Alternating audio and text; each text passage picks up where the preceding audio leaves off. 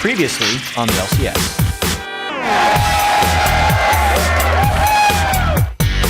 This is going to be a through the front door base race. Oh my God! He wins the game by going in through the front door over 80 minutes.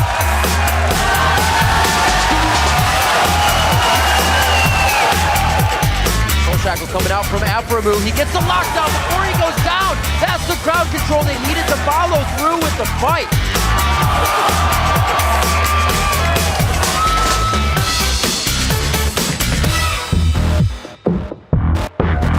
Absolute Zero perfectly played for their area of effect. Lemon Nation gets 100 health hooks to keep himself alive as well.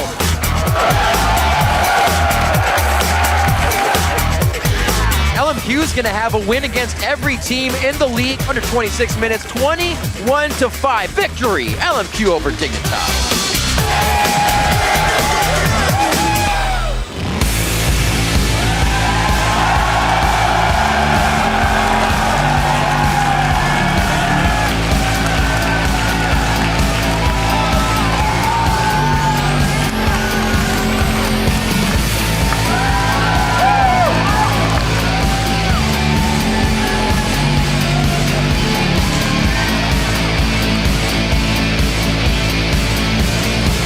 Welcome, one and all, to the North American LCS Summer Split.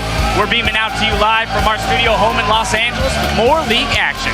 And if yesterday's any indication, viewers should expect the unexpected.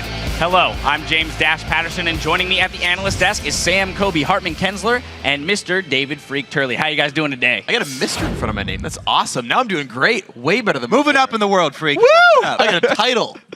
Of course, Riv and Jat will join us shortly to get us into our first match. But before that, let's start with the obvious. Longest game ever. Now, Kobe, you were casting that game with Riv. What are your lasting impressions of that marathon win by Complexity? Well, first thing I would say is anybody playing against Complexity, you probably want to upgrade your Magic Razor before you get 30 stacks, just on the off chance that you end up in an 80-minute game where it would be useful. For me, I like that in the pregame, Robert X. Lee was telling Curse that it was either you guys win in 20 minutes or we win in 60. Thankfully, they put the two together. 20 plus 60 equals 80, and everyone wins when a game goes that long. What a prediction. Basic math, just so strong here. All right, for a little perspective, though, on how long and how historic that battle was, let's pull up some numbers. It was the longest game, clocking in at 1 hour, 20 minutes, and 37 seconds. And in that time, Robert X. Lee established a couple records of his own, getting the most CS in a single game with 719, and the most gold by a single player with just shy of 32,000. Now, Complexity as a whole raked in the most gold by a team with 129.5 thousand. However, not to be outdone, Quas broke his own record for most CS by a top laner with 691, and he did that without dying. Well, as long as we're throwing out stats here, I did a little research myself, and during that game, 19,950 babies were born, 1,680,000 pieces of pizza were eaten, and 360,000 Teemos died.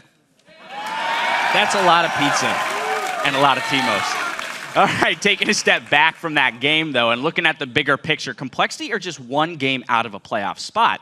Now, they've responded to the increased pressure of expectations, and if you don't take them out early, they're going to challenge you late. Yeah, this is the interesting thing about this team is they are 6-1 in games over 37 minutes long. That means they're 1-11 before that, to be fair, but this speaks to me that their in-game instincts are incredibly sound. You've got seasoned veterans like West Rice and probably in there who just sort of have played pro games that go this long. Scrims and pro games are actually very different, so it's hard to get exposure to games like this, and they just make the right choices like very late into the game. The thing that stands out to me, though, is they're not really trying to go late here. I mean, they had an early game team, and they played well early. I mean, they controlled all 4 of the early dragons, and they got a nice lead. But they're so scared of this Rengar-Ori combo that they weren't able to finish it out, and it just kind of went late. But they do have an impressive record late. Yeah, that's for sure. It's working out for them.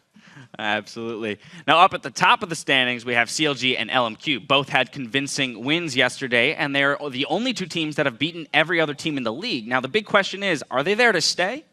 You know what? I think it's really hard to say that anyone is going to stay in the #1 spot right now just because it's so close. And specifically CLG, Link put out a very interesting blog recently about how, they know that they have problems and they're not exactly sure what to practice on in order to improve. And so that could be a scary thing for them. Yeah, it's the weird thing about this split of the LCS. You've got like 7 teams that could legitimately take first place. Like, Complexity has a really good chance of making the playoffs. Curse could very well take first place by the end of it all and get that first round bye. I think LMQ and CLG specifically will make top 4, but I don't know who's going to be in that standing overall, though. All right, well, one of those teams that could challenge them for the top slot, we got to talk about the 2-time defending champs. And they continue to experiment with their champion pool, and they look like they might be getting some of their swagger back. Yeah, Cloud9 looks a heck of a lot better really recently. Now, you can't say for sure how good they are because EG is the weakest team in the league right now, so a lot of teams look really good against EG, to be fair. But if Cloud9 can actually keep the individual performances working, High played really well, the bottom lane is staying consistent, Balls is playing well finally. If this team can fix their sort of morale issues where they're so down on themselves for not being the best team anymore, they're going to keep going up, and they will be the best team again.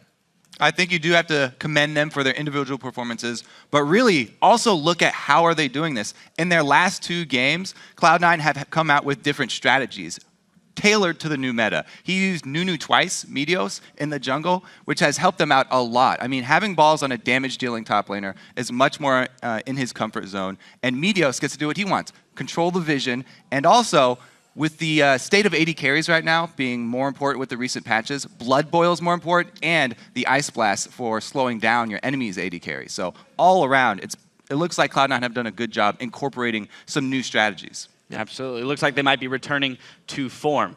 And now it's time, though, to check in with #LCS Big Plays to see what you've been talking about. Yeah, first up, we have the longest game in the LCS history.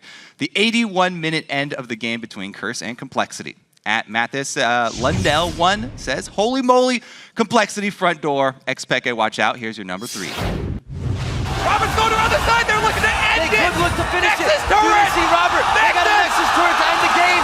This is going to be a through the front door base race. They are trying to get this down. Oh my God! Robert goes for the shots. He's got a black shield to stay alive. He still has no summoners, actually. A few more. They win the game by going in through the front door. What was really incredible about that was how close they actually came to losing that game. You saw the Nexus turn invulnerable from the inhibitor respawn that Westrice killed, and he was saying he didn't even know that he had to kill that to win the game. He's just like, I'm just going to hit an inhibitor because that's what I'm trained to do as a player. That was my, oh my God. Yeah. I remember it like it was yesterday. Might have been. Oh my gosh. Well, guys, from the same game, we have another one at the Uncanny Snail, the God ADC Cop. The kiting was so real. Here's your number 2. Westrice has been able to slice and dice at least 3 times in this fight. It has gone so long. A great job by Kaz. Oh, Cobb down more. in! Cobb's still staying alive. One last shot. A few more for Westrice. The Acathian surprise, if nothing, will take him down. And Cobb is going to stay alive in the fight. Cobb is firing this whole time. He flashes over the wall away from Kez. He relies on Quas to come in with the flash body slam for the kiting. And he just runs barely out of range.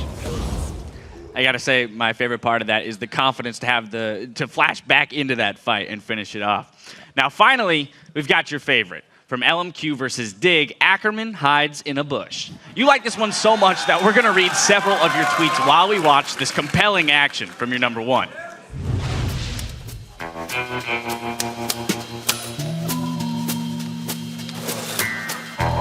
At Skiffington writes, that's going to have to be the tamest, yet most ingenious LCS big play this season for Ackerman.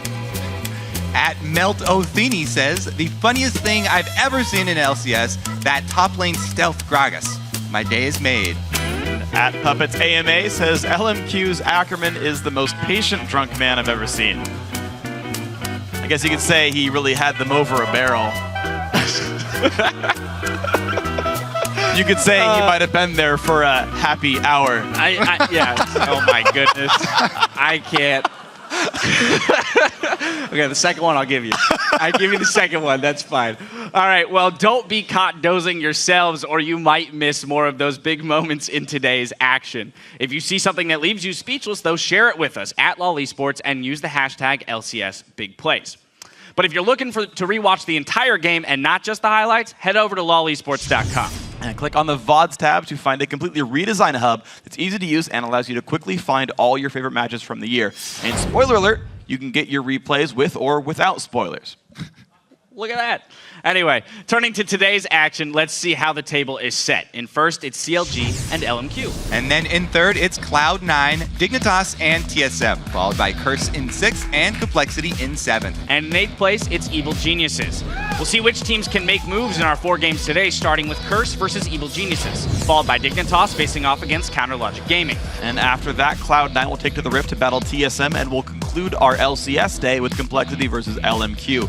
But stick around for a best-of-3 quarterfinal between Team 8 and Zenith Esports in our North American Challenger Series coverage. All right, then we want to jumpstart the conversation over on Twitter with our question of the day. We're asking you, which NALCS player do you like to see interviewed the most and why? Right, send your thoughts to @LOEsports and use the hashtag LCS so that we can find your answers and read them later in the show. All right, we're going to sneak away for a brief break, but when we return, it's on to the game, starting with Curse versus Evil Geniuses. Don't go anywhere.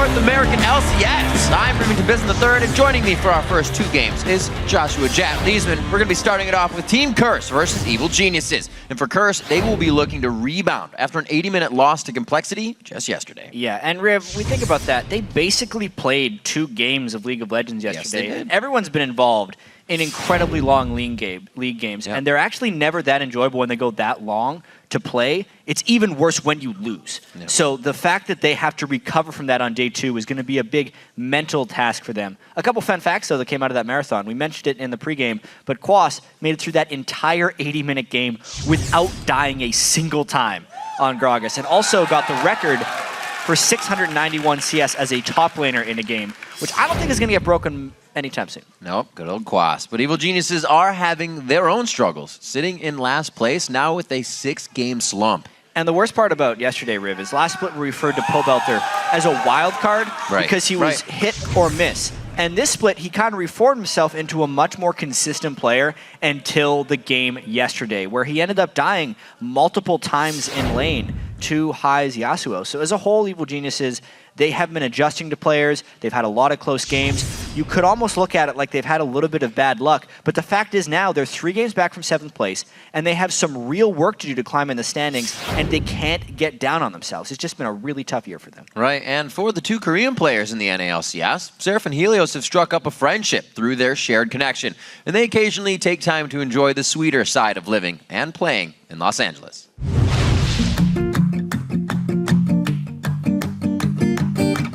할리우드 처음 갔을 때 TV에서만 보던 곳에 내가 이렇게 리그 오브 레전드를 한다는 것만으로 거기에 방문할 수 있는 게 되게 믿기지가 않았고 영광이었고 되게 좋은 경험을 한 것 같고 아마 다시는 할리우드에 못 갈 것 같은데 그래도 이번 기회에 재밌게 봐서 정말 좋았어요.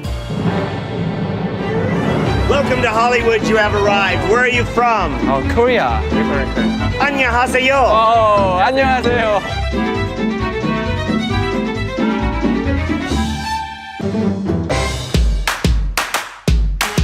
캔디샵에서 되게 좀 재밌는 것도 많이 보고 야 이거 장난 아닌데? 이럴 수가 I want but very sexy. 너도 갖고 싶어? 너는 이거 어때 이거?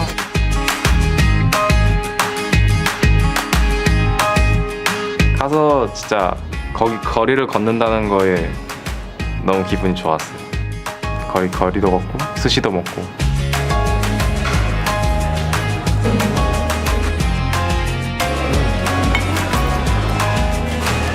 알라케. 미국에 와서 우영이랑 더 친해졌고 더 기댈 수 있는 친구가 되었고 그래도 미국에 먼저 왔으니까 미국에 대한 것 좀 많이 알려주고 이런 식으로 많이 교류를 한 것 같아요. 트위터 어떻게 하는지 모르겠더니 막 그 뭐지? 막 리트윗하고 그런 거 있잖아. 그거 안 해줘도 되는 거지 굳이? 상관없어. 우영이를 막 죽이고 뭐 해도 별로 신난다 이런 게 아니라 이 게임을 이기기 위한 수단일 뿐. 이제 이지랑 게임을 하다 보면은 항상 뭔가 이때쯤이면은 올 것 같은데 라고 생각이 들면은 항상 중진이 반박자 빨리 와서 뭐 되게 힘들어요 할 때. And it is once again Helios on the move and Seraph under his turret. There, burnout's off, can't really get the AoE damage to the rest of the team. The gold card comes in. Oh, there's the heal as well. Primal Surge coming in from Link. 아직은 완벽하게 호흡 같은 게 안 맞아서 좀 못 쓰고 있는 그런 것도 있는데 시간 지나면은 확실히 긍정적으로 작용할 수 있을 것 같아요. 군대를 가기 전에 그래도 여기 이지에서 더 좋은 추억 만들고 싶고 다음 시즌에 더 좋은 성적 낼 수 있고 다음 시즌에 꼭 시즌 5 챔피언십 꼭 가고 싶어요.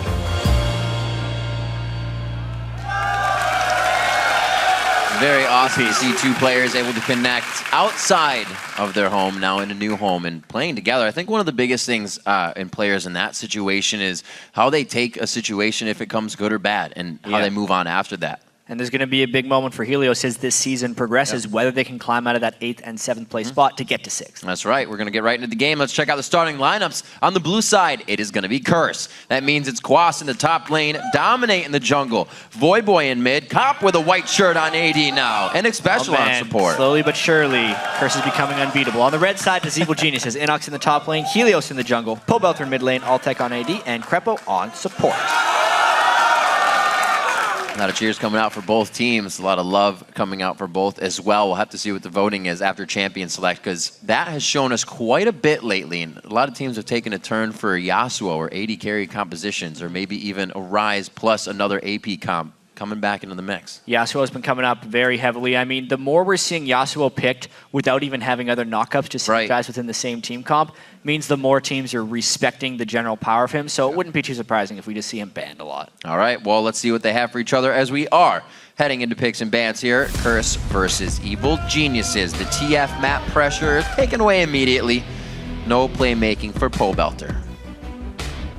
Simple bans to come out. Nothing super targeted at the moment. Mid bans, we expect to see those. Well, there's a Yasuo ban as well. Yeah. Morgana probably targeted at Krepo. That's actually an interesting turn of events. Xpecial really likes to play Braum. Yeah.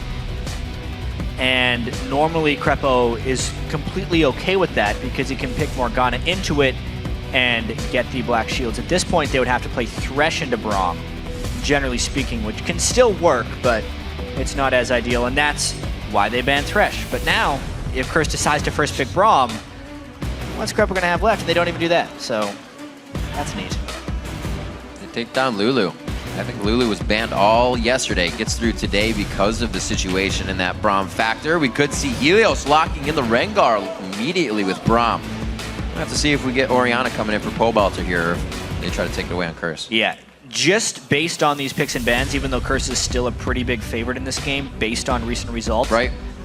The trading of Lulu for a Braum Rengar, particularly when there is Morgana and Thresh already on the ban list, Braum is a spectacular support against Nami, who is generally the support people go to next, because the shield just blocks that entire tidal wave, infuriating Nami players everywhere. But it's just a really good choice right here, and I'm surprised Curse let it go through just to take Lulu. Seems like they might just have to pick up the Nami now. See what they decide to put in. They could try to go back to something like Sona and just play a sustain game. Sona has been somewhat working. Easy to keep the heal up. Sustain always comes into play very nicely, as you were talking about. But looks like it's going to be the Nami cog. A little bit of safety for him, but not everything you would want. Yeah, Cop had a pretty good Kog'Maw game yesterday. Yeah, his living artilleries are on point. Definitely coming up with the clutch shots. Very interesting. The Mundo coming in as well. And we do see the Tristana, so we may get a few more picks for the late game. If they do get isolated in lane, Mundo is a very strong pick against a Lulu in the top lane, just because he has so much natural health regeneration. And since Lulu is a low damage top laner to begin with, it is near impossible to cut through that Mundo ultimate. Could see a Ryze coming in for EG for more late game, but Curse is looking at that new jungle. Been seeing a little bit more, as we're seeing a bit of focus on the junglers now as they get hit in Champion Select bans. What has Dominate been practicing now? We usually see him drop back to a Pantheon or something of his very big wheelhouse comfort zone. Yeah, well, there's plenty of stuff alive. Elise is still available. Nunu has been picking up a lot of steam. They've been hovering on it for a while. And Curse is one of the teams that actually hovers their picks occasionally. A lot of the other teams do the double lock-in to give the other team less time to react. It's an interesting little game there. Some say it works, some say it doesn't. Jeez. I like the Orianna pickup as well. They deny it from Helios and the ball movement. Getting a nice command shockwave in from Stealth. So it helps a little bit with a good pick. Whoa. And they actually go for the Syndra. Yeah. In this matchup. Pobelter looking to dominate that middle lane a little bit. Syndra very lane dominant champion. But really, that entire Curse team composition is about protecting Cop's Kog'Maw. Putting a lot of faith into him. He's a defensive player to begin with. Oftentimes when you run protect the AD carry compositions, it's around an aggressive AD carry who can take a lot of risks. Otherwise, sometimes you run into the unfortunate events of just not having damage to create fights. But Voyboy's Orianna has been solid enough and doing enough damage that it should be okay for Curse. It'll be interesting to see the gameplay from Dominate. He likes to be quite aggressive. We saw him yesterday on Rengar really focusing the bottom lane, knowing he could get in and get through with a kill quickly. So we'll keep an eye on where he moves throughout the beginning. The teams are loading onto the Rift, so let's see who you think will take the win at this point. According to LOLesports.com, 74% in favor of Curse right now over Evil Geniuses as we head into your second day of Week 8. Yeah, it's that big Evil Geniuses slump. Keep those votes coming over on Twitter. Send either hashtag CRSWin or hashtag EGWin to the @LOLesports account, and we will be checking back throughout the game to see who's got the momentum on their side. And EG has had a very troublesome past week. Just their matchups in general have been all the top tier teams. The only one in the past 6 was Complexity. Yep. It's all Cloud9, Dig, TSM, LMQ, Cloud9. Yeah, well, that's the tricky thing. Just about the North American schedule this year. Who do they pick up wins against, right? You have so many teams at the top, meaning you kind of have so many teams in the middle, but just the way standings work, if you have a lot of teams high in the standings, someone's got to be way in the bottom to make that happen. Otherwise, everyone would just be sitting in the middle.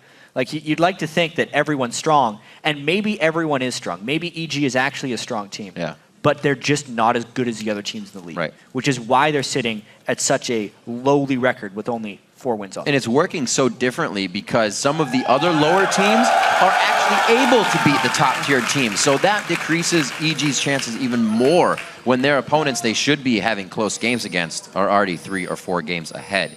We'll see if they can make up some ground here. Still have a good 4 more weeks left coming into the split to make something happen. So now on day 2, they face off against Curse, who, like we said, looking themselves to come out very strong off an 80-minute loss yesterday. Probably not thinking about it too much anymore, but they are thinking of how to prevent that in these situations. 1 for 1. Cop always does this. Pretty much the start of every game. He's going to run mid and practice dodge. He's usually the first one to fire a Peacemaker when he's on Caitlyn here. He always tries to land something. 0 for 1 as far as dodges today, though. Yeah. Advantage Evil Geniuses. Double advantage. Good early sweep there. Yeah. Sweep. Known ward coming out. Slow movement for both teams. Just getting the regulars down for a standard start. This worked out for Dominate very favorably last time. We'll see if Helios tries to get in his face. Rengar Nunu matchup. Is that, wow, 50%. Really getting quick votes in there. What are we seeing kind of from a Helios Rengar versus a Nunu? Is that something you can kind of counter jungle at all? The strange thing about this is, yes, early game counter jungling will have a bit of an impact, but as long as they're not counter jungling the second rotation of buffs, the catch-up experience from the blue and the red would be enough. So what Dominate wants to focus on more so than counter jungling is just good vision control and good ganks.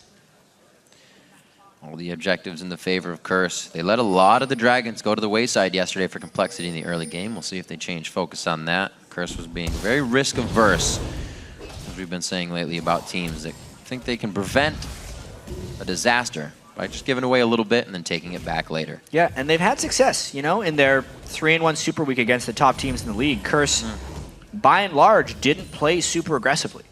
They just played measured, and since they lose games by making mistakes, they just decided to play even more cautious. It actually worked out for them. Still winning fights from being down in gold, just making things work. Definitely with the help of Dominate in the jungle. And this bottom lane, Cop and Xpecial, coming out pretty big for Super Week. Xpecial had a heck of an amount of games for himself. We'll see what he can perform on Nami this game with Braum going to Crepo. Yeah, that'll be a very interesting lane. 2 hyper carry, AD carries right there. Alltech, though, looks to take over games much more than Cop does. Cop will do well in games, but he will never do, like for instance, we saw Vasily's Tristana yesterday in our final match of the day. 10-0, he just took over that game. It's something we've seen Alltech do on Twitch, and it's something Tristana is very capable of doing. So if EG could get a lead in that lane down bottom, it could very well break them out of their slump. What a fast level 2 from Evil Geniuses you saw put Curse on their heels for just a quick second. Cop and Xpecial now getting back into the right zone here. Helios passing through mid, just giving a good walk in, making sure Pole Belter doesn't find anything too scary. Now at the 3.5-minute mark. Not going to see any jungler pressure just yet. Yeah, a little weird that Helios would take that move. He was sitting at 4 ferocity. You see a lot of level 3 Rengar ganks with a max ferocity bola to try and get the root on people in lane. Especially since Pobelter can land a good range stun on Syndra. That's kind of the gank they would be looking for and what Voyboy has to respect. But look how far back Voyboy is staying. Those ganks aren't really going to be possible. He's not looking to do anything weird. 1, 2, 3 across Q, W, and E. Putting the shield down and getting dissonance. It's actually a lot harder to keep doing that for him. He'll waste mana real quick. We'll see how that lane plays out. See Alltech creeping up to place a ward. More coverage from the bottom lane for them so they can stay a bit more aggressive. And Helios just trotting along. Teleport back to the top lane for Inox. Pretty even going throughout all the lanes. Not too shabby. He's gonna sweep it. Just Womp womp. The warding mind game. It's good damage onto Voyboy. Still got Ignite in mid lane. Voyboy's actually running the heal, expecting to get burst out by this Helios Pobelter composition. Smart move. We saw it keeping, I believe, Prolly safe yesterday on Ziggs. He ran the heal as well. Yeah, if you're gonna run the protect the X composition with a lot of shields, shields and heals work pretty well with each other. All the safety. Nice brush control by Crepo. They are warded out, so you can see Cop staying safe. But good back and forth. Especially making sure he can get his hits on, to get some gold built up on his generation item. We'll see if they can actually keep themselves strong. Quillcoat very early for dominating. He goes back in 5 minutes. Early ward, he'll be able to grab with that. Whereas Helios doing the Madrid's Razor. That's what every Rengar has been doing these days. He's on the hunt now. Surprised. He's probably itching after he didn't get that gank in mid when he came in. He's like, man, I'm usually aggressive at 1 minute in the game. Now it's 5.5. See if we can get a good gank here. They're trying to get aggressive. He's going to walk Helios right needs to make it over there quickly. into Helios. This could be perfect. He kind of alerts them too low a little too early. Yeah, walked into that. They're going to have brush control here, but Pobelter, he's already wasted his flash to get directly away from the team. They may not be able to get dominate, but he's able to jump on. Crepo and Helios know they need to retreat from this with the sustain of Xpecial. Voyboy is low on mana, but they're kind of saving face on this one, 1 for 1. Crepo with the jump through the Dragon Pit really saved EG's skin overall there. Being able to trade the kill back. Kill ends up going to both junglers with assists on either side. That will, in the end, benefit Voyboy because he gets the minion wave experience. And you can see Pobelter kind of scratching his head there. Oh, fancy feet. You're still going to take some Bio-Arcane Barrage.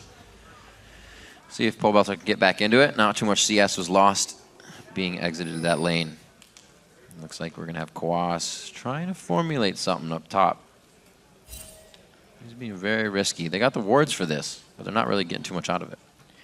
Yeah, they were hoping to catch Helios, knowing he had that kill as well. Don't want to let him snowball early. They want to be able to get eyes on Helios before he hits level 6, so they can predict where that deadly gank comes from. Talked a little bit about that yesterday, actually, when we saw it was Dominate on it. Be in the face of that Rengar. Dominate had some great Rengar ganks at level 6. He did the cooldown reduction Rengar build as well, got out a lot of ganks, got Curse out to a great early lead, but they just weren't able to make plays after the fact. So he swept the ward, but he still gave his vision away, or his position away. There's really not much he can do, which is why it was a good ward by Quas, regardless of if it gets swept or not. Get what they need. It actually buys quite a bit of time for the knowledge of bottom lane, or at least Helios now, to make the moves. Now a forward ward placed again, so as Helios comes back around, Dominate's going to know they're on the bottom side of the jungle. It's the new game. It's all about keeping vision control. Thought they were going to help bottom lane, but it's just a pink ward. Curse now wants to start making sure that Helios does not enter anymore. Huh. What a nice Orianna. Yeah, helping him out with red. The easiest jungle buff taker. I'll help you out. Helios doing a very good job of, well, trying to keep Nunu's vision control at bay. But this gank is a little bit straightforward. It's a very simplistic gank path. Clearing the ward and then trying to run straight to it. He missed his bola. Oh, it's still going to be Pobelter coming down quite quick. They get the stun on. Goes for the command shockwave. Very back and forth right now. A lot of communication coming down for the teleport. Voyboy gets hit, and Helios throws the ulti on for a possibility of an execute kill there. Does not get it, and Curse collapses onto this. They may even try to go for Dragon if they have the time. Everyone ends up using their teleports right there. A little bit strange of a fight. Too much of a part. Jungler's on the collision course. And Pobelter without the damage to actually kill I Will Dominate. Nunu's a pretty tanky dude. Especially when he's got all those extra little buffs he picks up from the jungle.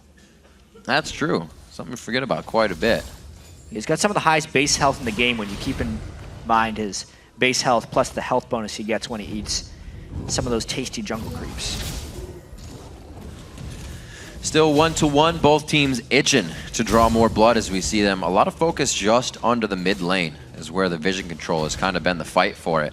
Definitely trying to control the blue buff area of Pobelter, but not really getting a chance to hit it. We've only seen Helios in the jungle on the bottom side, really affecting where the red would be for a Curse. Not too many moves made that were acted on just yet. Still going to see what happens at this first Dragon. Waiting for Helios to get 6, though. He does have it. Only had to use it in defense last time. Oh. Ooh. Krepo pretty brazen. Look at the CS in this lane, actually. Altec and Krepo really starting to put the pain on. They're going with the static Shiv Trist. So they're going to look to keep Kog'Maw shoved in for quite some time, which would make them a little bit at risk to a Nunu gank in the back. Krepo continually jumping in. Oh, man. Not too much damage, though. Good old Braum. Sightstone out for Krepo, but Sightstone also out for Dominate. We'll see if this kind of triggers them to start gaining more map control and put this composition kind of into play. Yeah, Sightstone, and he still has an extra ward. Yeah. He's got wards for days. You can only have 3 on the map at once. But he's got them just in case. This is where teamwork comes into play. You can see they already have a nice horseshoe right around mid, kind of capped on both sides with pink wards. Good point. Gives Voyboy as much possible safety as he could get. They have that because even though Rengar can stealth gank, unless he's going straight up the mid lane, they're going to see it coming. They want to actually have wards in places where they can see the start of Helios' stealth. And the fact that they've been able to accomplish so many deep wards is quite impressive. So Helios would kind of just have to guess, go straight up a lane in order to get a gank off. Krepo goes really aggressive here. Very, very hard. They do get the concussive blows lockdown. Nice job by Xpecial. Very low mana on Krepo. Don't know if he can hit out another Winter's Bite, and they choose to turn on this one. So Summoners use just Krepo's right there, and the flash from Cop. So they can still return fire pretty well here. If they get in range, the bubble hits. Dominate's going to lock it down. He will not take the turret damage, so Cop has to back off, but they're still going to get out. Oh, the stun not clean at all, actually. The heal comes out there. Altec still wants to go hard. They have Pobelter on the top side. You also have Helios coming on the back. That's going to be Xpecial going down. The Bolo max range. He almost hits another one. That's the kill onto Cop. What an EG turnaround. They're going to come away with this and Dragon. The overdive there by Curse. They thought they punished Krepo for going over aggressive, but it ends up punishing themselves. And now EG can get the Dragon out of this too. An early game lead could be amazing in this one. So this move in itself was not good by Krepo. He was low on mana and he flashed in while really not having an advantage here. Curse can disengage this properly. And then Xpecial decides to turn on the counterattack because, hey, Dominate's on the way. Why not? He lands a great bubble onto the turret. But the big thing here is turrets on this patch do have increased damage, so Dominate gets pretty low, and in his dying breath, he lands a Q onto I Will Dominate. Huge. And then Altec was able to get the stun procced afterwards. And then this is just chase right here. Helios tries his damnedest to stealth in, jumps onto a minion just so he can land it. Misses the second one, actually, which could have been a kill. But at the end of the day, it was more than enough. 2 kills onto Altec Tristana and the Dragon. Great thinking, fast play by Altec to flash into the brush, keep vision on the whole fight. Everybody comes out nice and rich on that one. About 1,000 gold lead in the favor of Evil Geniuses now. Dragon goes in their favor as well, so we'll see that coming back up around just before 19 minutes. And EG has the idea. So all these wards paying off for Curse in the mid lane. Actually, all the action going on in the bottom lane. So we'll have to see if they try to shut down Altec now, because the Trist is going to get going early. It's a pretty scary thing. And it's interesting how Curse is the one with the protect the Kog'Maw composition. So if Kog'Maw doesn't get farmed, it's really, really bad. because that's the thing they are supposed to be protecting, which puts more emphasis on EG's bottom lane success, or even Curse's success for that matter. Hence all the roaming. EG's red was stolen away, so they want to steal Curse's. Who got it? Oh my god, he got Smited away. No, he got smited away. He got smited and he blasted too to make sure he had every bit of damage he could just at the end. Very nice job. Again, causing Helios' ultimate to go off in defense. It's short cooldown. He'll be able to use it again, no problem. He's going for damage Rengar too. Yeah. None of this tank Rengar. Brutalizer. Helios wants to kill people. They got tankiness with Inox in their mind. We haven't actually even seen Inox come into play yet. 125 to 117 in that top lane. Not doing too bad for those guys. We haven't really paid him a visit, and we don't have to. It's the top lane. At this point, Inox doing all right, though, against Quas here. We said Mundo was a pretty big matchup against Lulu, and the reason is Lulu just cannot kill Mundo. It's just not possible. A lot of what Lulu can do is slowly harass out some of the other tanky top laners, which is why she's such a great pickup there, as well as adding some teamfight utility. But just not Mundo. You just can't move him.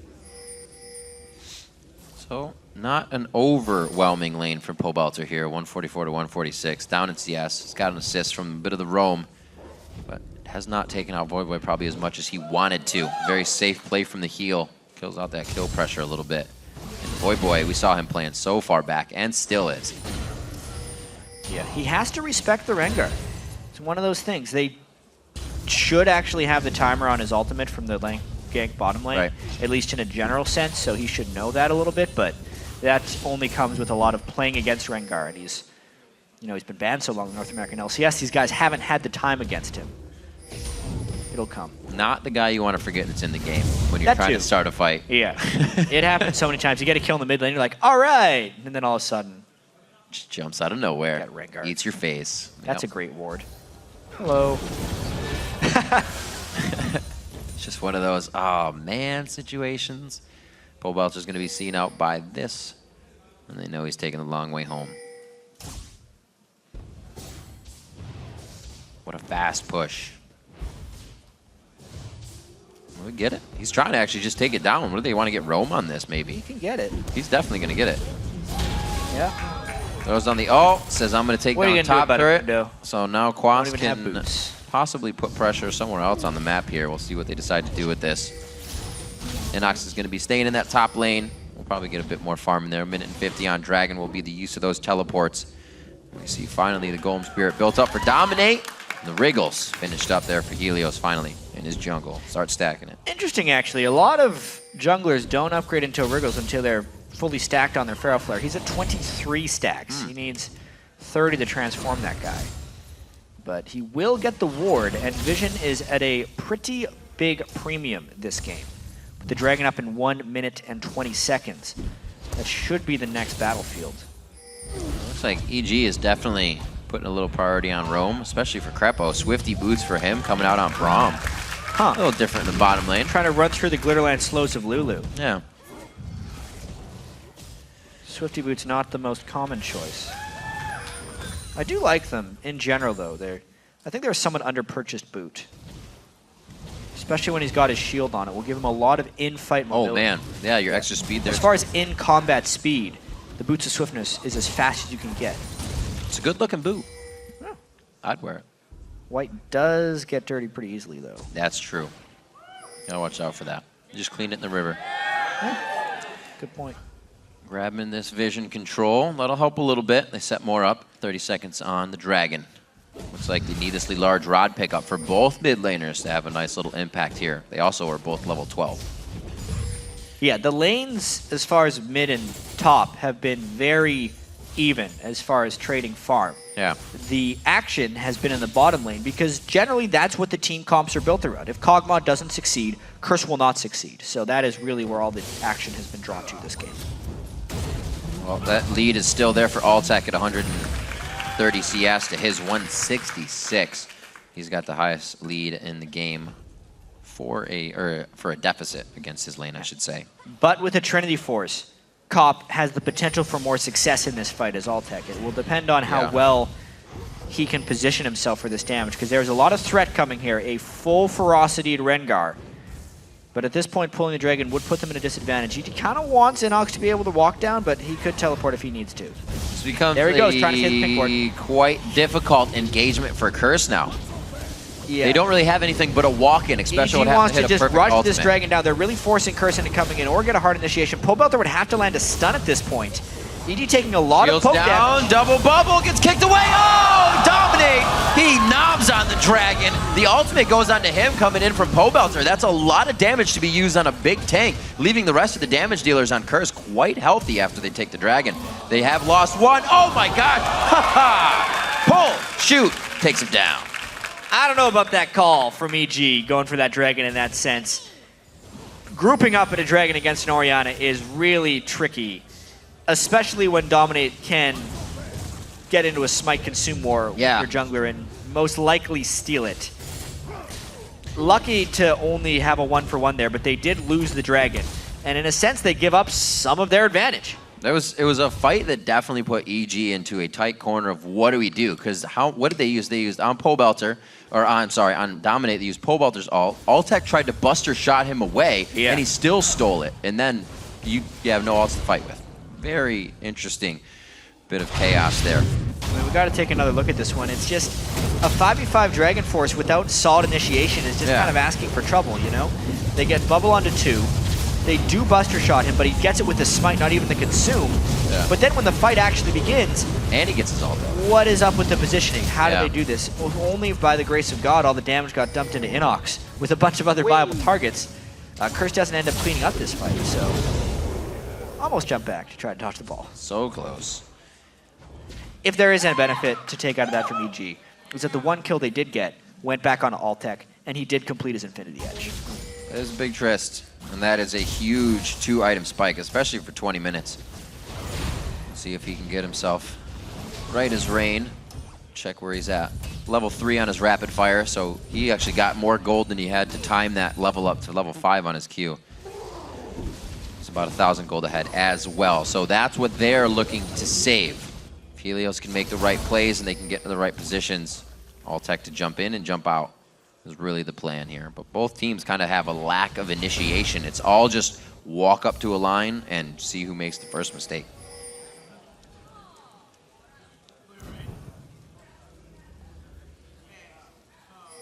Oh, come on.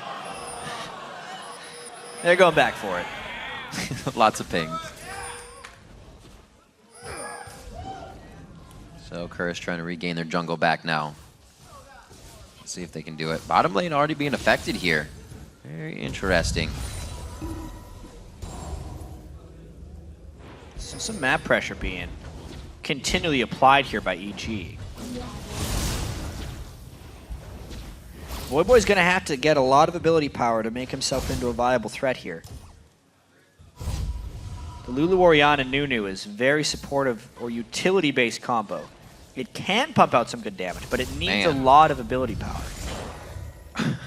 I'm just looking at what Helios is finally coming out with now. Ghost Blade, and he's finished the Flare. I'm sure Voyboy is pretty scared. He'd love to turn that into a Rabadon's, and he does! I was going to say he's going to turn it into a Zanya's, but now he needs to make these plays count. He needs the damage. He does, yeah. Helios as well. It's a very aggressive build here. You see most Rengars go tank because when they jump in, they need to be able to survive a little bit, and they're about the initiation power and the catching power.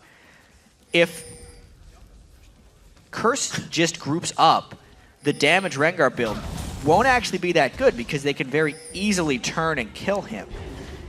The Ghostblade Ferroflare build is when you catch people split pushing, so Helios will need to seek out and destroy stragglers in here. It really just shows that EG is probably going to be going for a split push type strategy for a while now and trying to catch Curse running back and forth. Well, they definitely have the wards for it here on this bottom side of the jungle.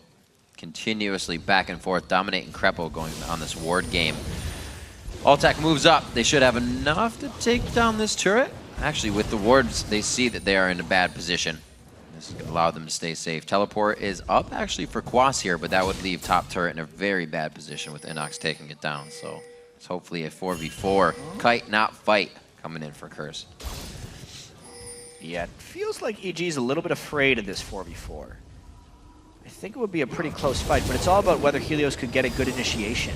If he gets caught, It is very, very bad. No catches, though, with the teleport burn. And now Inox is all alone. Xpecial's got to land something good here. Yeah. He's going to be able to get that top turret. Tidal wave. Inox Worried about the teleport is drop. actually up. Inox is going to teleport in the backside of the fight. He's going to be right in the middle of the fray. He comes in. Voidboy is going to be the first to be taken down. They did not expect to see a Mundo coming in. Crepo has taken a lot of damage again. And somehow, Curse has microed themselves in and out here. Inox to be the last one down. They completely save face on this. A Cathian surprise is going to help drop Inox in this fight. And it goes over to Quas. What a turnaround with Inox coming in late on the fight. Yeah, Altec bailed on that fight pretty early on, actually.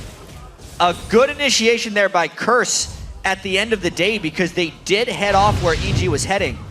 I mean, the late teleport in, they put out a ward for the sole purpose of teleporting, and EG says, let's get out of here. At this point, it was about Xpecial wanting to land a tidal wave versus Crepo wanting to block it. Powelther flashed a little bit backwards, which kind of screwed EG over here. Shockwave does catch Crepo. Tidal Wave zones out a little bit, but mainly just watch the development of this fight. Inox is so strong that they can't kill him. If Altec would have played a little bit more carefully along the outside of this fight, they may have been able to clean some stuff out because he bailed.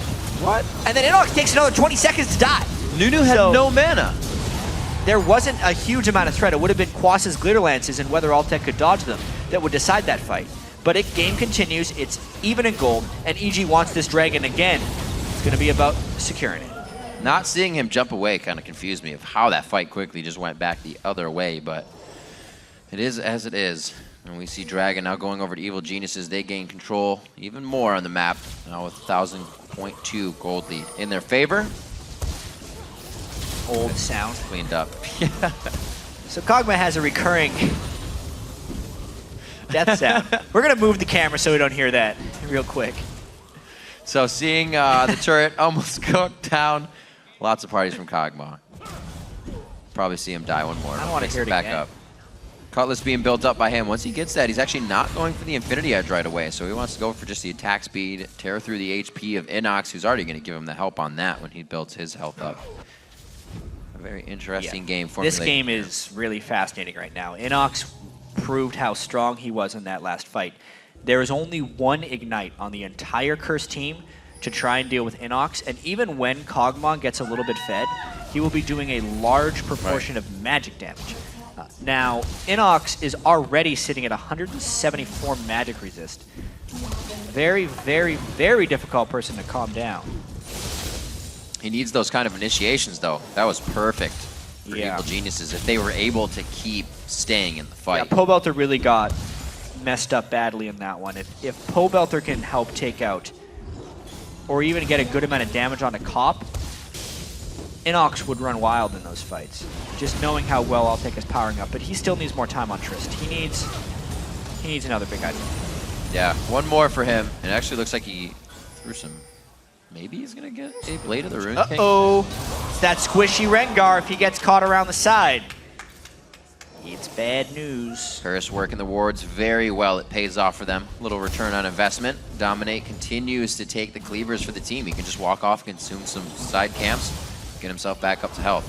Very good play by them. Walking it in. They're going to go ahead and take this turret quite easily as Curse takes a little bit of ground back for themselves here in the game. Almost evening the game up, just within 300, 400 gold. And if we talk about these close games, EG usually loses them. They are not sticking together very well. Helios gets caught out of position. They do not have ward control around the Baron Pit. Curse is looking to exploit them a little bit. They cancel their recalls. They're going on this with the Nunu Cog. They kill it really, really fast. Altec on the outside. They got the ult out. Dodges the bubble as well. He the found aquatic it. What a life is dog quite move. easy for him. Special taking damage on the outside. It looks like they quickly force Curse off of that call. Scrying orb by Altec. Yep. Oh, he bought that a long time ago. He loves to get that super early. And then just some slick dodging. Tidal wave, bubble, all without burning living summoner. artillery. He knows what he's doing. All credit to Altec there. Well, he's got the alacrity, helping him out. A little speed on the boots. EG's bottom lane really wanting to move fast in this game. That's true. Thinking of Crepo's too. Early. I mean, it shows positioning is very important against a team as fast as Curse right now. Move speed boosts on all of their supportive characters. Yeah. Kog'Maw will be a very, very fast Void Puppy at the end of the day. Blood Boil. Quas can speed them up. Voyboy speeds them up with Dissonance. And all of X special spells will provide a move speed boost as well. Gotta love getting free stats. Well, I guess it's not free. They're using their ability. It actually kind of, that move speed advantage was seen best in the last fight that Curse won, where they teleported in without really being in engagement range, but then were still able to chase them down. Holy macaroni. Dominate, needing the shield to get out of that one, but they get a lot blown off. Pole Belter's ultimate, it'll be up before Dominate's flash though. But yeah, that Ignite going down. They were only within 900 health of killing him. Not ideal. EG's trying to make the moves. Here, there, they try a little bit. Maybe Curse can act off of this. But EG's early to mid game is usually pretty solid. It's towards that late game, like you were saying, where they start to falter, stretch themselves a little too far to try to get those type of kills. And now next fight, they might be without that Ignite and all. This Tristana, though, we've seen a couple complexity games where Tristana gets a little crazy. He's sitting on 2,300 or so gold right now. Ooh. 2,500. Scary that way time fast. to fight if they do. Definitely needs to go back and spend that gold, but they may not have a chance. Once again, pressured, maybe put into a fight here they don't want to fight. With Curse building pretty much no armor, it would be an opportunity now for Altec to go a Blade of the Ruin King or a Bloodthirster instead of his Last Whisper and try and do larger amounts of damage on the carries. We'll have to see. He needs the time to shop even, and they lose a lot of map pressure when he goes away. You should know he can do that. Sometimes it's hard to predict as an AD carry when you're like, I'll get that item, and then you see an armor come in on the other side. This is super tricky, though. Inox is down bottom. They do not have vision control at the Baron pit. Look at those wards by Curse. So he is making sure he doesn't get seen recalling, because if Curse knows he goes away or even guesses he goes away, they can basically get Baron. And they go as soon as he goes away. Great guess. They're hoping for a bait. Party time. And it's not going to do much. Whew. Big shot coming out of Cop. Just that was one Bio-Arcane Barrage activated. You can see Enox actually starts trailing up as well off of the map from Quas. He might be trying to get a teleport in here if something comes in. Bloodthirster as well for Altec. Farm that lane. Very nice.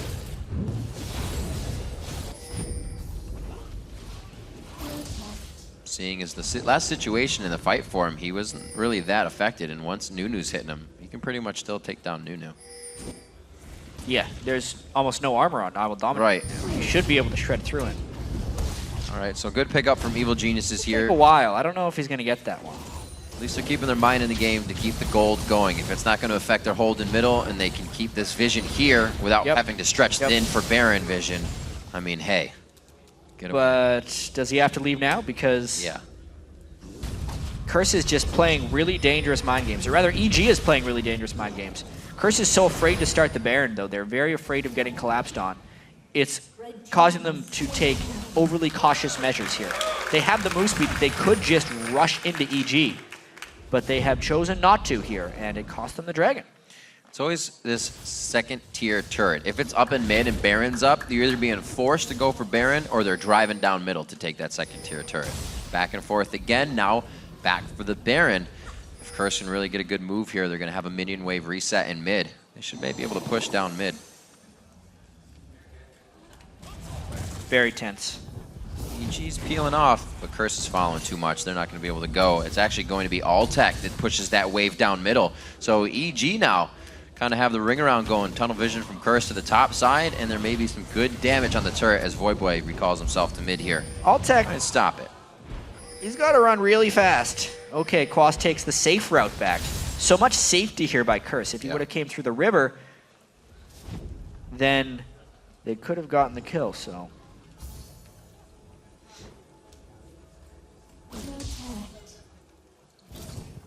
There you go. That was close. 33 on the clock. We'll see if Curse can continue to push down mid. This bottom slash top laners, 277 to 294, 301 and 112. We've seen a few plays come from these guys. And the farm differential between the 80 carries is becoming immense. Oh gosh. There's multiple times in this game where I want to say that Curse should have gone with the more aggressive route.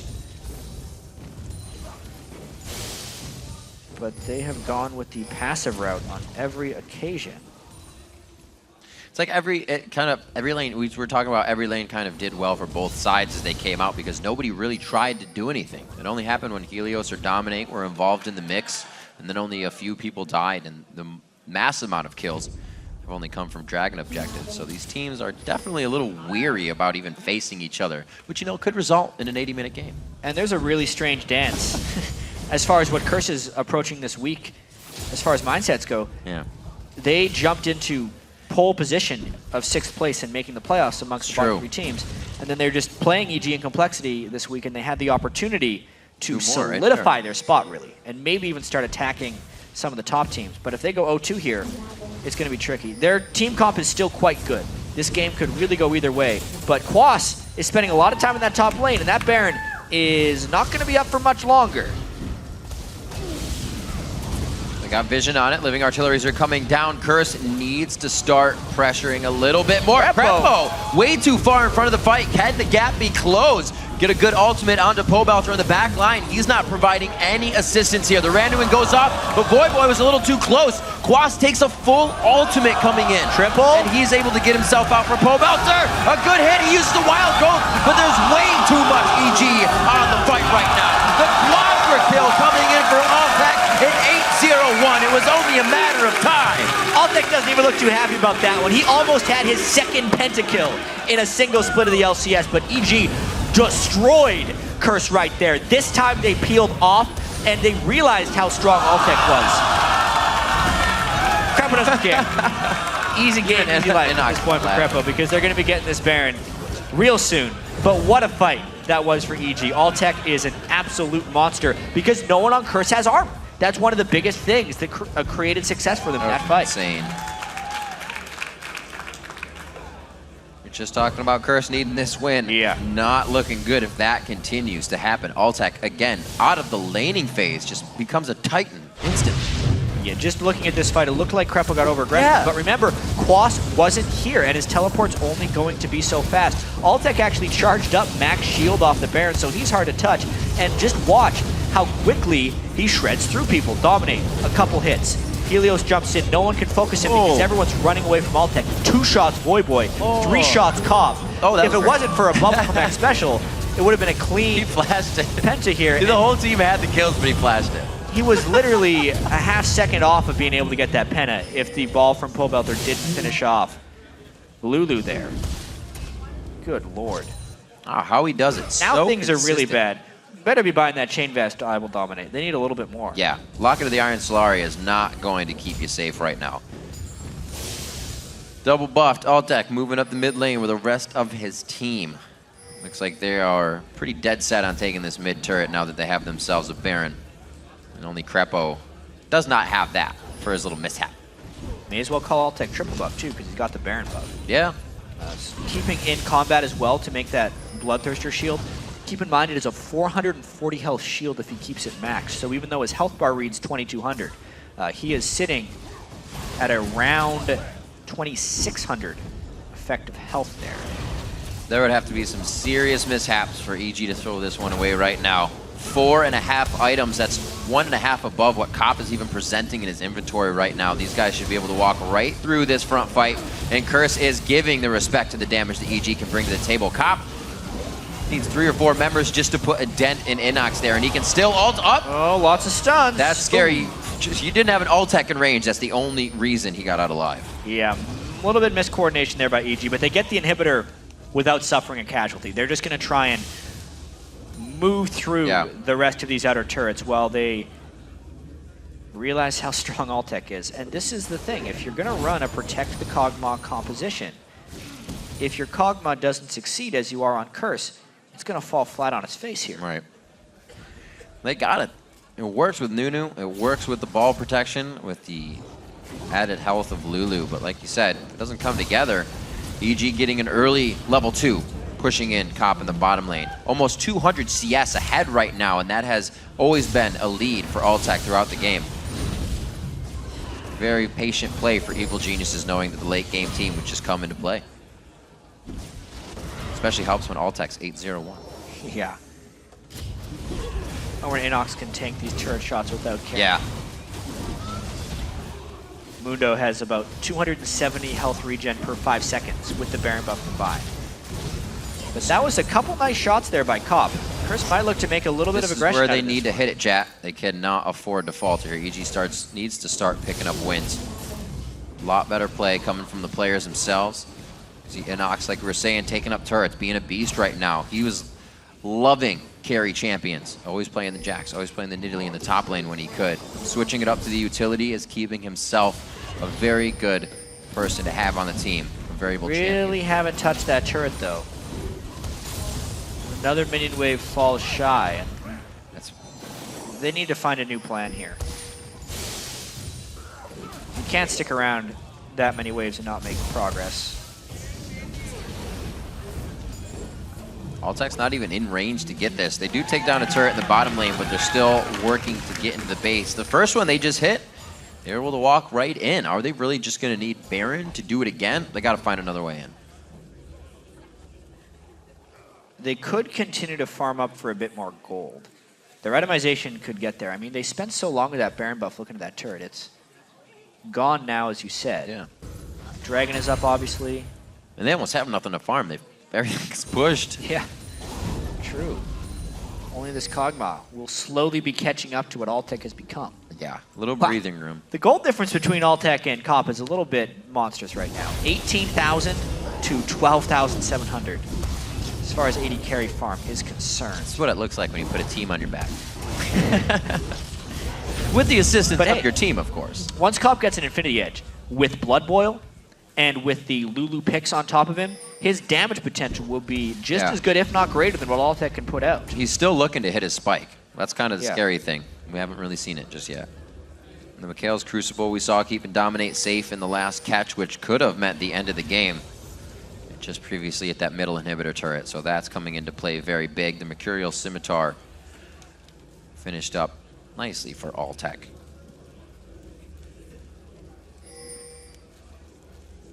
So rich, he can keep himself safe. And look at Inox, Warmogs as well, on top of his Randuins and Banshees. These guys are able to put just excessive items under their belts now as they move into the base. 12,000 gold in the lead. EG is looking very dominant, but again, scary when they get to the base. Why can they not get through the front? Another minute and 15 on Baron. It might be the way they need to get back through the front door of Curse. Yeah, they're going to pick their moments. I really think it has to do with that next Baron. For now, they're just farming with Altec, making sure he's wearing buffs. He's got a red.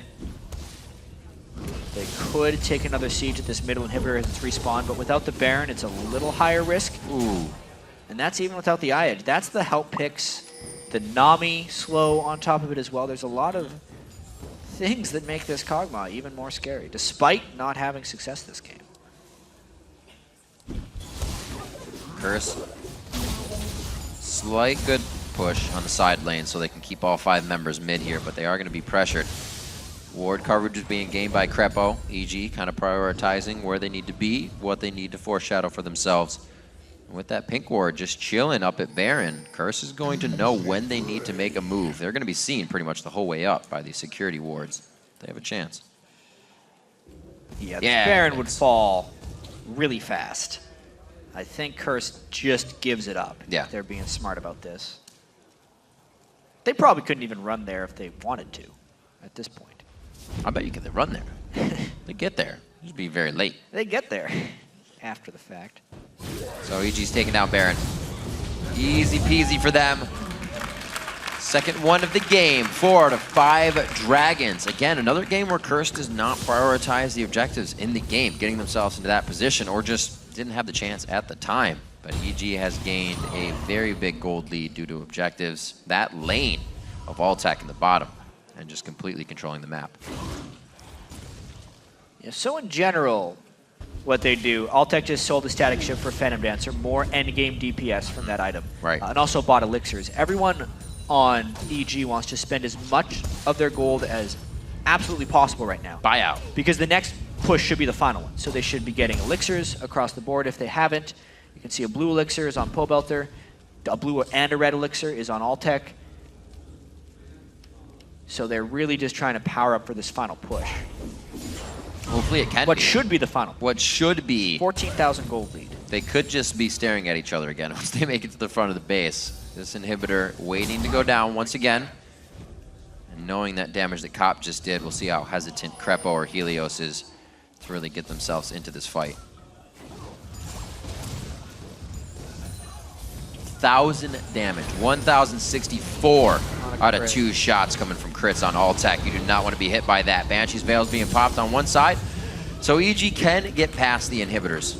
That's quite nice, but can they hit a turret first? He just used Helios' ultimate. It's not ideal. Could have used that for an initiation under the turret. But look at how fast it's going down. Yeah, They're rapid fire's on. Very easy. Crepo taking a lot of turret shots, but they get it to go down. And I don't think it's going to be a re-engage here. Whoa! Hey-yo! Zanya's plays all week long. Be sure to tip your waitress. Oh, what a shockwave! Pulled out to the living artillery! Another one from Cop, possibly on the backside. He's looking at that final range of his living artillery, so they're trying to get all the deeps in that they can to end this one. The Void Ooze to slow it. He gets taken down again in midair as he goes for a leap. And they may not continue to chase this. They got to get things pushed. They got to regroup. Riv, we talked before the game about Pobelter being a wild card. That was pretty wild, if you ask me. That was not what he wanted to do. He wanted to flash in alt and then Zanya's. You don't his order say. of operations all mixed up there. It ends up not really working out for EG. So they did get the turret down, and then they were hoping for the game-ending fight here. If you're gonna flash in, he was looking to catch Voyboy. He's stunned Voyboy, and he's like, all right, I can flash alt. It has happened to the best of us. But that time, he just gets completely messed up afterwards. Alltech then doesn't have the front line standing in front of him, and they have to bail out. Cop untouched. Voyboy's still there to shield. Oh my gosh. There's so much speed up in control once they're chasing you with Whimsy and Dissonance. The important thing is they exposed the second inhibitor, though. That is true. But you can see how easily they took the middle inhibitor, so now they have another chance at it with Baron being down. Can hang out on the bottom side of the map all you want. 45 minutes in, EG making a few dents on the base, but Curse is still showing life in this game, and if a fight goes drastically wrong, it could easily sway the other way to EG's inhibitors being down. And something we have to point out as well, Riv, is that Infinity Edge that got completed by Cop. Even though he's not at full offensive items, he's got a Zeal on the way for even more attack speed coming in. He's getting pretty scary. He's getting to a point where Inox will not be able to withstand the barrage of Kog'Maw. Inox hasn't really built too much armor. You see him putting the chain vest in now. He went for HP before. The thing about Kog'Maw is there's not you can't really itemize against him. Bioarcane Barrage is magic damage. It's doing a percentage of your max health. And his base autos are still pretty potent. You just got to build everything in synchrony. And then you still die. Hope it's the right time, the right place. Good block out. Look at this poke, though. EG's taken half health now to Crepo and already shots onto Alltech. He can heal himself up. Crepo, not so much at this point. He's also running Distortion Boots to keep himself on those Swifties, using his Summoners ASAP. 47 minutes in, EG back on the front step here as they pepper Curse's second inhibitor turret to go down. Did EG mess up their chance will be the question here. Cop has become very scary, and EG looks a little skittish to make it in here. Alltech can still blow people up, but it's a matter of if he can stay safe in the process. There's a lot of stuff that can kill him as well. If he gets too close, going with an incredibly offensive Tristana build. This movement speed along with the shields, even the movement speed itself, if they didn't have the shields, they're making it so hard to organize around where Cop can be. A few shots in. They can't even get themselves in for a few shots on the inhibitor. Alltech gets it on to dominate. And we're going to see them start to pressure. There goes the tidal wave out. Inox is going to be hit up. He'll use his ultimate. Should be all right. A few more. It's not going to take him down. Crepo puts himself down with Unbreakable, as he says quickly, stand behind me. Woo! That was a close call, one would say. Alltech just barely... He's not even the one that finished it, actually. It was Inox who managed to end the inhibitor's life at the end of that. But you can see that they need to hurry things up a little bit. It's getting pretty stressful. Yeah. It's a little tense for both teams. Somehow, looking at 48 minutes in, 5:26 for Alltech, farming Beast right there. But we're getting to that point where the gold doesn't matter. Sure, it's a 15,000. Yeah, he's itemed out. He just sold his boots. Alltech has been maxed for a while. He just bought his boots.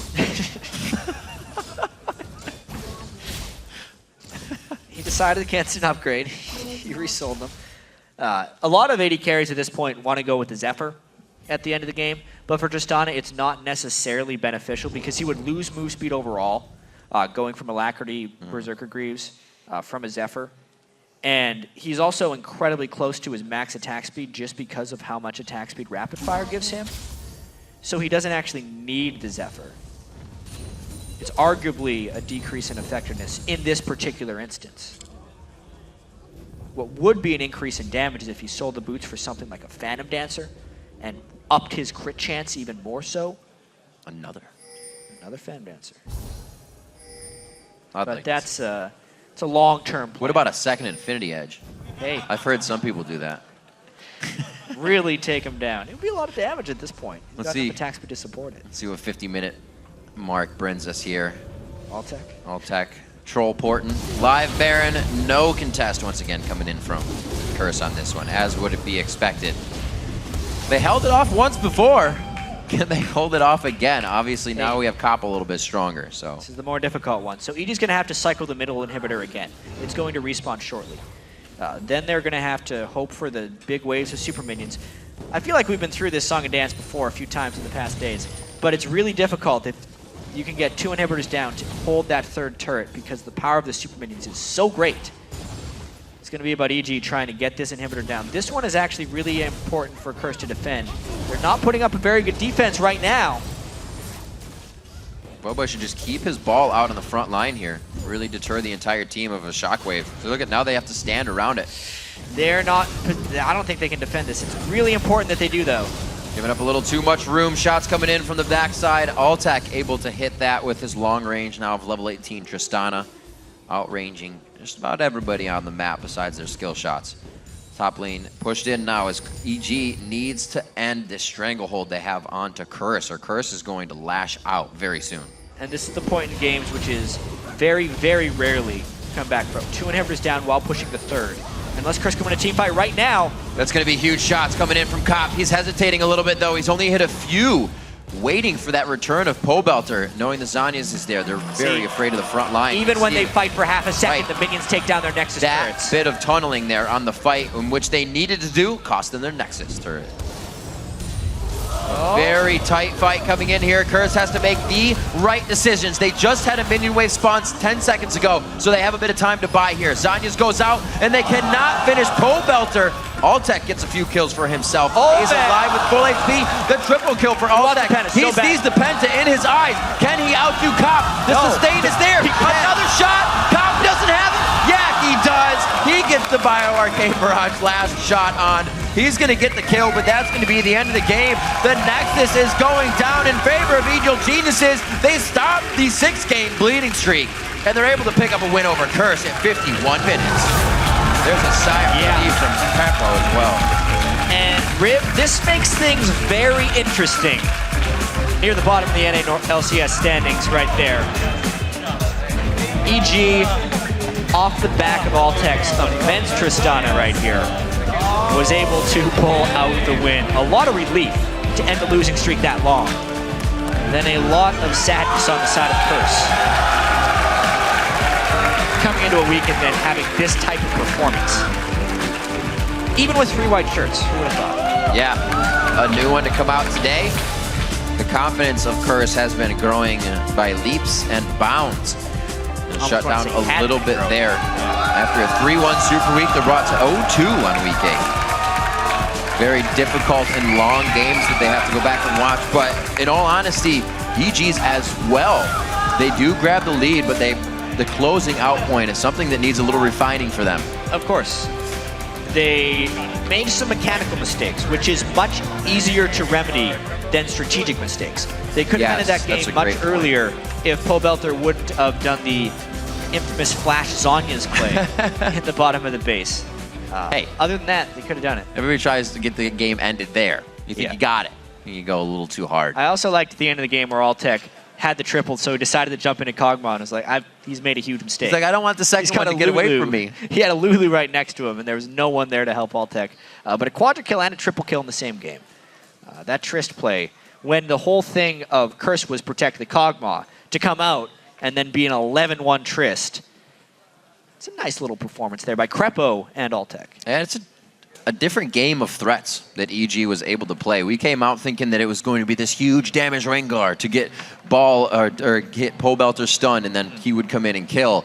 And then we hardly saw anything coming from Helios after that. Not his fault. It's just Altec stole the show. They didn't know who to stop, and they still had the scare of a Rengar coming out of nowhere to start that fight. Great job on the teleports as well coming in from NACS in the fights. They were very well timed. A little bit of miscommunication in the early game, and that's usually what has put EG pretty much under for the whole game. But they were able to turn it around this time and kind of mend those mistakes. Breaking that 6-game losing streak should go a long way for their hopes here. And this just, like I said earlier, it makes things really interesting as far as the standings are concerned.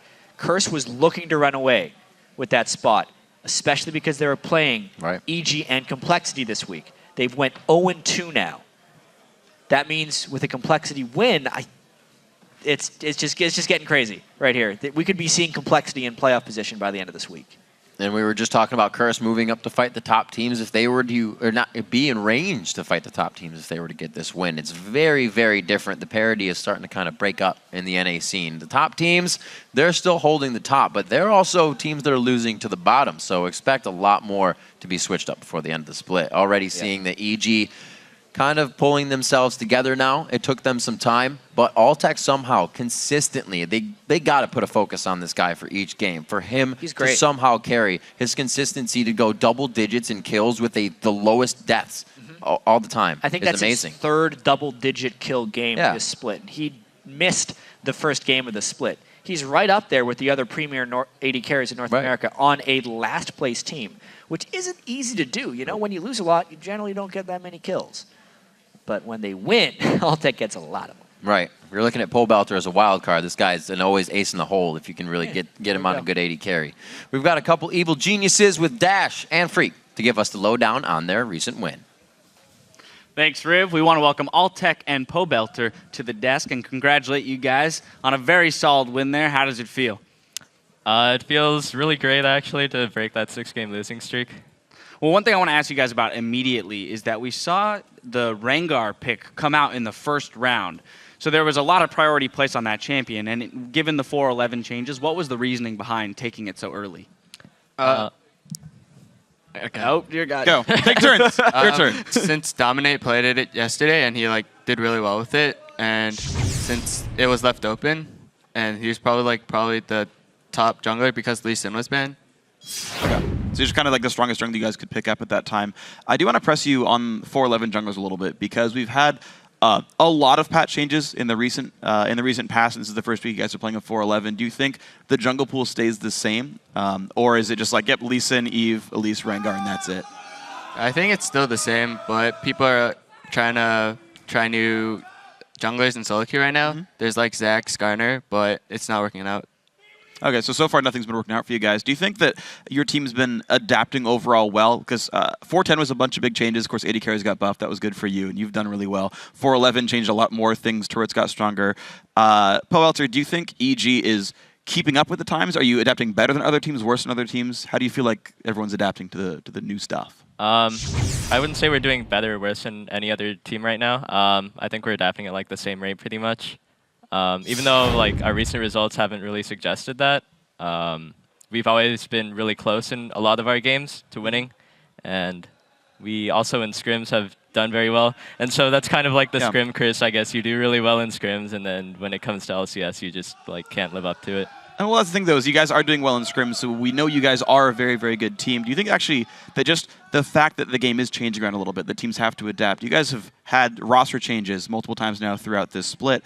So having to deal with change so much yourselves, the fact that other teams have to change around with the game, do you think that helps you guys in terms of you guys have been adapting already?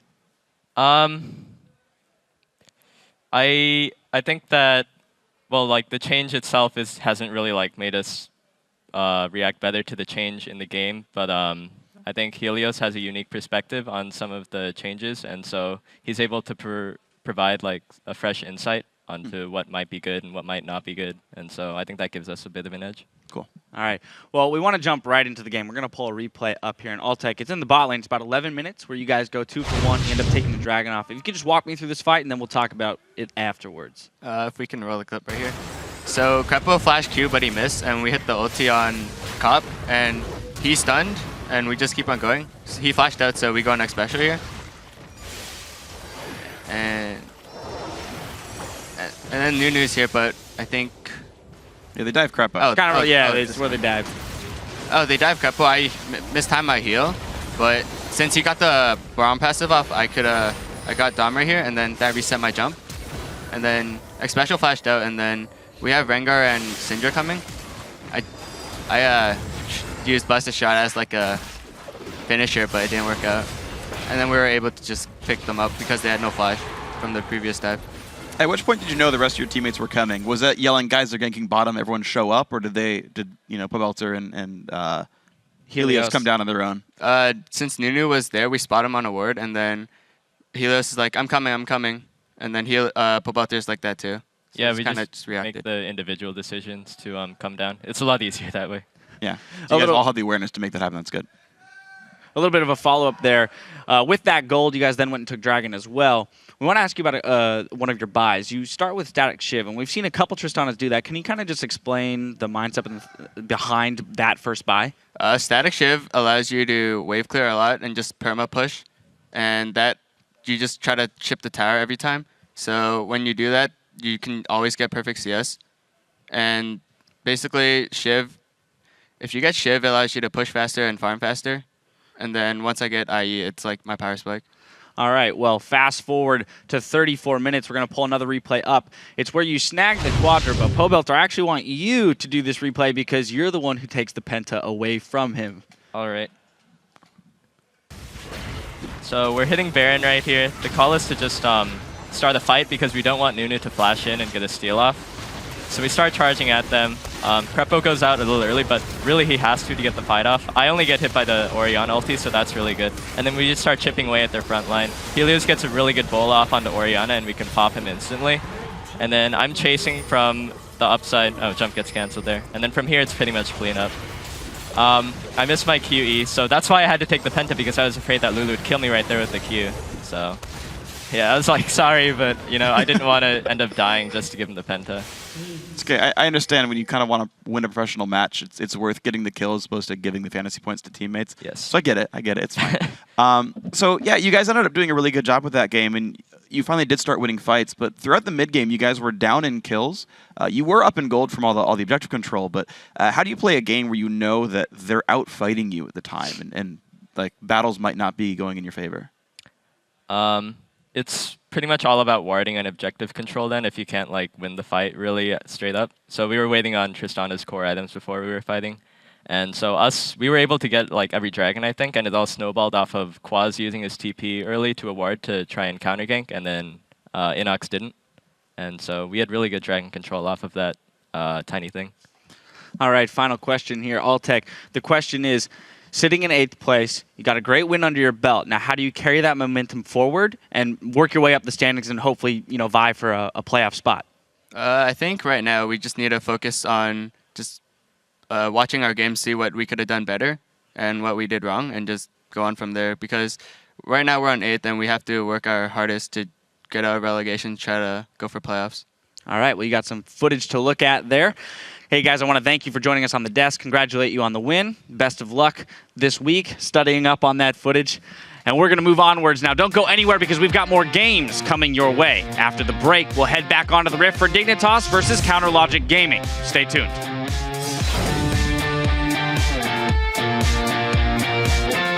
Fight. Come on, go. Nice. I'm on Nunu. Just running at them. They're Randuins. I'm running to Cog. I'm just staying on Cog. We got Cog. Lulu. Finish. I have Cleaver in a second. Give me the Lulu's Penta. Cleaver. Yeah. Give me the Penta. No. Go. Okay, nice. Good job.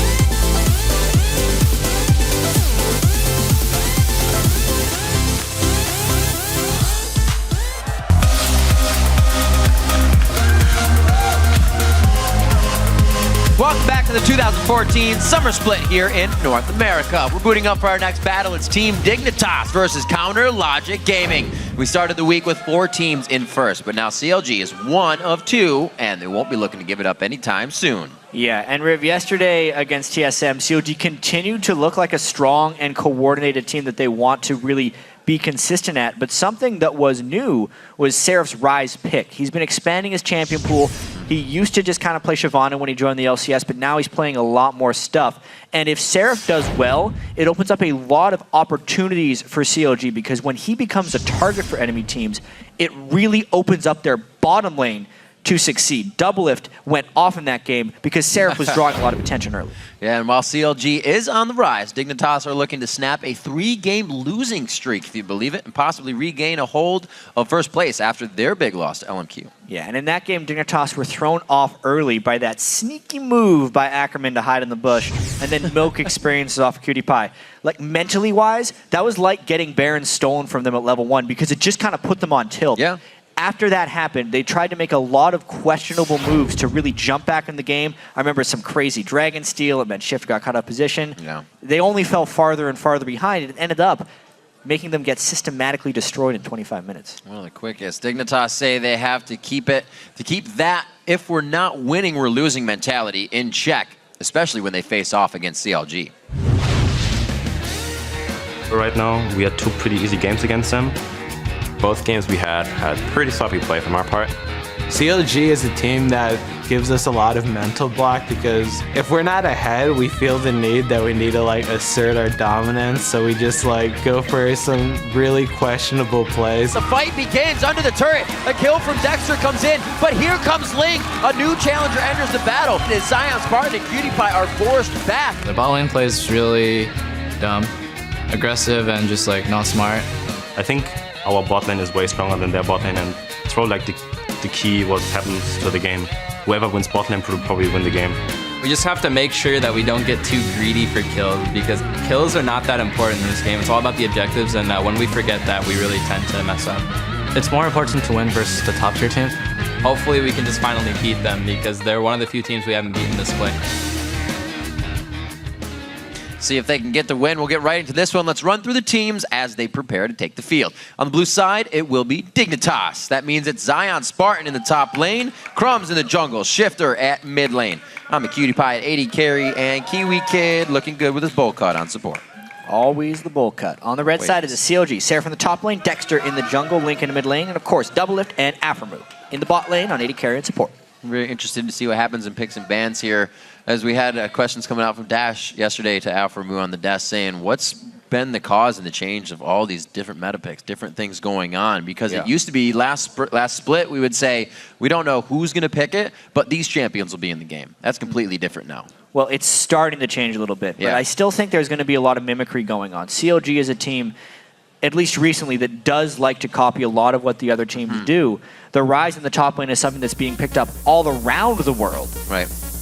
And on the red side, they are at a little bit of a disadvantage here in the pick and ban phase. We'll see what this versatility, as it creates itself among the teams, comes and brings us in these new patches. Some fun stuff, hopefully. See Cassidy and Embron being banned out. Easy peasy's going on the ban list. These teams right now, CLG 2-0 versus Dignitas, so they're looking to kind of even out that score if they can within the last 2 matches these teams have in the split. Yeah, CLG had been of the mind that Link could play against Cassidy and wanted to. Right. Some change in the CLG camp, yeah. They've been banning it out pretty much all their red side games now. Against Shifter, at least, it really fits with Shifter's play style of waiting around the outside of fights so he can pick up kills. Be surprised if this is not a Ziggs ban. Usually Ziggs is the one to go. Lee Sin would be left up if that is true. But the Yasuo also gets taken out, as Link has been liking that a lot lately. He's definitely put a respect ban on it. Yeah. Definitely a lot of thought. It's funny because Link hadn't really played Yasuo until very recently. And now he's drawing blue side bans for it. Very nicely take away the Twisted Fate immediately from Link. Let's see how that works out for Shifter. Heavily banned mid lane here. You can see right here that COG might actually want to attack Shifter. So in that video feature we had, obviously COG thinks they have a big edge in the bottom lane. Yep. So they don't necessarily have to pick around that edge in the bottom lane. They think they just have it. They are attacking Shifter, who has shown some lane vulnerabilities this year. Right. He's very good with all of his great KDA stats, but he is very shutdownable in the lane because he doesn't farm that well. And if Dignitas falls behind, Shifter cannot succeed. Right. The double lift game of farming seems to be coming into play here. He'll be in the environment he loves to be with that Kog'Maw looking for a late game. Dexter gets his Elise again. One of his favorite champions. He's going to feel immediately comfortable in the jungle and probably start to pull off some early ganks. And I kind of like this mind game here. Twisted Fate is left up. Link is probably the best TF in North America, generally speaking. PewDiePie does play a lot of Kog'Maw, but he's kind of respected as being the most potent AD carry right now in the game. So with the first pick, Twisted Fate, CLG is saying they're okay picking Kog'Maw into that because they think they can shut Shifter down in lane. Because if TF gets going, Kog'Maw's not going to be able to do anything to stay safe. He's going to get gold carded on top of with the teleport and just kill. So it is actually very important now in order for the bottom lane to succeed in the general context of the game that Link and Dexter do work on Shifter in the mid lane. Let's see. Shifter last time he played TF was against Team SoloMid, and he went 8-0-3. That was obviously the help of his team. We'll see if they can put the pressure on that stops him from getting that score. Remember last time Doublelift played Kog'Maw, he was locking it in the all chat and said, I'm going to dodge all the skill shots. And he took a cop rocket to the face. Whoopsie daisy. See if he can dodge all the skill shots this time. And like you said, feels safe enough to first pick it, so he's definitely going to have some fast fingers. Everybody with the Lux hover this week. They're just tempting me. Yep. It's not going to happen, you know? Very easy ganks on Lux in mid. Somebody wrote a Reddit thread. They're like, Lux is going to be picked. And I was like, man, I hope you're right. At least 2 times. At least 2 times in the 8. Not even. It was a good guess, though. Definitely got my it could still happen. It's 2 games after this one. Never know. Oriana for Link. We get some shields coming out. Looks like there is the safety for Doublelift that locks itself in and picks 3 and 4 rather for the red side. Doublelift is looking to cleanse again this game from the looks of it. Yeah. Kog'Maw vs TF is safety valve, so he hopes. It saves the Mikhail's Crucible buy, and Afremu can buy earlier damage, which he did last time. He did Twin Shadows. Yes. Very early on Morgana. The Blitzkrieg will not grab. PewDiePie has of course his choice of AD carry here, and Zion has to pick a blind top laner here. CLG has... The top lane? And I don't mean they have to pick a blind top laner, because they already have Lee Sin, but he's probably jungling. Oh. I like it. But actually, this will be about how much they respect Seraph. There's everything up here. Seraph could go with something like a Renekton to try and win the lane. It would be potentially dangerous late game. PewDiePie thinks everything in the world is funny. Everything is funny, apparently. You pick Jax? That's a good one. It's funny. Afremu to lock in now. What will Seraph get? Because he can get a Rise. He can get a Renekton. He can get a Kale. Not that he's going to want it. Kale, of course, being nerfed in this match. Really took her down a peg in competitive. It's not really nerfed. We kind of like tied her shoelaces together. But considering she floats around, she's still... Exactly. See? Right. There you go. Yeah. It's just a hassle. It's not really hurting. Waiting all the time they need. Going through the picks. I think it might be a Rise. I'll put my money on a Rise. I'm broke. So, haven't seen a Shiv in a long time. Back to Shyvana. Yeah.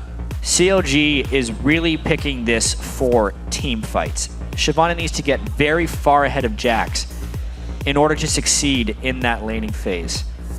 Maybe a lot of ganks towards Seraph. Remember about making him a threat so that they can allow Doublelift to succeed. And it goes back to what his most played champion is here in the North American LCS.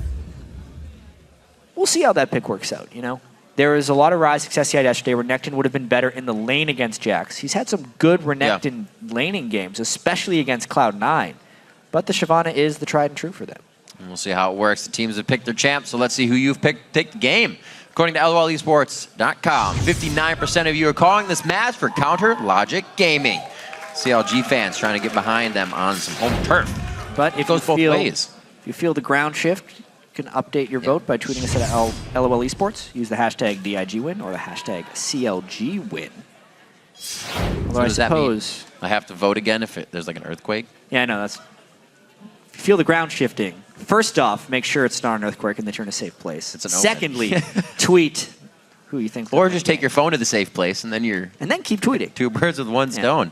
Keep it charged. Because you need entertainment over there. That's right. Under the bridge. Absolutely. That's not where you want to be during an earthquake. That's a tornado. Yeah. There you go. Bad safety advice. Weatherman chat. Yeah. Helping you out. So as we get into our second game of the day, it'd be Kobe up here if it was number 3. We're going to see, hopefully, not another 50-minute game.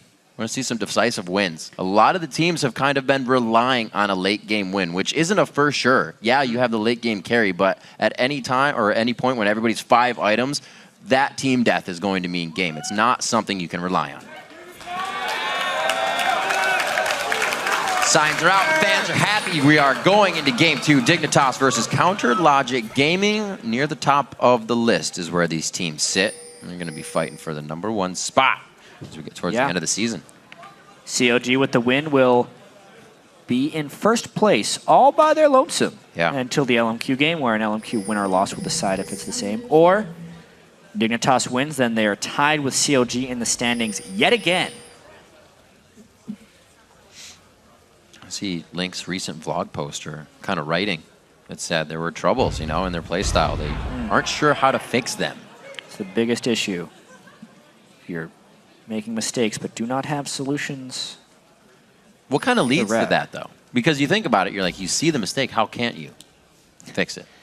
A lot of times you don't know what the root cause is. That's the biggest thing with Link. And its inconsistency is one of the biggest problems to solve.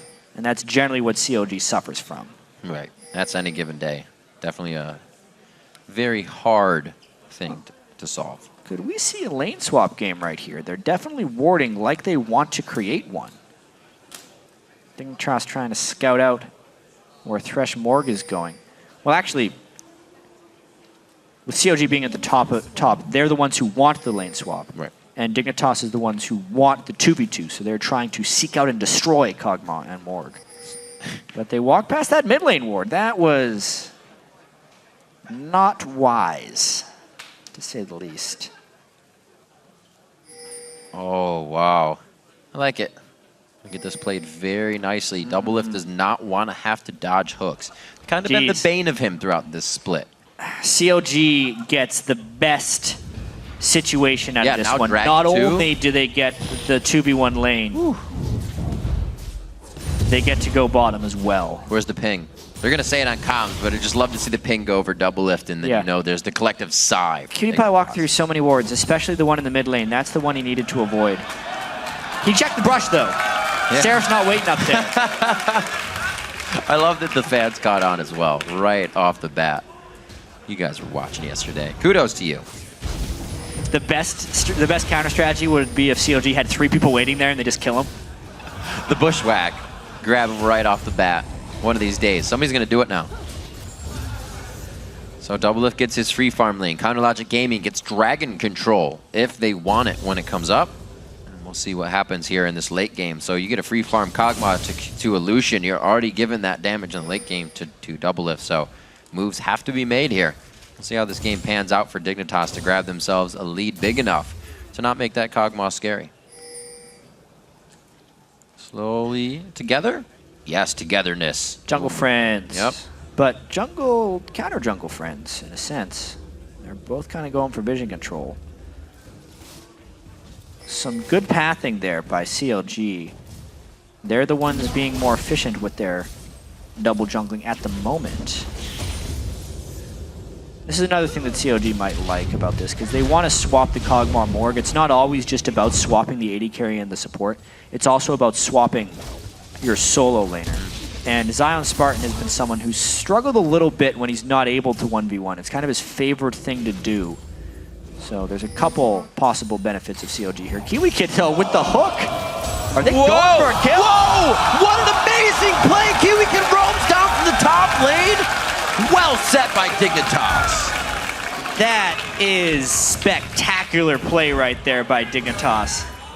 Making a nice roam play, completely surprising Link, and then being able to close that kill under the turret without suffering casualties. Pretty much juked us on it. Didn't even see it coming. He's there's flawed people up here.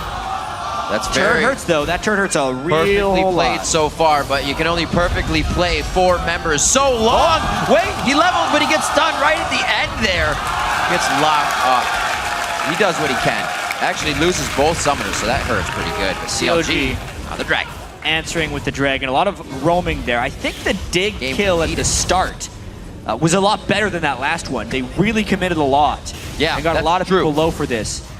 The jungle dance in here by COG needs a little bit of work. Dexter took a lot of damage here for the early dragon.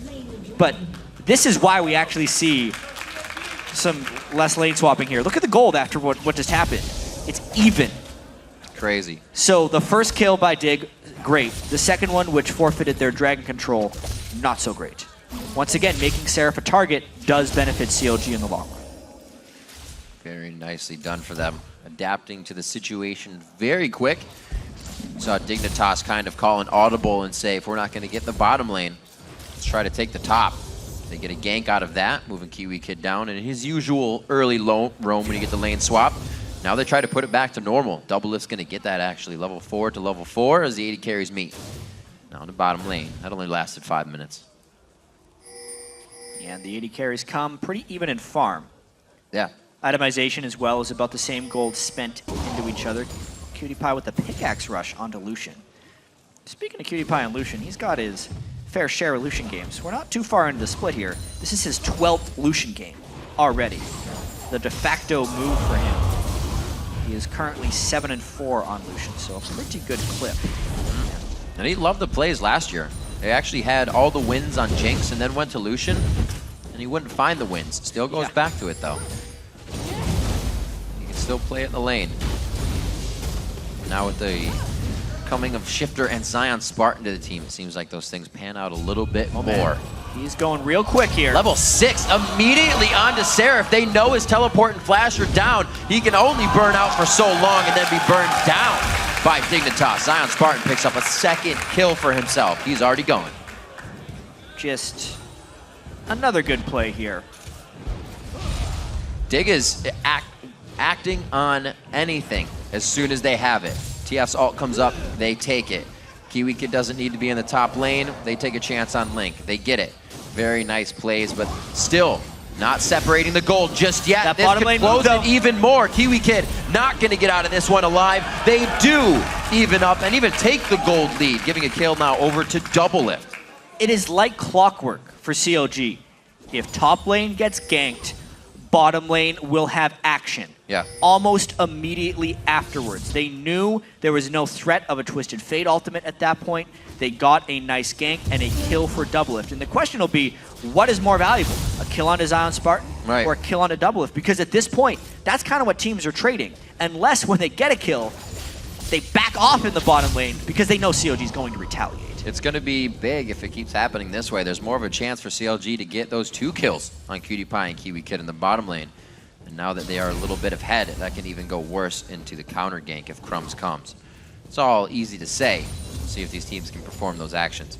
3-1 so far, and still CLG with the gold lead. 0 turrets have been dropped in this game, but the movement of the early game map control has really put them ahead here. Really crazy, because it would seem like Dignitas has made so many great moves here, especially the Kiwi Kid hook over the Wraith wall. Being so fast to act. Incredible. Then they just roamed up and made this awesome 4-man dive. And CLG just kind of sat back, took the punches, and they're up 500 gold. Just tiring them out. Props to them. This could be an issue though. Shifter, 2 assists, blue buff. Destiny has a very good success rate for them thus far. And if Zion Spartan gets too far ahead of Seraph, CLG will not have someone to send for him. Probably the scariest 6-item person in the game would be a Jax. Oh, a 6-item Jax would be scarier than a 6-item Kog'Maw because you can still get on a Kog'Maw and kill him. Right. Whereas a 6-item Jax can 1v1 anyone and may not even be killed if you send 3 people for him. The split push game you can create with that is incredibly difficult to manage. PewDiePie looking for a strong push. He's going to go back, spend some cash. Afromu will stop that as much as he can. And a good pink ward placed out here. Looks like, see it, Dignitas is going to start wanting a little bit more. Do they get themselves in trouble? They got him! The flash comes in. Afromu hits a max range binding. Feeding double lift, another kill on a silver platter. Woo! Punishing him for that pink ward take. I can't believe they were able to kill him there. Kiwi Kid going to save Crumbs with a really long-range lantern, then probably the absolute maximum range of binding is what finishes off Kiwi Kid. I'm telling you, man, there's little hands on those dark bindings. They grab you. Hatching a ward. Must be. He's all right. Nope. Warm it up a little more. There we go. He's not getting any movement out of it. He's got to see that Link is kind of just playing that one very safe. But then again, that safe play says maybe he doesn't know I'm here, so he's wasting Crumbs' time very nicely.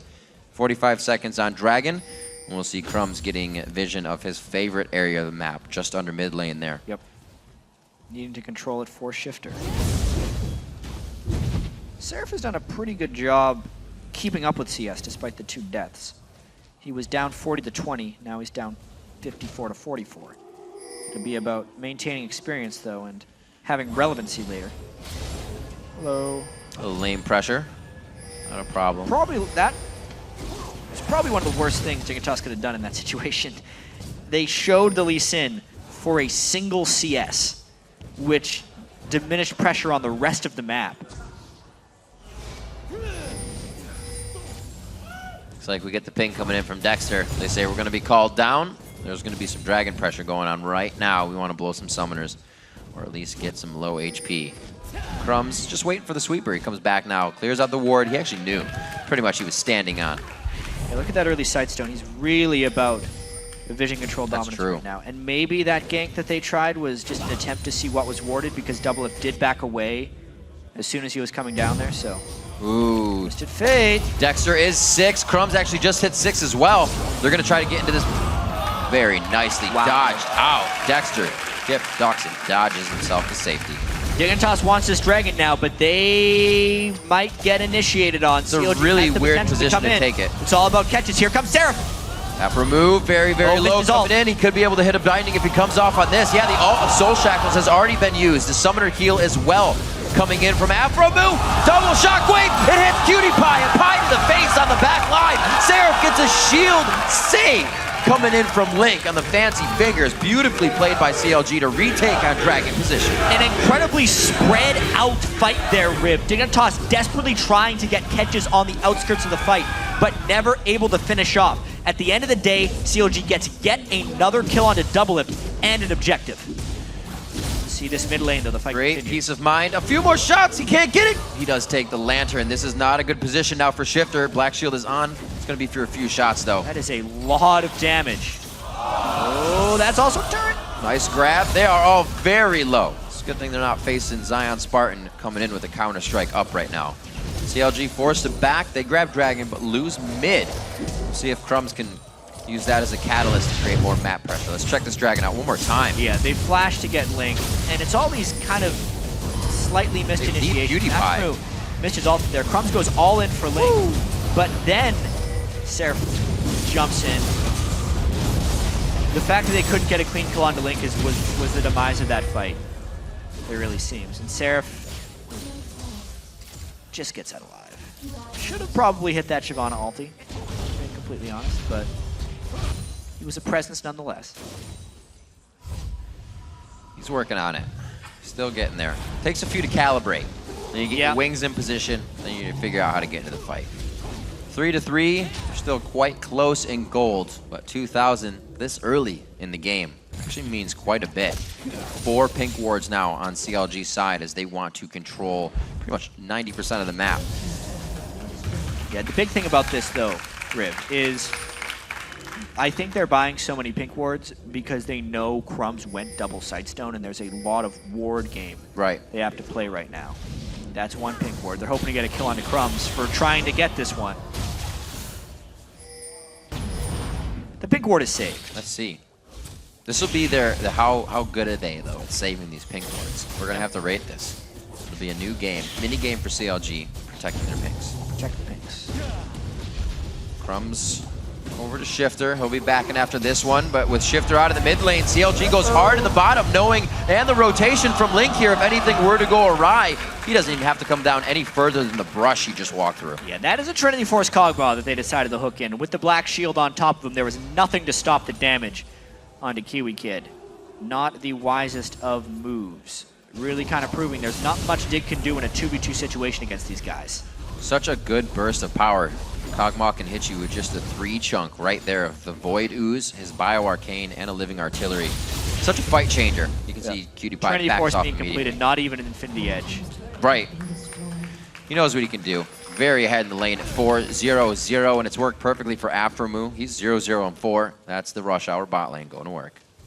100% kill participation as well. Still great wards as well towards the bottom side. The team is putting enough pressure in the mid lane, so this bot lane push works as well as they could do. Zion Spartan getting pushed around here by Seraph. He's gotten 2 kills on him already, but things are starting to change. Well, he's got that big jump in items right now. This is the part where Shyvana can actually mess with Jax a little bit. Zion needs to have enough gold for a Trinity Force. Yeah, he's only got 600 on him. If he wants to start fighting back. Exactly. It does take a really long time to get up there, especially when he builds a Vamp Scepter and then starts going towards Trinity Force.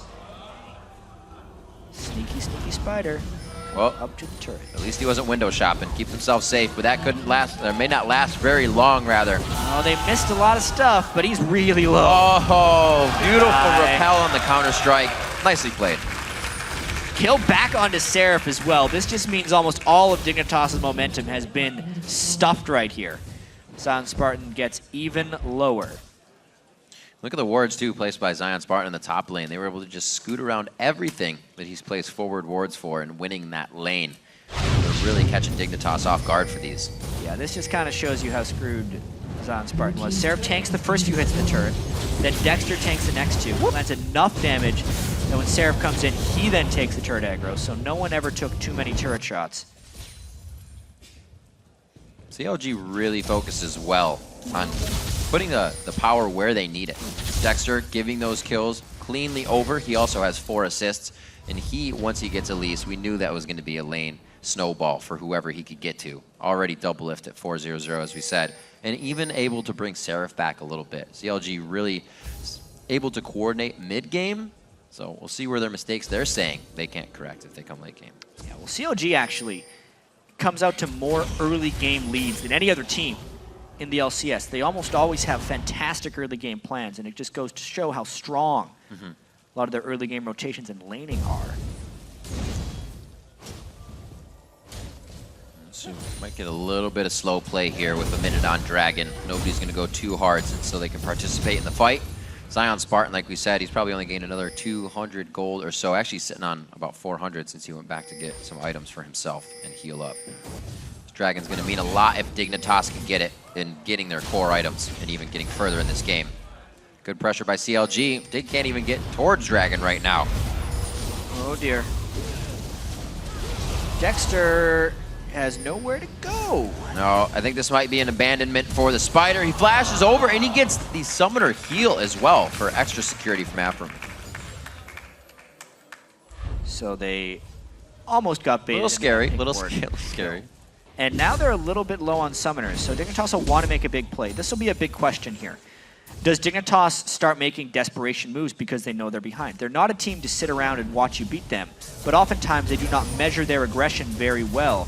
With a gold deficit of almost 5,000, there's not many moves they actually can make. But knowing they harass down COG so well, a Dragon here is about the best possible move for Dig. It's still risky though. A good grab, binding to binding. Kiwi Kid throws down the box, but they can run around it if they really want to initiate the fight. Afromu gets in range with a flash soul shackle, hard to say, but gets himself out. Oh, wow! 6-0-0 on double, 0-0-6 on Afromu. Schooling Crumbs with that binding and black shield to stop the kick away. Yeah, class isn't over yet. Class is still going long. However, Dig did get that dragon. which, since they're behind, is a huge amount of experience for them, as well as a nice jump in gold to keep them at least a little bit relevant. They need all the time they can get because Zahan Spartan still hasn't completed his first big item. Slight amount of breathing room given there. Still looking to get some items to create an impact. On the side of Dignitas, waiting to finish out second core items. We look over at Dexter. Much like his Vibe build, he must be loving the fact that you can build now that damage again on Elise. Goes for the Haunting Guise right after his first item. These guys know they're ahead, stealing out the blue as well. They're just giving Dig a hard time now. Vision control has been lost. Dexter as well, with a very aggressive item build. Yeah. Spectre Wraith into Haunting Guise. Very little survivability, but that's not what COG is worried about right now. They're worried about the quick kills. I've seen Elises do very well with this since the jungle changes. It's been about 50-50 the Elises I've seen go Spirit of the Elder Lizard versus the Ancient Golem. This one is much faster, clearing the jungle, and packs a way bigger punch, but it is much more punishing when you get caught out of position. So far, Dexter has been able to make some pretty slippery escapes. Yeah. And because he is ahead, he wants to snowball this game by kind of assassinating people on Elise. It works the same too, because with Dig being a bit far behind in each one of the lanes and not everybody picking up gold, Crumbs has no magic resistance. His top lane, they're able to slice through champions and turrets. Mid lane second tier goes down. They're looking at a 5,000 gold lead as Cutie Pie does what he can to push. He's going to be getting these turrets down pretty well. COG's going to have to push an inhibitor turret to actually get him back, it seems like. COG's making map progress, but they're giving up a lot of the gold elsewhere, and it's kind of general gold trades, unless they make a big playoff. They're Baron, yeah. Yeah, they just clicked it. They they're said, kind let's of clear it at needing least. to. They're just starting it. Will that pink see inside? They didn't place it necessarily far enough in the pit. They're doing this on a ward. They do not know that. By sheer power, they should win this fight. Double blue already set up. Coordination to re-engage on the kite and fight. Going very low here. Got the pip on to Cutie Pie in the bottom lane. He's going to be going for an inhibitor. It's definitely going to be a trade here. CLG pulls off. This gives Dignitas the upper hand. As long as Kiwi Kid can actually, never mind. But no, they'll still be all right. Just kidding. Pushing the bottom lane. Sure. It's going to be the inhibitor going down. What is the opportunity cost of this, though? I'm a Cutie Pie's killed 3 turrets on this push. And they get a Thresh kill out of it. So Dignitas with a very good play there. Cutie Pie just staying in bottom lane and getting all that work done.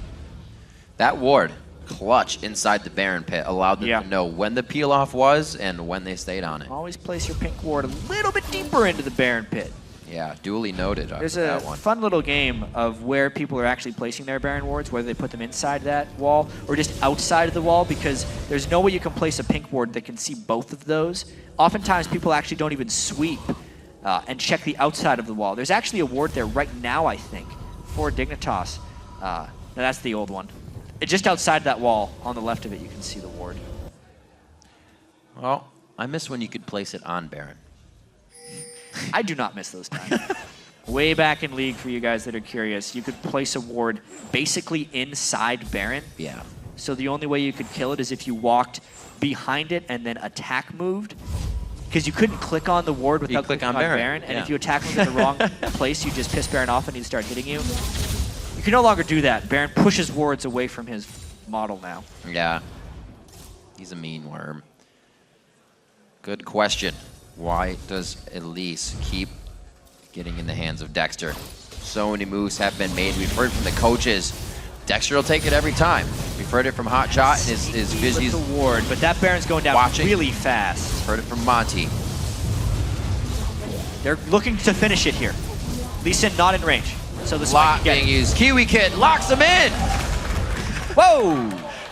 Very, very random plays here coming in, but CLG's able to grab it. Peace of mind was there. They knew they didn't even have to re-engage after that. Yeah, CLG is still in a lot of control of this game. They have an exposed inhibitor, which will kind of be Dignitas' chance of maybe trying to sneak something, but they're still 5,000 gold up. They have a 7-0 Kog'Maw. Let's not forget. So ridiculous. Rush Hour definitely coming out big this time. They even give him, on top of the cleanse, he does go Mikhail, since they can do it so quickly and they know that he will just be shredding through these fights faster than Dig can retaliate at this point. No wards to this bottom side, so they're going to have to be very careful if anything gets engaged here. Looks like Dignitas doesn't really like playing around in the Fog of War too much.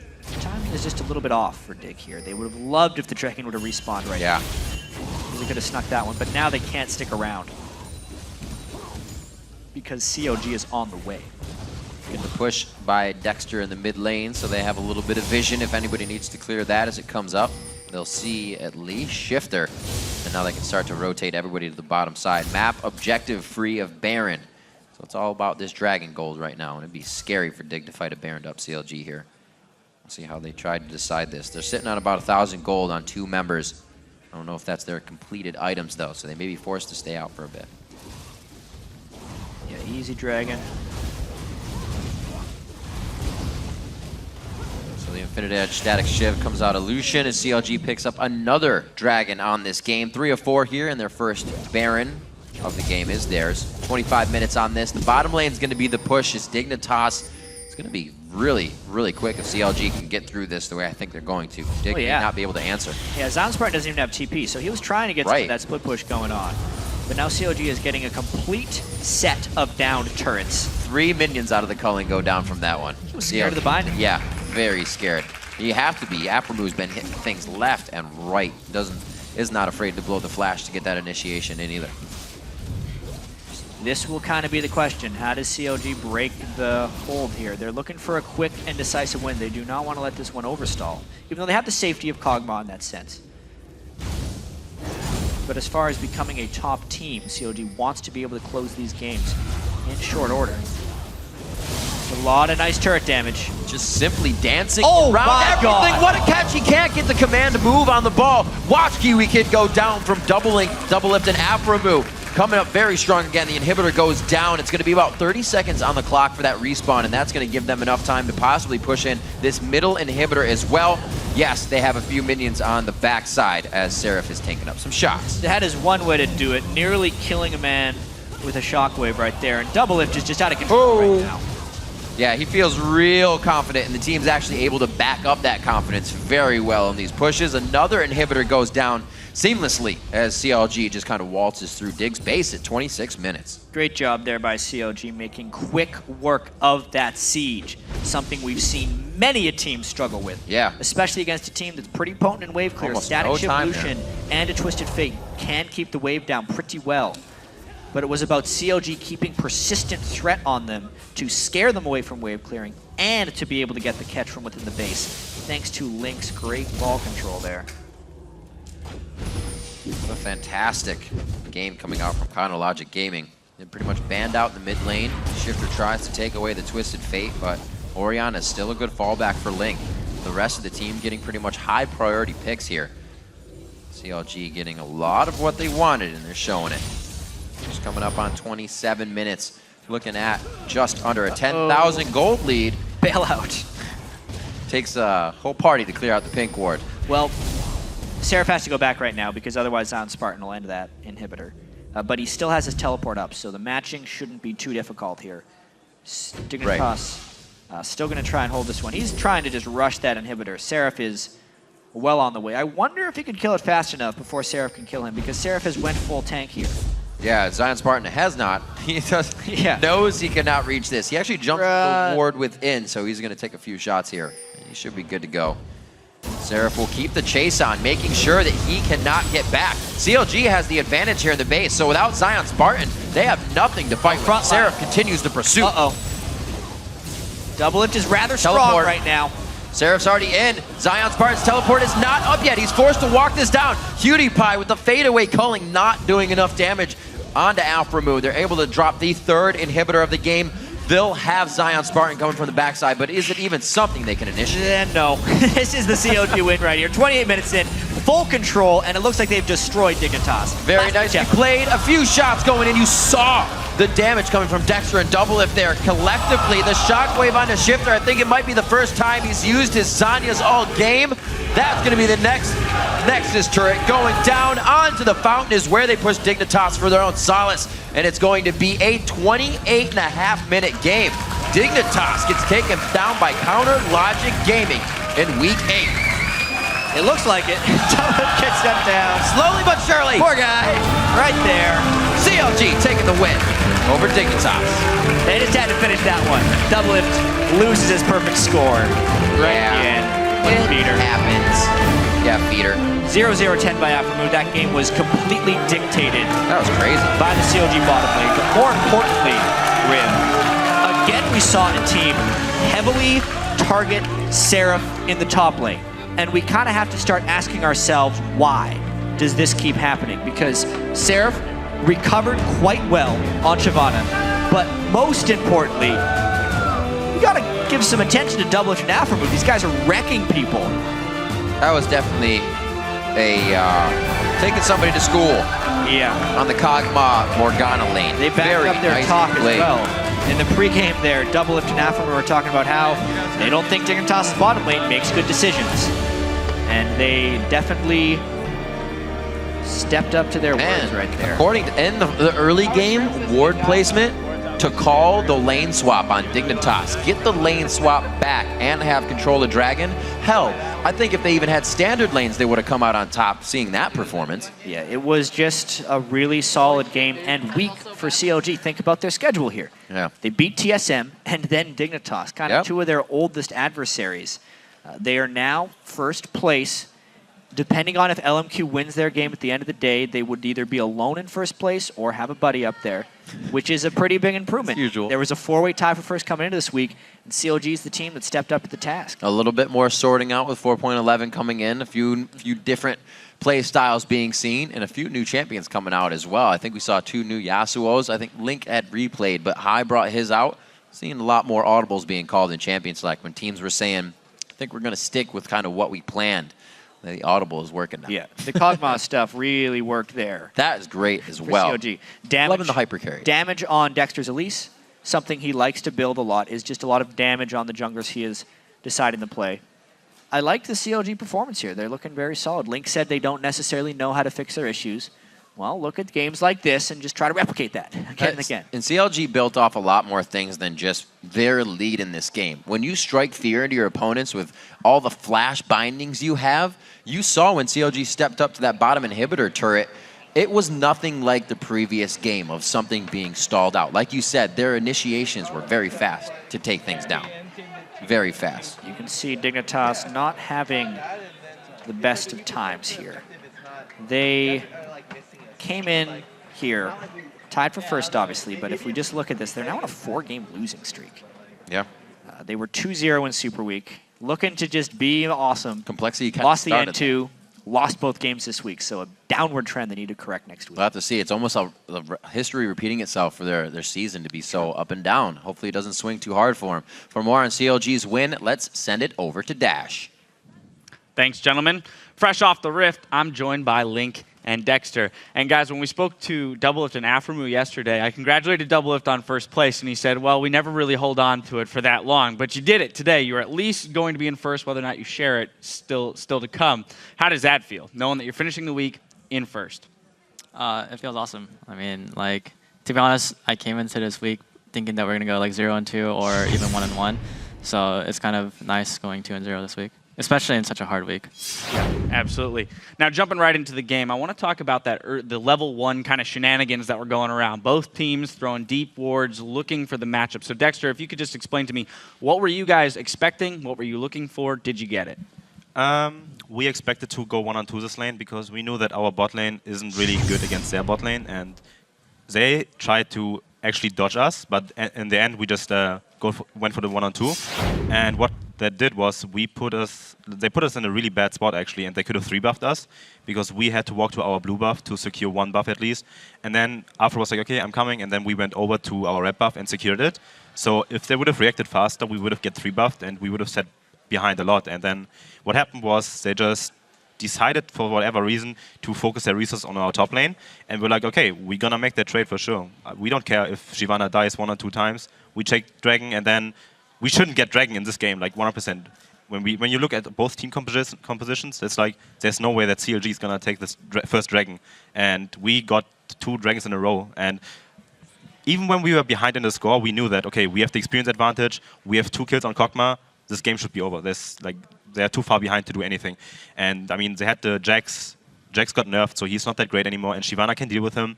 They have a TF, and yeah, we just knew that if we just keep it up, don't do stupid mistakes, keep on vision warding everything, there's no way we're gonna lose this game. And we just played it out really flawlessly actually, and had really good decision making this game. So I want to touch on the idea of Shyvana getting picked off a couple times at top and how that allowed you guys to make plays around the map. Is that something, a pattern that you guys have recognized as a team, and you're saying, hey, you know what, Seraph, you know, bummer that everyone wants to focus you, but what that allows us to do is make so many more plays, and is he embracing that role? What's going on there, Link? I think the biggest problem right now is that we kind of make Seraph too weak sometimes, like in like every single game. But there are like the way it should work is that there should be like a balance where, all right, this game we're gonna get our bottom lane fed, right? But then there should be other games when if Seraph's playing Ryze, then we should get the Ryze top lane fed, right? But I think our biggest problem right now is that we kind of neglect the top lane, and that's just because over like the past like roles that we've had, or like the people we've had in top lane, they've always had trouble like calling the jungler. So we're always trying to help Seraph out and making sure that he needs to get the help he needs. So it's really important that he communicates with us because like obviously he has like a language barrier, which already makes it hard. But that's why it's even more important that we watch replays like this to figure out how to help him. All right. Now, there's no great segue into this, but we thought it'd be a fun clip to watch. You actually got first blooded. I just kind of want to get your reactions on this. About 3 minutes and 45 seconds. We're going to pull it up on your screen. I'm sorry you got to relive this, but just talk to me about what happens and, you know, how it caught you off guard and things like that. Well, I was beating Shifter in lane, and then I was freezing the lane and making sure that I'm not going to get ganked, but then a random hook came out of the race, and, well, I mean, there's not really much you can do about that except... Well, I just got hooked over the wall. It was you know, fantastic awareness, though, to know that you were going to die. You didn't blow any of your summoners, right? A lot of people, you know, instinctively they'll flash out saying, I hope I can live. But going down, save your summoners. You can use them later to make plays. Anyway, that was really just for fun. Just kind of... Thanks. Of course, I wanted to remind you of that. Now I want to go back into the plays off of Seraph in Shyvana, and I guess the question is really about that pick because we saw him pull out Ryze yesterday. Why throw him back on Shyvana when we watched him in a bit more of a damage-centric role? Well, I mean, Shyvana is one of our favorite champions COG ever had, and we don't want to give too much away because we don't want any team to think like us and then know that we're going to pick Shyvana, but we could have had a lot of different options here. I mean, Renekton does fairly well against Jax, but we decided to go with Shyvana because it's like a really comfort pick in this game, and we're like, okay, we're just going to play from behind. We are really good at playing from behind, actually, and even if the early game doesn't go well, we have Kog'Maw, Shyvana, Orianna to back it up, and yeah, we just decided, Seraph wanted to play Shyvana, and they were like, okay, we trust him, and we lock in Shyvana. But there were other options that would have worked just as well, I think. A Renekton, for example, but yeah, it just how preference. Seraph wanted to play Shyvana, we're like, okay, you get it, there you go. All right, great. Well, we're going to see a quick example of kind of that team fight prowess that it allowed you guys to have with the Shyvana front line here at 11 minutes and 15 seconds. It's a 1-0 dragon fight that you guys go ahead and pick up. Dexter, if you could walk me through it real quick. So yeah, we know that they're going to start Dragon, and we have no vision, and we walk in right now. Link gets caught, but does a very good flash, and they back off from Dragon already, so we're in a really good position right now. Lee Sin does the insect, but Link dodges every spell, and then now it's the cleanup, and then we have the perfect position to fight him. We had the really good shockwave here from Link, and then there's just cleanup, and this fight is lost. There's nothing they can do, pretty much. We just pulled them in a really awkward position because they were all clumped up, and they had two options. They either take all the damage from Orianna and Shyvana, or they just fight us, and yeah, they can't run from us. And then if they run, we just get a free objective, and they spend so many resources getting all the vision around Dragon. But in the end, it didn't really matter because we were really decisive there, and we said, okay, we can go, we can fight. Seraph was tooling them on the other side, the mid lane, and then we just walked in and got the area back, which we actually never do. But in this game, we were like super decisive, like, okay, we have to man up, go, go, go. And yeah, that was really good from us. All right, so moving a little bit further into the game, I just want to comment real quick on your Elise build and get your thoughts. Oh. You went for a more damage-centric build, and we've seen different pro players go different directions. Some go Ancient Golem and cooldown still, some are going damage-centric. So was it specific to this game that you went with that build, or is it just kind of that's the way that Elise should be built at this point? Well, I think I should be known that what I like to run, and even when people criticize me on going full damage Elise, I think it's by far the best build, because if you go tankiness, like Golem isn't that good on Elise. the build path is really bad for Elise. Like the code is super bad on Elise, and I don't like it. And Spirit Stone, what it gives you is it gives you sustain in the jungle, and you actually get mana back, like super high sustain.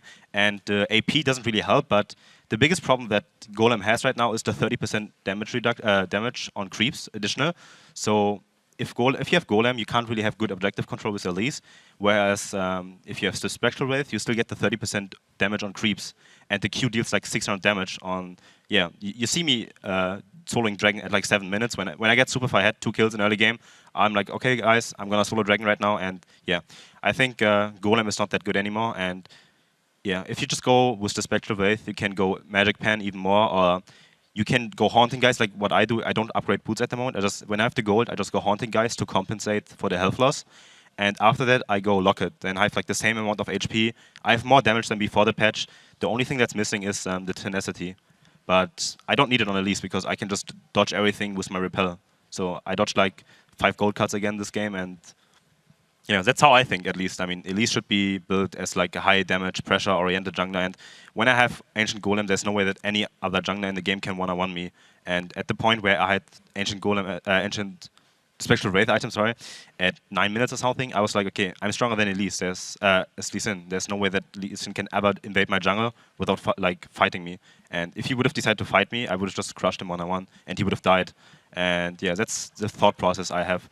The more damage I have on Elise, the easier it is for me alone to defend my own vision. And the stronger I am, the more I can do in their jungle without getting punished for it, because I can just, 1 cocoon means 50% chunk, and then they have to back off. 3 objectives. All right, I'm going to store some of those tips away in my brain for my solo queue games later today.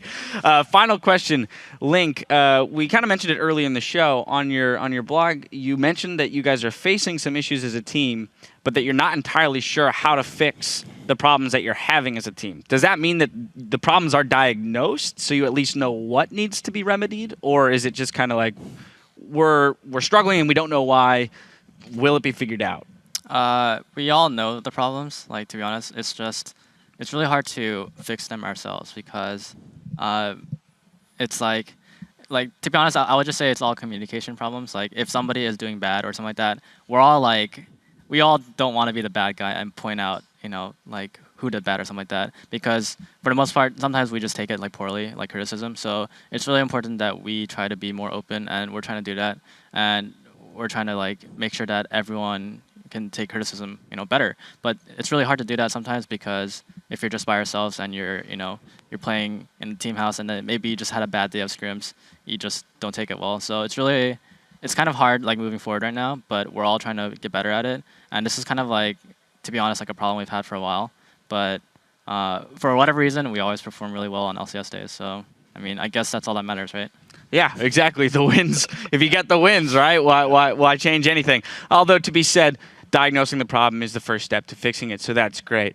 Anyway, guys, I want to thank you for your time on the desk, congratulate you on a 2-0 weekend, moving into first place. All right, we've got to take a quick break while we decipher your Twitter handles for our question of the day. Then we'll head back into action with Cloud9 versus TSM. Keep it right here for more Summer Split action.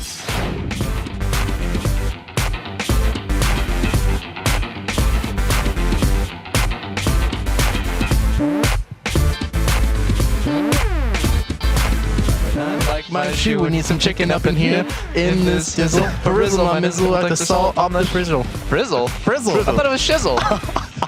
All we have to do is play the map and then map the plays. That's actually correct. That's Turret very hurts, though. That turret hurts a real perfectly lot. played so far, but you can only perfectly play 4 members so long. Wait, he levels, but he gets stunned right at the end there. A lot of nice turret damage. Just simply dancing Oh around my everything. God. What a catch. He can't get the command to move on the ball. Watch Kiwi Kid go down. Damage coming from Dexter and Doublelift there. Collectively, the shockwave on the shifter. I think it might be the first time he's used his Zanya's all game.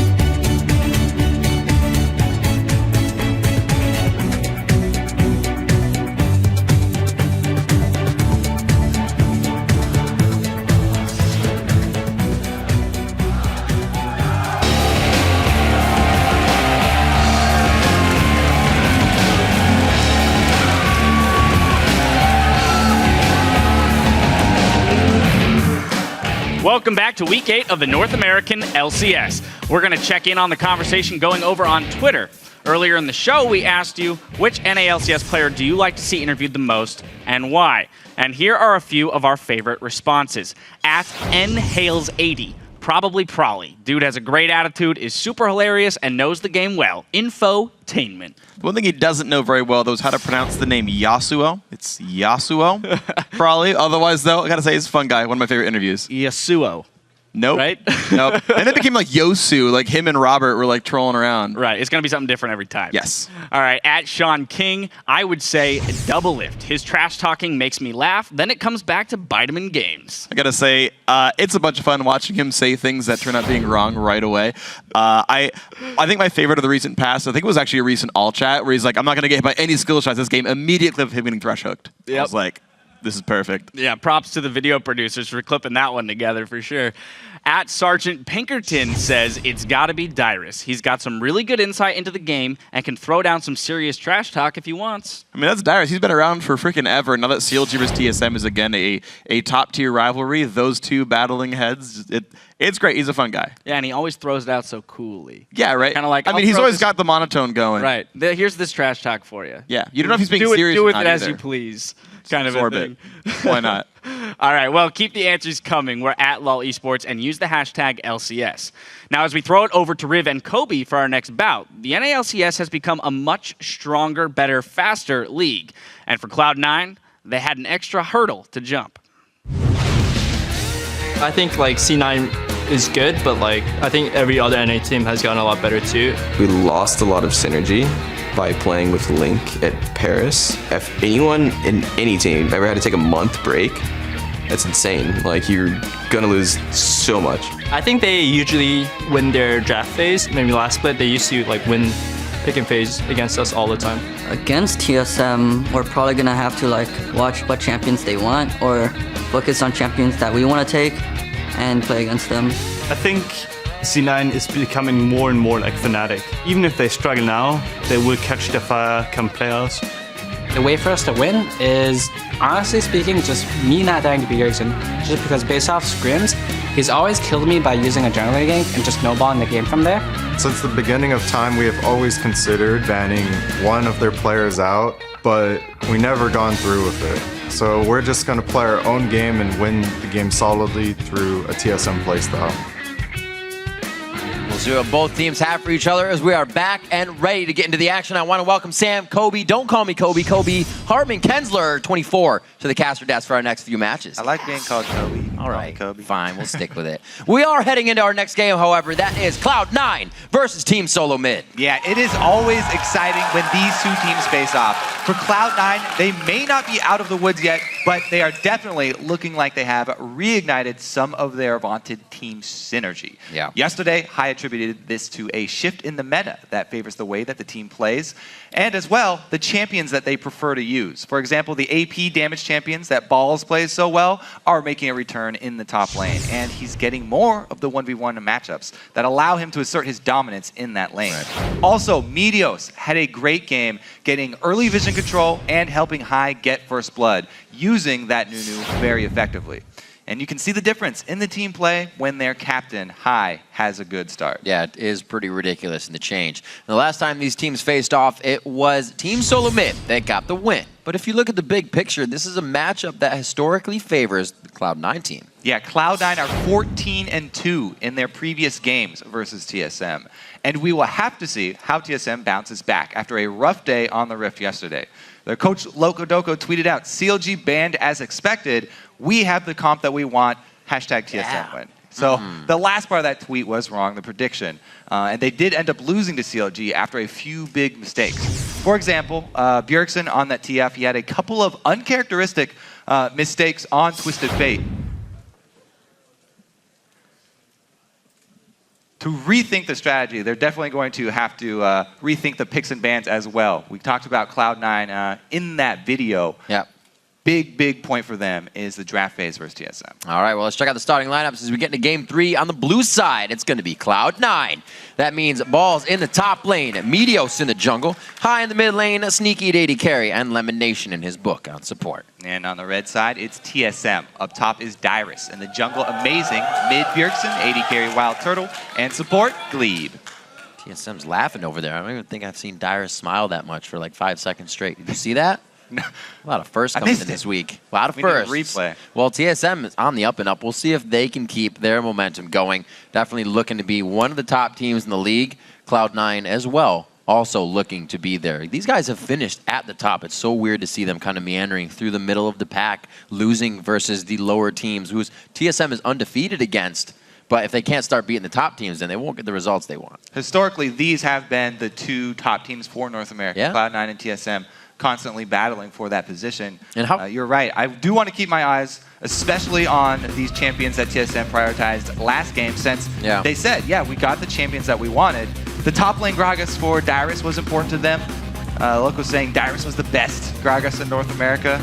They also took away Twisted Fate, but didn't have the success that they were looking for with that. Right. See if Bjergsen has the confidence to go back to that pick. It's definitely something that you will shy away from if you have an embarrassing game where, Twisted Fate definitely puts himself in some compromising positions.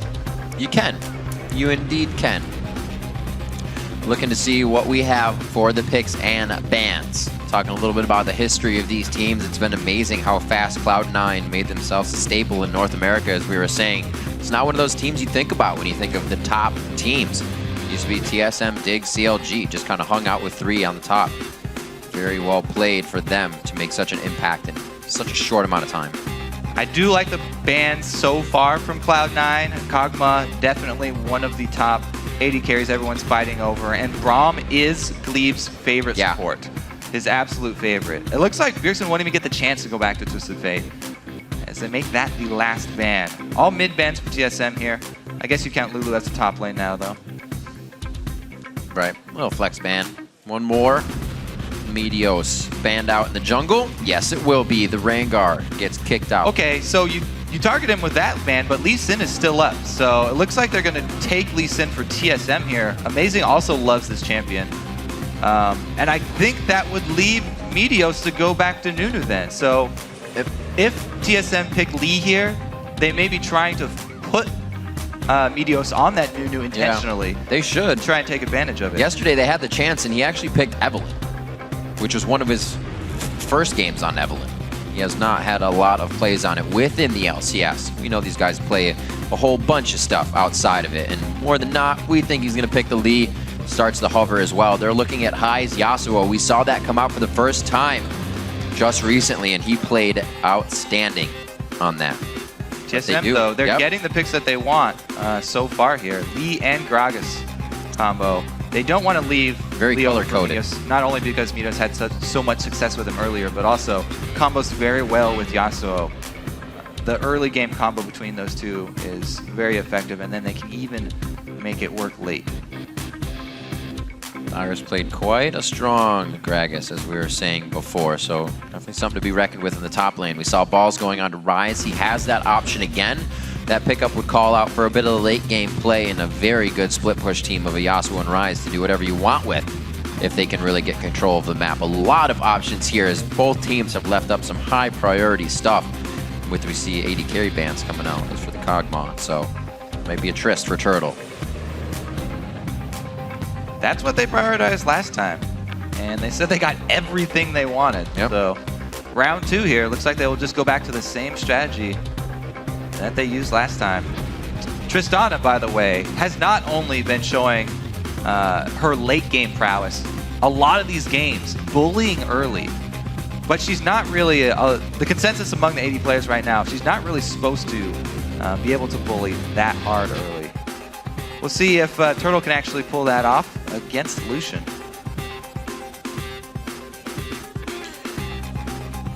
There's a smirk on Sneaky's face. Sneaky indeed.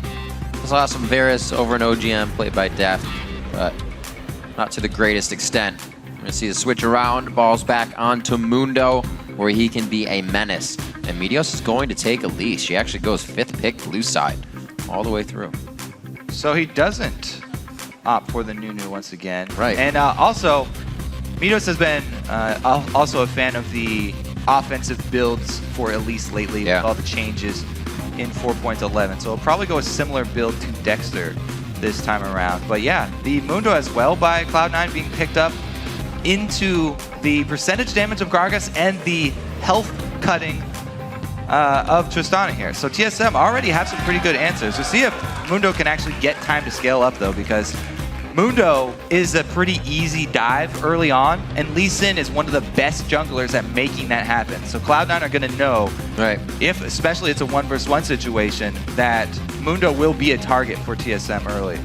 Maybe they can use that, leverage it to their advantage, and go for some stuff on the bottom side of the map, like Dragon, as we've seen earlier today. Syndra pickup coming in for Bjergsen. Definitely kind of a tell that he wants to dominate his lane. We can say that for him, but we see other players play it, and they play it for safety to, win their lane, but they come out at even CS. It's different. He'll put a different play style on it, and we'll be looking for that. Let's see where the fan vote stands over at LOLesports.com. Currently, TSM leads Cloud9 with a 56% of the vote. That's going to change. Yeah, that's not written in stone, so keep updating your vote by tweeting either #C9win or TSMwin. And make sure to add in the @LOL Esports, or else we won't be able to find it. See what happens. We're going to get back into Locked In for the Champion Select. Team SoloMid really wants to get this win, but hell, so does Cloud9. Looking at the brackets right now with LMQ and CLG so far near the top. Dignitas pulling out, or not able to pull out a win for themselves, I should say there. So having a little bit of a crutch coming in on week 8.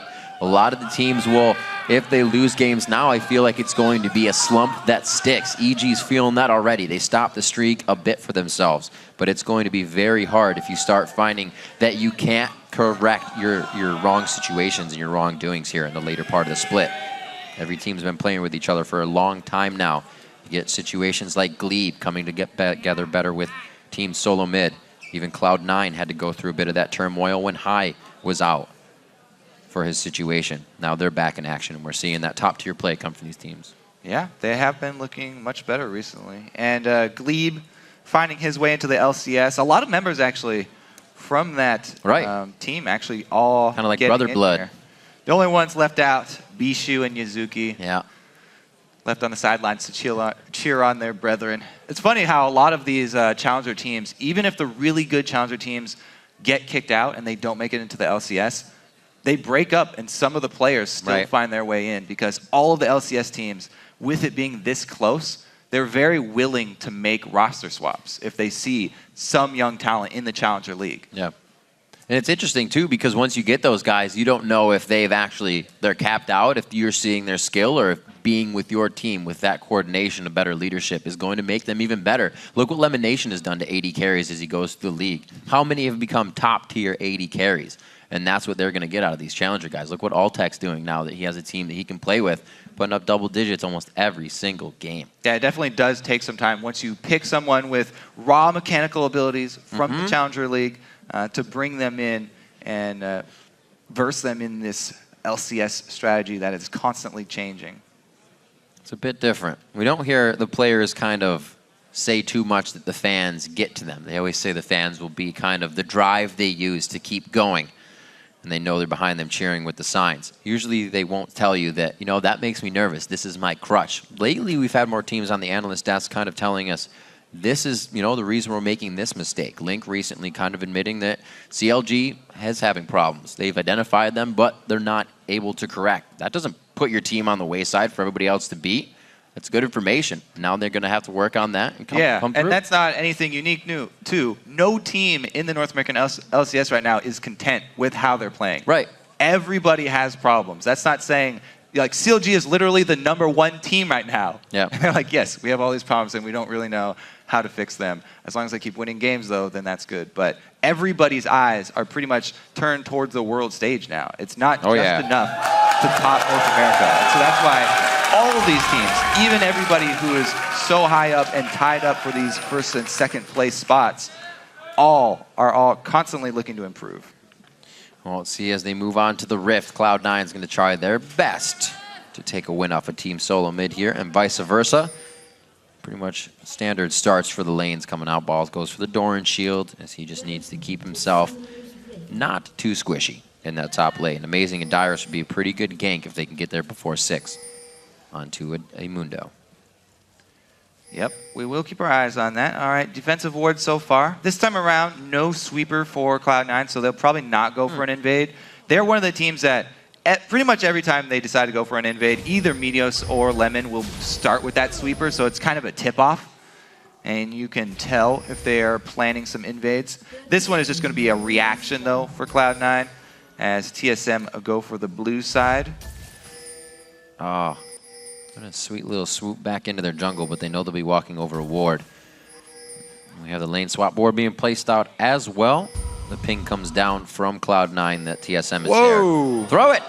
What? Holy!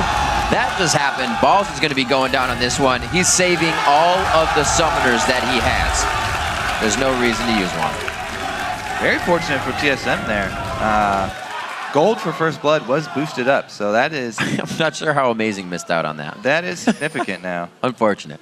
I mean... it doesn't hurt. It doesn't add any extra gold, and it's really a chump change if you get, like, the 4th assist little split on the tiny... Oh, you dropped a quarter? Yeah, I get that. There you go. So 500 gold, that'll help really spread out across the lanes, but that's a pink ward already in the bottom lane. That's huge for Wild Turtle and Glebe here. Meteos still getting himself into a tight situation there, getting what he wants out of it, though. Let's see if they can actually pull off a 3 buff here for Cloud9, because, yeah, they lost out on First Blood, but if Meteos is bold enough to go check his blue side, then they might be able to stop Amazing. Well, he should go, yeah. Looks like he's not that bold, though, because it'd be so dangerous for Cloud9, for Meteos, to go over to his blue side. He knows TSM invaded that side. They had complete vision control of it. He has no idea if Amazing started there anyway, so Meteos going with a high percentage, safer route here, and just sticking to his own side, what he knows is safe. One of these days, they're going to go high risk, and somebody's just going to stick them. They're not going to get away with it. Well, I think the biggest risk here is actually Amazing can hit level 3 on Cloud9's side of the jungle, and that would put him in position for an early Mundo kill. Dyrus bullying already with that Gragas, easily controlling that top lane in the 1 versus 1. Balls is doing a good job of CSing, though, so even though he's backing off and playing safe, keeping up there in CS. Amazing decides to go mid instead. A little bit early for that action top. Yeah, thinking he'll be calling counter gank. Nice grab coming out of the brush. Lemon Nation with a bit of brush control there. But easily played with the black shield. So Glebe and Wild Turtle not the ones to initiate the aggression in this lane, as it should be. Trying to get Tristana built up, but Sneaky not putting the pressure on either, as they try to get something out of Meteos here in the bottom lane. Yeah, they ping out the ward there for Meteos to back off. So he'll probably just go back to farming, as Bjergsen is recalling in mid as well. This is a tense situation up top. We were looking for it early, and TSM does not disappoint. He still has the flash. Remember that. If they don't hit the Sonic Wave, this is going to be big, bad news. But they get everything they want. Dyrus gets out. Fairly simple. No summoners used on both sides again. I actually expected Cloud9 to look for that, but... Right, yeah, kind of called it. TSM, they go with the initial plan there, and it works out very well for them. First Blood reward. And Balls, thankfully for Cloud9, doesn't lose out on too many CS. Missed about half a wave there while he was dead, but immediately teleporting back. Dyrus is going to have that teleport advantage now because the lane was shoved up. He doesn't need to teleport back to lane. It's a good farming. Chaps for the CSing there. Yeah. Knows what he's doing. He's actually a little bit behind, but it's expected with explosive shot. Sneaky staying in range for the experience, but not to give himself away. Yeah, it's rough. The early CSing with explosive shot sometimes puts you off. But yeah, Turtle, this is again the second game he went back to this Tristana. TSM really putting a lot of value on this. This is really the third team that's done that. LMQ and Complexity were the first two, and those are really the two Tristana main teams that have really had a lot of success with the champion. TSM, not so much yet. But starting off with First Blood, that's definitely going to help him out. Yeah. He's loving that Triss now. Actually focused a little bit on Jinx, Caitlyn, and Lucian when we saw a lot more of the 80 carries of Kog'Maw and those coming out. But he does stick with the Tristana lately. We've been seeing very aggressive play from Vasily, Double Lift, and Turtle of the likes on that champion. 800 gold lead by TSM with slow movements around the map. They've been able to gain a little bit of gold. It'll allow for a very nice objective fight when they want it. Thought he was going to go for the lane gank there, but Amazing makes his way through a lot of wards. They're very close to 6. I think it might be after this ward. So the reason that a lot of people place pink wards so far in their own jungle this early on is because those are very easy to defend. And you can see, even though Amazing found it, way too dangerous for him to try and kill that ward this early on. Ooh, point blank dodge from Bjergsen, and High is not 6 yet. Nope, he's only even got if he 2 that spheres. knockout. Looking for another one. That flow was down. He would not be grabbing the shield up. But Bjergsen waits. Very patient play from him, knowing he's got a little bit of the upper hand here. 46 to 41, so he's not completely punishing his lane, as we kind of called out to watch for, but there's no real need to. He can play it safe and get the win later. See, Amazing's doing a lot of walking, but he's not killing jungle camps on the way, whereas Meteos is hard farming this jungle. CS. And Meteos has been able to complete his Spirit Stone very early to help him sustain in his hard farming path. So he's coming out much stronger here in the mid game than Amazing, even though Amazing with that Lee Sin making the strong look top and getting that gank down.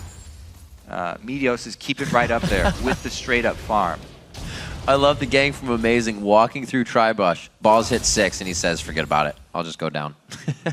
Yeah, I mean, that's a gank you can still pull off, too. Yeah. Because Mundo, when he pops his ulti, it actually does damage initially, taking him lower. So if you have an execute, cost of health. If you have an execute with you, it can actually be to your benefit to go for it. However, no ignite means that can easily get out of hand, and you can make a pretty big blunder up there, and it'll make you look very bad if you're not able to finish him off. Also something we'll watch for later, Bjergsen is the only one with that ignite and exhaust from Glebe for Yasuo, so the fight could become quite chaotic. Mid lane, Amazing trying to get some pressure on. He is 5 still to the 6 over on the side of Meteos. Not that there's a huge pull in damage there, but he does get his Dragon's Kick finally. Yeah. And pretty much the thing keeping him in the game. Whoa, going for the blue steal here, second time around. No deep wards, but it looks like he will get it. Now Meteos, since his first blue was actually the TSM blue, he may very well go for that answer and steal as well.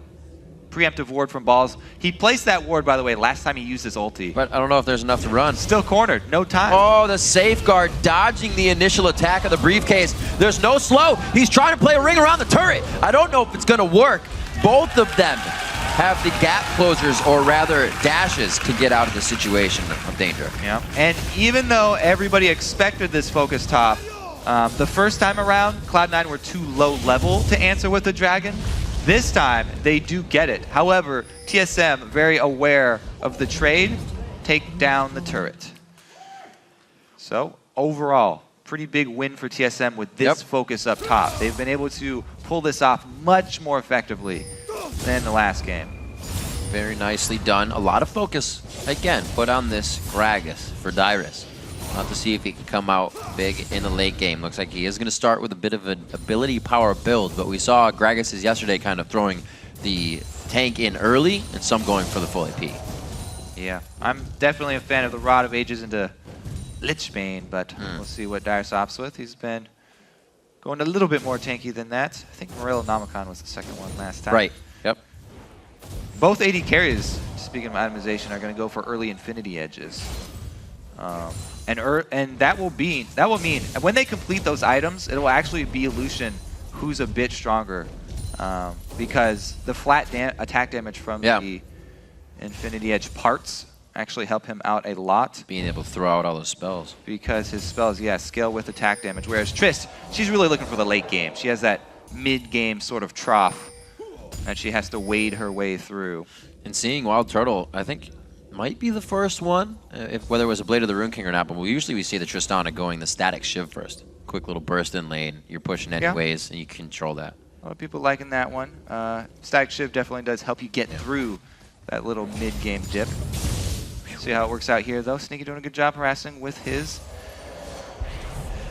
Nice piercing lights right through. It always feels good as a Lucian when you can catch both the support and the AD carry kind of waltzing around each other in a double piercing light. He was trying to force this. Sneaky kind of giving it away here with the positioning. Getting really far up there. Should be a tell for TSM, and they start playing defensively, yeah.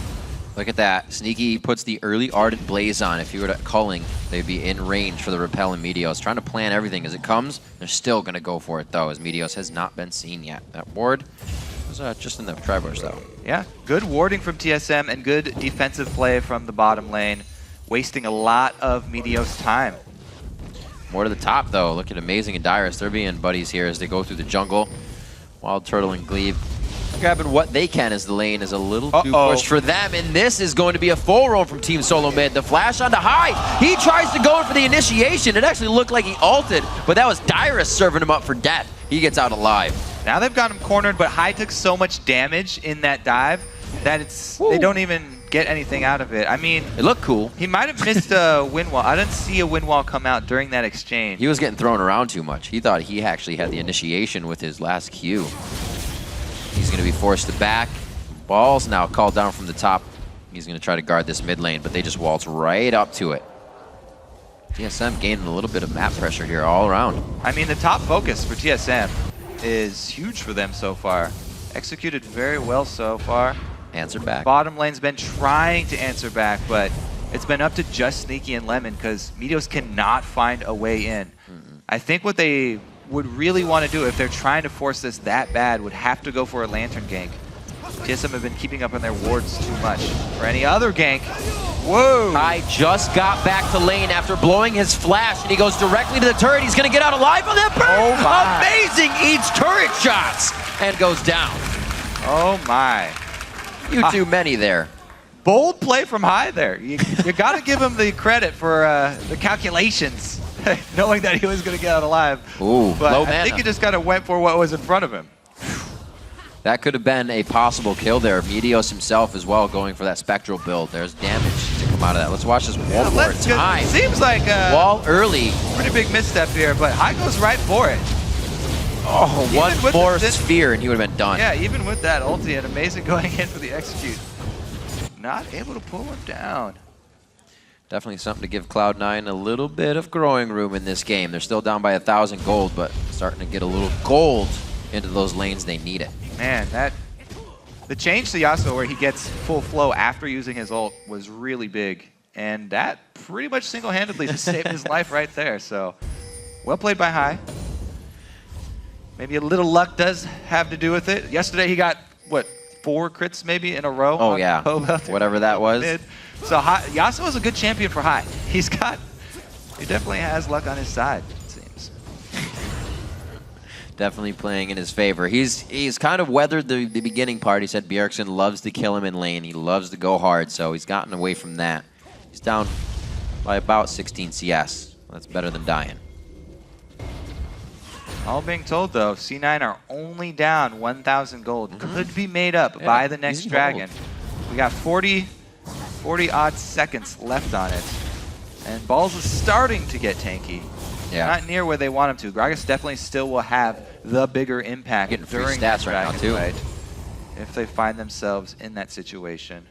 So ward control around that dragon will be the most important factor. Looks like Dyrus has just finished that Rod of Ages. Meteos going for the Haunting Guys build. We just heard that from Dexter to be the second item to kind of make up for the loss of health and added penetration for not going boots right away. TSM grabs mid, opens up C9's portion of the map a little bit more, denying that mid lane vision from the turret. So they're moving quite nicely. Even with vision here, they're not even worried about clearing it out.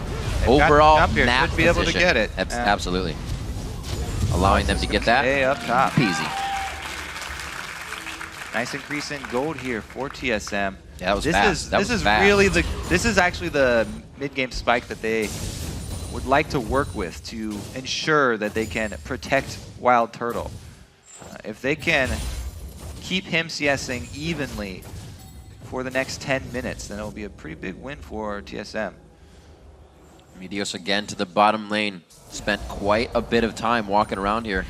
They should be able to at least get the turret or work on this, but it was just to clear it. So very nice preemptive play from Amazing to be in place, but does he leave a little too early? Meteos finally finds his way into bottom. Let's see if they can make anything happen, because it will be 3-on-3.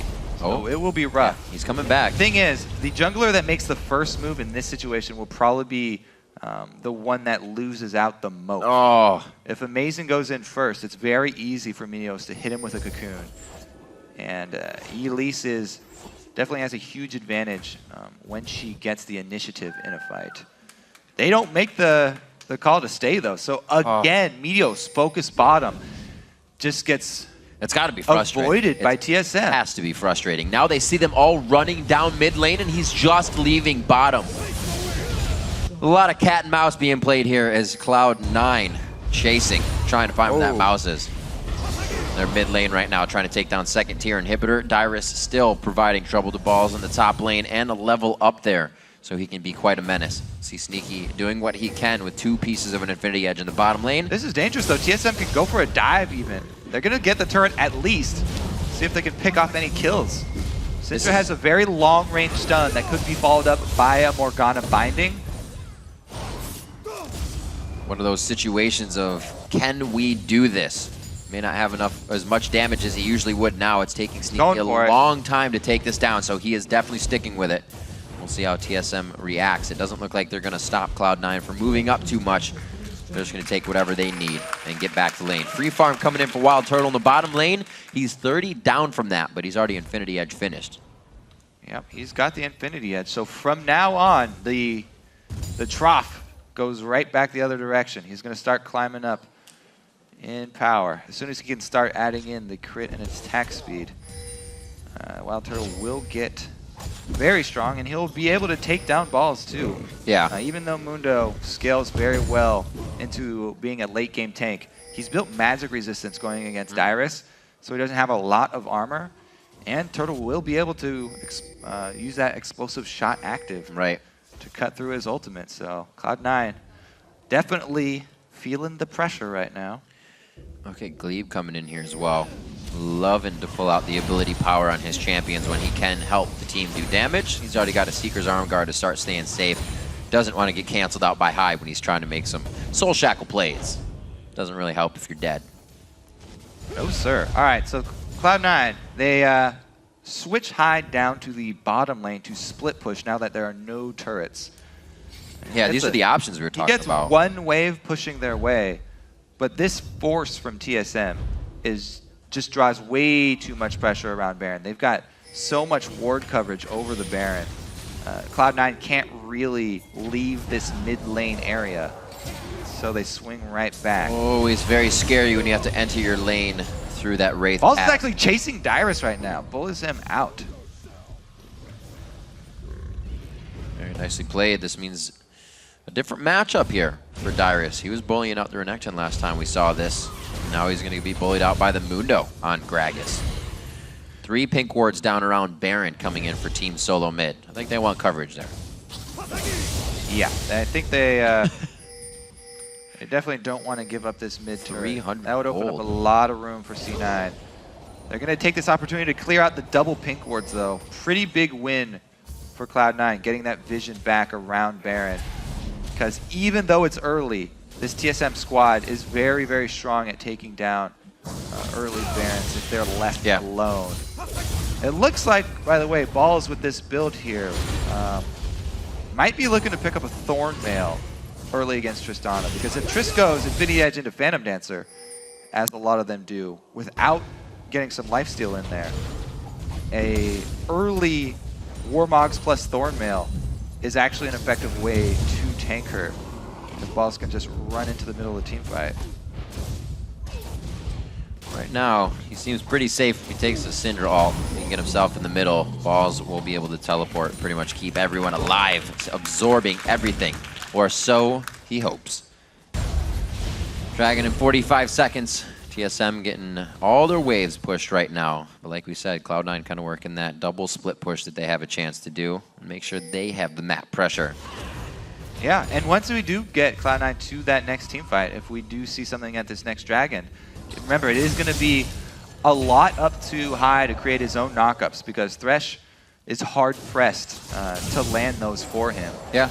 The Flay is much easier than the Hook to land, but that would mean Lemon would have to get into close quarters, into a dangerous spot. So maybe Lemon will be able to land. Strong Hook, though, to start it off. Other than that, High will be working with his own Q charges. Lemon Nation is not afraid to make plays. Mainly cast your mind back, as D-Man would say, to any dragon fight. Flash plays. There's one. How about a starting hook? Meteos. No Yasuo in the area. Just an extra pull he wasn't expecting from Lemon Nation. Dodges out in the cocoon. Both teleports are up, by the way. Again, throwing out a hook to keep the pressure off. Good play. Cloud9 with their map control still continues to play strong, but that gold lead closing. Hey, Dexter was talking about how quickly Elise can take these mid-game dragons if she goes this build. That's right. With the Wraith item. No. Wow, they're still keeping Sneaky split pushing while cornering TSM here. Sneaky's not recalling at all. They're giving up inhibitor turret for a side lane split push. Oh, they're going to have to stop the backs and hope to trade inhibitor turrets. But they're also going to get top turret here for TSM. This is Whoa, absolutely dangerous play crazy. here. They've just pretty much swapped spots, allowed TSM in the base, and then they're going to be able to walk out here. We're going to get almost. It's going to take them a long time to get this. Very much so. I just played a dangerous game trying to stop the recalls. Everything used out. 1, 2, 3 from binding? Glebe. Dodges that. Also dodged the binding from his own flash, and that's TSM trying to regroup and kite the fight. Ball slowing down Dyrus and really just trying to harass them. How's that inhibitor doing? Stop. Half-Life right now in the picture-in-picture. Sneaky slowly getting cornered, though. Oh, he's not going to be able to get out of this one. He's just going to have to commit, finish the inhibitor. Valiant effort. No, yeah, he uses Relentless Pursuit. One more. Doing what he can. Rest in peace, Sneaky. Rest in peace. Rest in pieces. Cloud9, they try and draw to the other side of the map, but it's way too early. This Baron, 22 minutes is fairly early on to do a Baron. Without your AD carry, it's very rough. Elise with damage is definitely a good attempt at it, and Mundo as well. Percentage health damage, but rough go there as TSM are very well aware of what the answer would be. So in the end, trading inhibitor turret and inhibitor, bottom for mid. The actual bottom one is a little bit more effective. That helps. Since it's furthest away from Baron. So sneaky little maneuver from Cloud9. It costs them Sneaky's life. However, they get the better inhibitor down. See if they'll add that pressure over to Baron now. Definitely need a few more wards for themselves. They've got a semi-deep pink ward that would be cleared out quite quickly, but they need to be getting the ones that TSM has laid and is more than ready to defend once they get to Dragon. Rather, Baron on the top side of the map. Needlessly large rod picked up by Dyrus. He's looking to go Zanya's. Void Staff quickly picked out, as we've seen. Yeah, that's what I was looking at. The second item, Void Staff, for Bjergsen. Makes me think he's going to want to put a lot of damage into Mundo, the front line here. See if he can throw some balls on balls, because he's really the only one with magic resistance worth cutting through. Ballception. Get it going. 13s, 12s, and 10 is the lot of TSM, and Dyrus 14 on the outside. He is actually the highest in the game at this point. Looks like he's going to keep himself occupied in the bottom lane. Get this finally pushed out, like you're saying, Kobe. It becomes a very hard inhibitor to be controlling the super minions if that Baron is what's on the mind of everyone. It's definitely on the mind of Cloud9. Look at the influx of wards purchased by Cloud9. Everybody with pink wards, green wards, switching over to sweepers now. They actually only have 3, but Cloud9 definitely shifting their focus very heavily towards Vision now. This is the time where you can't let up around Baron. Making the move mid here would be a big step for them because they've got a timer on them. Gragas is pushing bottom with teleport. They have the teleport advantage, TSM that is, and Dyrus is pushing slowly but surely against these super minions. Yeah, Dyrus is good at pushing minions. 25 minutes on the clock, looking at 1,000 gold lead. It might be the trigger for this fight as Meteos takes some damage there. 4-1 looking to be increased here by Team SoloMid as they are pushing up with the aggression in mind. 2 minutes on Dragon. Not even a thought for these teams just yet. TSM, very good map control here. Getting more and more ground gained bottom. They might be rewarded with that bottom turret here. And some global gold for no answer of Cloud9. Because they definitely have control of mid as well. Strong poke. That'll be very good for Cloud9 to be moving out of their base a bit more. They'll also be able to funnel TSM into the mid lane with the knowledge that TSM can get that free inhib if they put enough pressure on it. Can the fight from Cloud9 be strong enough? Do they have Baron before they go back for that inhibitor? Well, Let's see. inhibitor does respawn for Cloud9 first, so that means maybe we have another minute. Whoa! So he's going to stay in there for the local. Does he get it? Ooh, close. Don't think he got it. Nope. Just out of range there. That's it's a little bit shorter than you would think. It's hard to judge the range. You got to get used to it. But again, remember to stay close to the turrets as they die. Yeah. There's gold under them thar turrets, Riv. Elimination trying to get a pick here. Oh, good play. Meteos taking a bit of extra Baron damage there as the wards are starting to get sweeped out, or swept, if you will. This time, it's Cloud9 going with the split push. Ball's teleport came back up. They need him at the beginning of a fight, though. They can't afford to have him come in late to a fight. Mundo's the type of tank that you need from the very beginning. Whoa, Lemon starts fighting already, though. He's getting hit by Turtle on the side. Throwing out ults willy-nilly, but it looks like the fight will continue with this chaos happening. Does not want to take that Lee Syndrome in. Oh, he does! Whoa! He got Kick sneaky! the back, sneaky! Amazing! Bringing a little bit of the EU love over. That's the first time we've really seen him go for a kick, but it doesn't look like it's going to be everything they wanted just yet. A nice playback from high. Yeah, Turtle's going to be able to get that one, and the Wolves give him a little bit of help here. Lemon Nation being pushed around by Dyrus, and Sneaky finds himself on the wrong end of Amazing's foot. Yeah, he does survive the fight, but they get all three main members. No jungler, no solo laners. That means a Baron for TSM.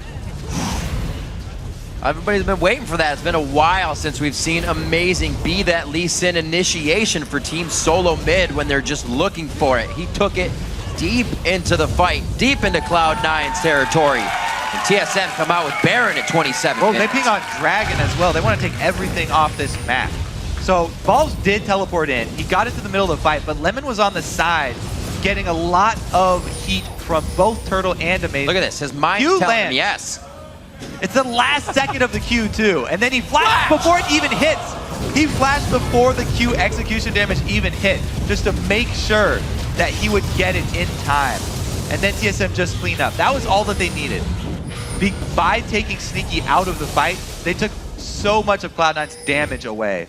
And since Lemon had gotten chunked early, he wasn't in a position to set up that knockup for High that they were looking for. And High wasn't able to charge up his own, so Cloud9's team fight fell apart there with the disjointed engage. This is exactly what you'll see as well as a result of top-tier teams facing each other. Even though Cloud9 just got pretty much handled in that fight, they make sure to get back as quick as possible, at least grab mid.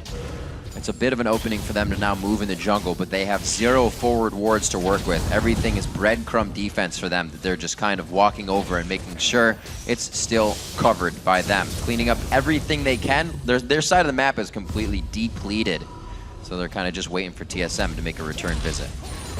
Well, TSM now, just that one team fight is really all that they need. They've got Turtle, 3-item Tristana, the main 3 DPS items, hasn't had to even get lifesteal yet because there's so much focus on the front line. Turtle's free to fire away from the back. See if they just give up this inhibitor for a split-pushing Meteos. He's going to meet up with Dyrus soon. That'll be a back. 8 seconds on that. He definitely has time to get out. We'll see where TSM funnels here. They'll probably follow Dyrus to the top lane, or with Baron being down, they at least have to get a double split push going and feed these side lanes into the into the inhibitors. If they hit Sneaky with a Syndra stun to start this up. All right, they don't hit Sneaky with it. Almost. Almost. Very reminiscent of the Elise Thresh play that they would do. We remember Bjergsen from All Chat saying, keep trying that. The cocoon and then the hook. We'll eventually get somebody. Yeah, just keep throwing them out. Yasuo does not have teleport, by the way, so they're giving up this out turret. Right. Good call. He is far from home right now. This is going to be the 4 of Cloud9 trying to hold strong inside the base. Yasuo, not the biggest one to be the siege clear So they're not losing out on too much, but if the fight goes down, they do need his potential damage. I don't know. It looks so bad for Cloud9. Double Zanya's completed for TSM. Right. The 3-item Trist. So many answers here. Baron buff going to be enough to push in for another inhibitor turret. He's on Nexus turrets. He's going to be going hard. Looks like he has a siege minion with him. It's going to be... He's got 20 seconds before another section of minions spawn out of that Nexus, but he's going to be backed off. Yeah. So with that teleport being up, Balls is down. Imagine if Balls was up, they'd have 2 people inside of TSM's base. So TSM had that window to play with, and they worked it great. Yep, great job utilizing the teleport. That was Cloud9's really only play there. They knew they can't take the straight 5-on-5 fight. So they at least go for the gambit, trying to get Nexus turrets down. And they get a teleport for their troubles. Not exactly what they would have wanted, especially since Dyrus was able to teleport to a turret for the reduced cooldown. And how about a third Zanya's just finished as well. All the way down the board. We've had a day of Banshee's Veils. Now we'll get a day of Zanya's to come in here. Just need 2 more on the team. I don't think we're going to get one out of Trist, but it wouldn't help. It wouldn't hurt, rather. Wouldn't hurt at all. Now he's going lifesteal first here. All offensive items for Turtle. Maybe he'll make it semi-defensive and make it a Bloodthirster. I don't think so. They're too far ahead. It's Wild Turtle. He's already got a shell on. He's fine. I mean, the blade is what you really want when you're taking down a frontline Mundo, so he might just opt for that. Eat him right up with that % damage. All of TSM now congregating in the bottom lane for a bit of a barbecue party on the 2nd tier turret here. Dyrus getting that Drunken Rage charge on, so they get some extra shots on the turret even before the wave is High coming in ready for a possible flank here.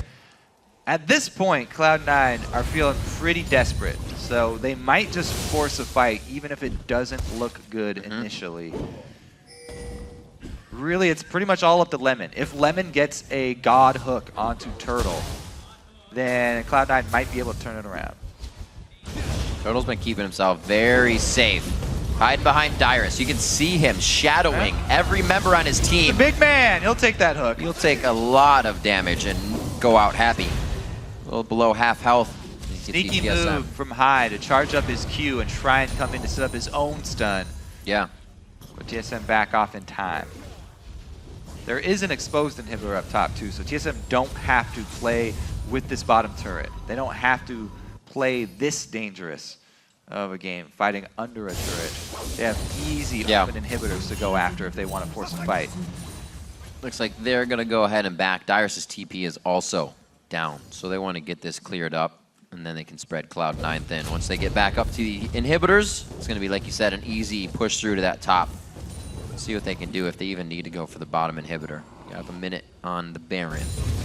Well, we can see this time around TSM picking similar champions to what they got yesterday when they talked about getting whatever they want. This was probably the same game plan as they had yesterday. It worked out even better this time around because Cloud9 picking the Mundo, susceptible to early dives, straight into this combo of Gragas and Lee Sin, who can go for that execute early. And it's been pretty much all TSM. Really, though, that one mid fight turned around for everything. So another thing TSM does really well when they're in the lead is they don't allow kills. With the pressure that they have, they play it safe. They've been gathering so many objectives around the map, and they've only died once. Yeah, Dyrus talked about he felt a little bad that TSM was playing kind of slow recently. And, you know, that's how you find consistency against the lower teams in the LCS. Yeah. However, this game, with that lead, you're right, they have been playing it a little bit slower as well. But, man, do they have a good handle on it. Complete ward coverage around Baron for Baron attempt number 2. They will force the face check into Syndra. That's never something you want to do. But Balls is definitely the man to do it. How do you coordinate around 3 Zanyas? The focus for Cloud9 in this fight is imperative right now. Oh, snuck just out. Bjergsen hits the ultimate. Oh my gosh, he gets out with a sliver of health by the skin of his teeth. He's trying to heal himself back up on Thrace. The fight is still going on the other side of the screen though. We got one going down. Sneaky comes in for his own retribution kill. And it looks like he may be going down in the end. The Quadra for Wild Turtle. That was happening the entire time. Even with Bjergsen coming up a tiny bit short on the sneaky kill, TSM still come out way ahead. So yes, it was a miraculous survival there for Sneaky for a bit. And he did get to actually turn it around and kill Bjergsen, but the rest of the team's getting killed while they don't have Sneaky in the fight. So even though he didn't kill him, took him out of the fight, and the rest of TSM able to bully here. High gets destroyed. Yasuo shut down so effectively by that exhaust. And even though Balls is fairly tanky, as we said, Turtle's way too strong right now, and he's the perfect carry to take down a mid-game Mundo. Easily eats them up. Whew. Kited him out right there as well. Very nicely played.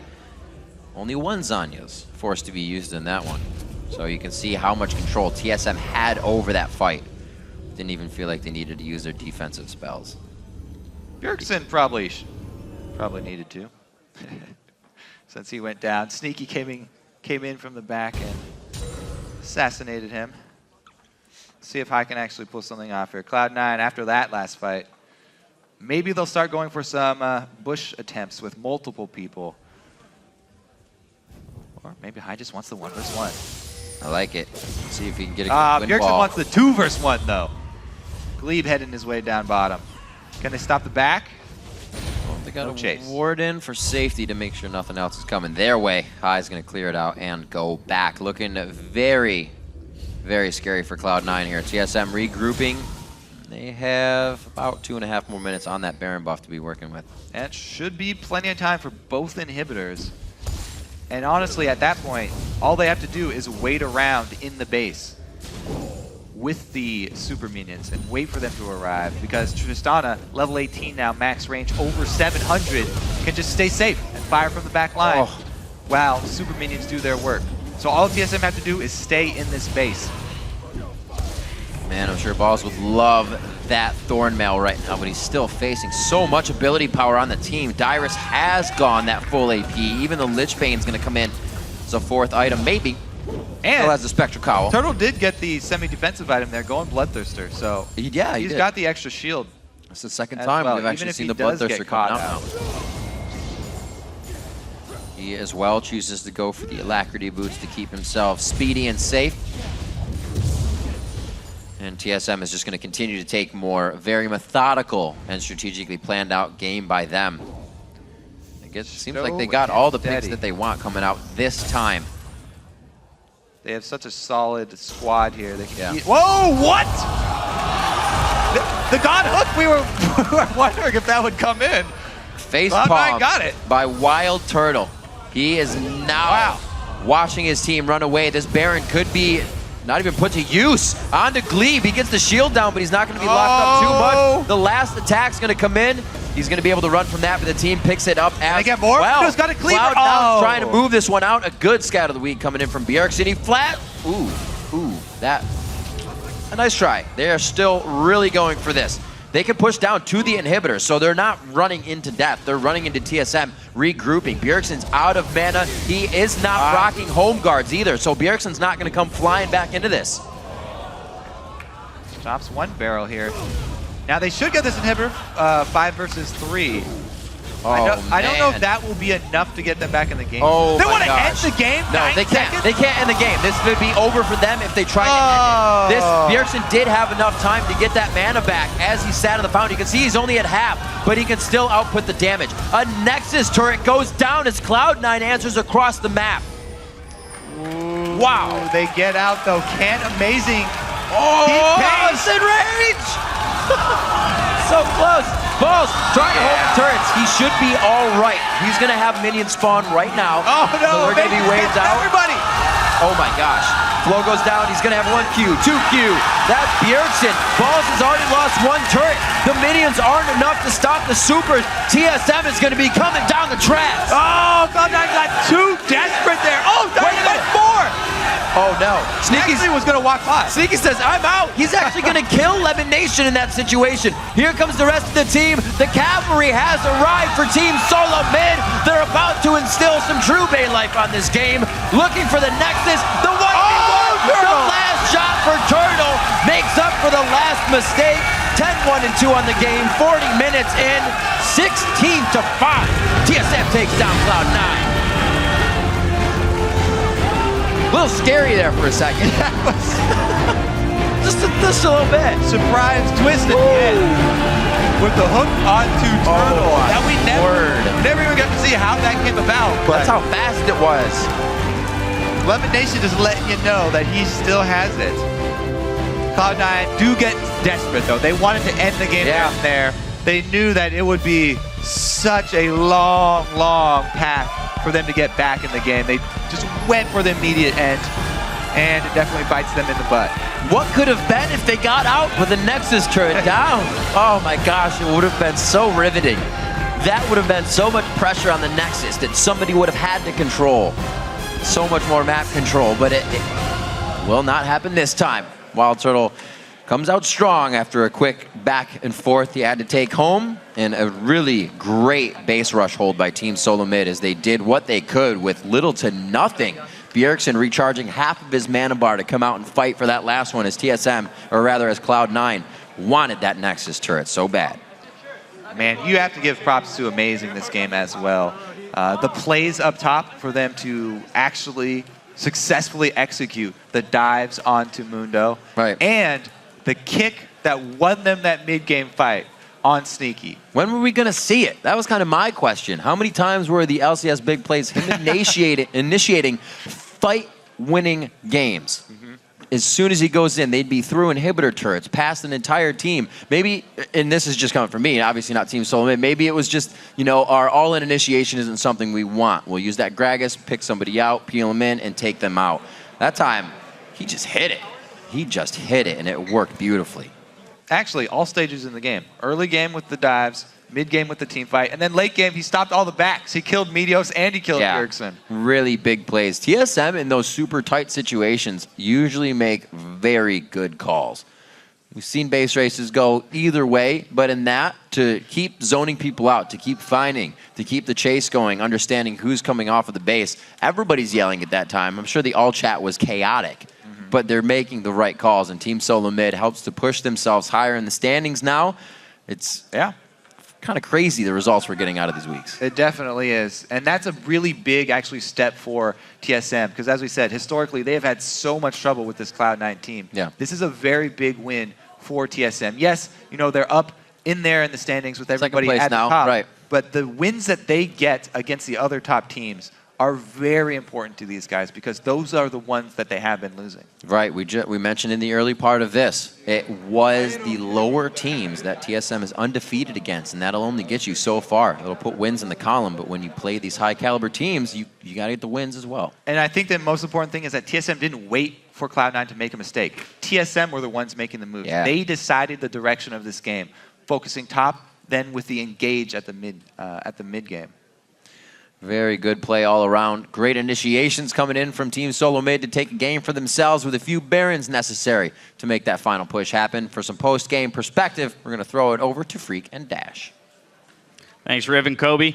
We're joined at the desk by Amazing and Glebe after a pretty stressful match there, I might say. This brings you guys to 12-8, which ties you for second at, or possibly alone in third, depending on the outcome of the LMQ match. Does that give you a sense of relief and kind of security, knowing that you're moving into the last third of the split up in the top three? To be honest, not really. The thing is that overall we're still in basically in the building process where we want to be a top team, but we still have issues versus a lot of other teams. So even though we may be third, we don't feel like we should be third right now, and that is just due to the fact that we lost yesterday to CLG. But we'll keep working at that. So I think if we see the standings at the end of the split and we're at top three, we'll be happy about it. But right now, it's just like it's so close. We can't really be thinking about that kind of stuff. So we just got to come in to next week's and just like play our game. Well, you actually mentioned battling CLG yesterday. The old school and the oldest school, actually, League of Legends rivalry is CLG TSM. I know you guys are the new people on TSM, so does the rivalry feel the same to you guys? Like it must be one you guys like had to watch sort of as non-pro league players as well.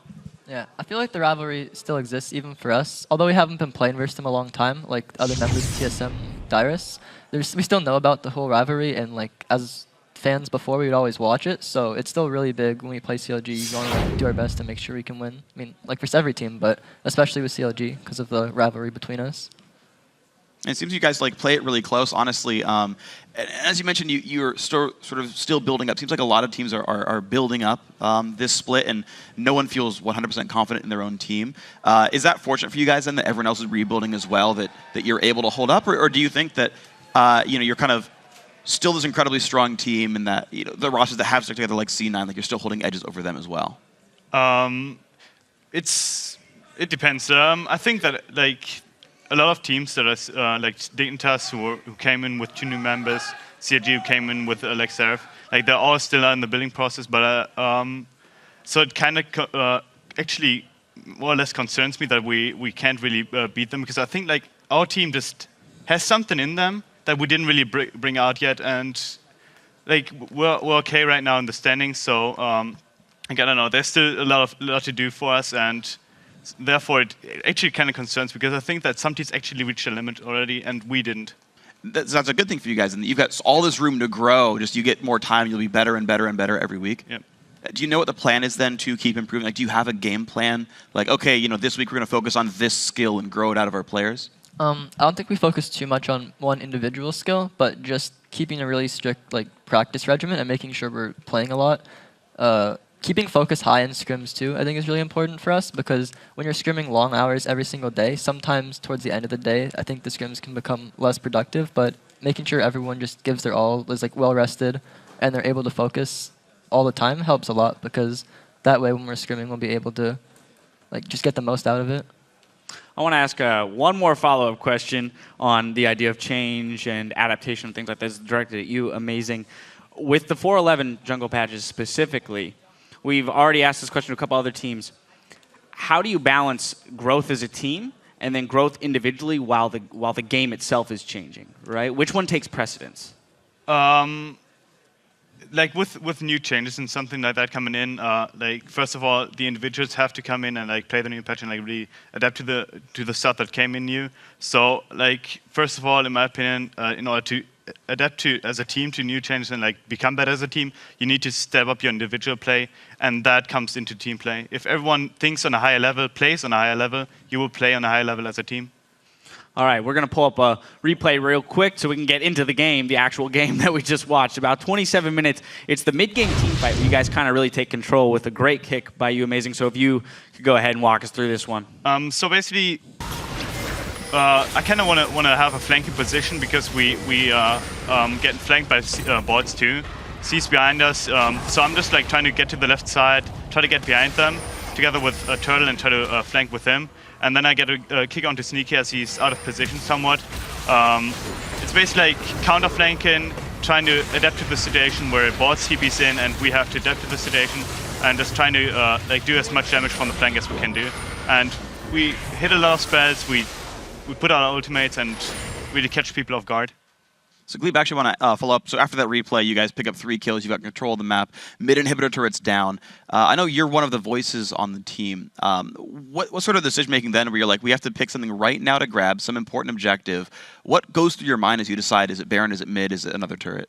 When deciding between like different turrets, Baron, things like that, there's a lot to put into consideration. One thing if they have open inhibs though is that if we just get the Baron buff, once we back, we know we'll be stronger. So it's really easy for a Baroned up team to rush down an open inhib 5v5, because and with our team comp, we were stronger in 5v5 fights. Tristana had gotten enough items where she was putting out a lot more damage than Lucian, and if we played around Syndra and Tristana, we were just going to win the team fights. So going for Baron was pretty good like that. And then another thing we need to be wary of too, which actually happened in this game, is when we're getting objectives, we have to make sure the other team really can't get too much in response. A lot of times we actually did give up some towers and even I think the inhib at one point this game while we were getting objectives. So just making sure we know how many people we need to get something helps out a lot too. If we can do something with one less man, then maybe we could have defended the inhib or made sure that we didn't lose as many towers too.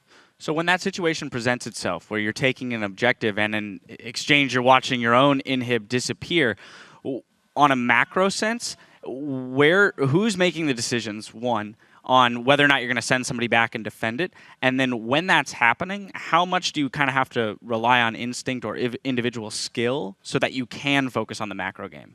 I think for the most part, Buri and Amazing make a lot of those decisions. They often have the final say on what we're going to do in game.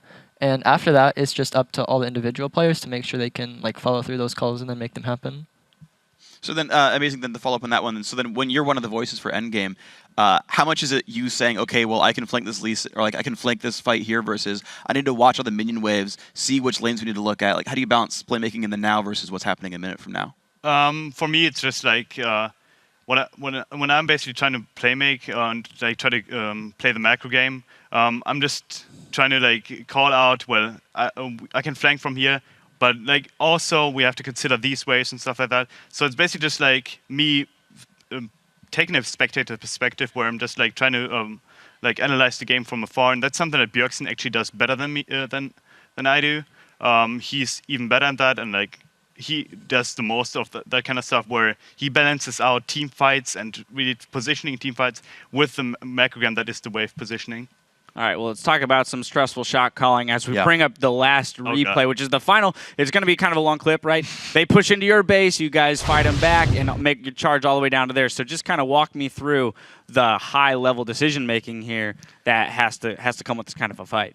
Okay, so at this point, we're looking at our death timers. We knew Turtle was coming up soon, so we knew as long as the other 3 survived, there was no way they'd be able to end the game. Our main goal was just to stall out and wait for Turtle, and while this was happening, we knew that we had mid and top inhib down, so the waves were pushing into their base, and the only thing going through our minds right now is to just chase them down and stop their recalls, because we have minions swarming into their base, and death timers are so long at this point that if we get a few kills, we can group up and just end the game, and we're able to find Meteos. I think a little bit down the lane, Bjergsen finds High, or I guess Amazing does.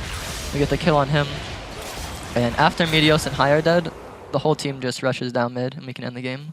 And at that point, you know it's over. Yeah, we're still looking for stragglers too. I think Dyrus wants to chase down and make sure that as few people get to the base as possible. It just makes it easier to end the game that way. And finds Lemon. Lemon's too low, and Dyrus can just pick him off and then regroup with the rest of us. How surprising was it to you when they decided to push past the inhib and try and end that game? And like, how much does the shock factor of like, wait, they're really doing this? How much does that make you kind of go, wait, can they end it? You know? Is that a fear of yours? I mean, at one point, it was a bit scary thinking whether or not they'd be able to end the game, but as they started hitting the Nexus towers and we saw how soon Turtle was coming up, we knew that even if they tried to do it, it was just like a desperation play, and we'd be able to pick them off and then just win right after. Cool. And of course, you guys played that pretty much exactly right at the end of the game. You closed it out really rapidly afterwards. So we were touching a little bit with you, Amazing, about 4-11 changes, keeping up with changes and whatnot. Glebe, I want to talk to you a bit about playing in the bot lane, because we're seeing a lot more of these late game hyper carries, Tristanas and Kog'Maws, that are now super popular for the AD carries. As a support player, does that change your play style any? Like, does Braum become even more important to protect them? Like, things like this. Like, what do you do when you've got this sort of different roster of teammates now in the lane? Well, with late game hyper carries being a lot more common, it kind of changes the value on what kind of supports you want. Champs that main focus is to win lane isn't necessarily as important because of how late games are often going. It's good to have champions that can protect AD carries really well in team fights. Like Braum, you said, is really good at protecting a Kog or a Tristana. He can just turn his Eon and be a giant wall that blocks, all incoming projectiles. It makes it really hard to deal with. Morgana's also really good in that sense. Black Shield on Trist and Kog lets them play a lot more aggressive. They don't have to be as wary of enemy CC. And then other champs that have been popular for a while, like Thresh, just become even more valuable because a lot of the hyper carries, like Kog'Maw, Jinx, Twitch, they don't have an easy way to reposition, so Lantern helps them get more damage off in teamfights and protects them when divers try to kill them. Great. All right. Well, there you have it. There was a lot of information to digest there. Thank you very much for all of your insight, guys, and best of luck in continuing to evolve as a team later in the split. All right, we still have some more league action coming your way. After a quick break, Complexity will square off against LMQ. Keep the browser where it's at. The North American LCS returns in 3.5.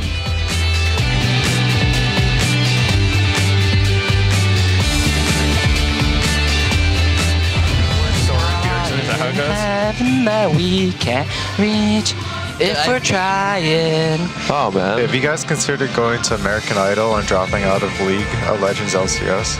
Whoa! I just got back to lane after blowing his flash, and he goes directly to the turret. He's gonna get out alive on that burn! Oh my. Amazing! Eats turret shots! does not want to take that Lee Syndrome in. Oh, he does! Whoa! He got Kick to the sneaky! back, sneaky! Amazing! Bringing a little bit of the EU love over. Oh, snuck just out. Bjergsen hits the ultimate. Oh my gosh, he gets out with a sliver of health by the skin of his teeth. He's trying to heal himself back up off Wraith. The fight is still going on the other side of the screen, though. We got one going down. Sneaky comes in for his own retribution kick.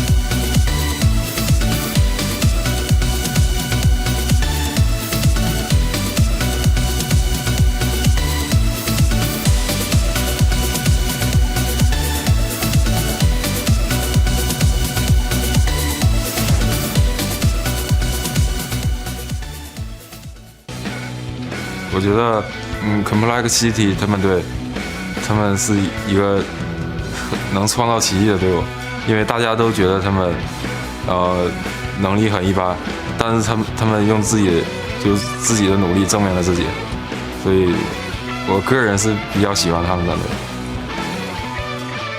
We'll see if he still likes him a lot after an 80-minute game. Welcome back to the NALCS. We're getting the Rift ready for our final LCS match of the day, Complexity versus LMQ. And with CLG's win there, LMQ have to get a win here if they hope to hold on to first place. Well, LMQ did look very strong in their win yesterday against Dignitas. And on the same day that Complexity broke the record for the longest game, LMQ gave us our shortest game of the split, systematically taking down Dignitas in just under 26 minutes. Yep. The team was able to take an early lead when Ackerman was able to sneak into that top lane bush, unbeknownst to Cutie Pie and Leech Experience. And this is one of the benefits of LMQ actually keeping up with that Chinese scene. Their coach said afterwards, you know, they watched it happen the night before in the LPL and then used it the very next day. That's right. Use it up. Use it up.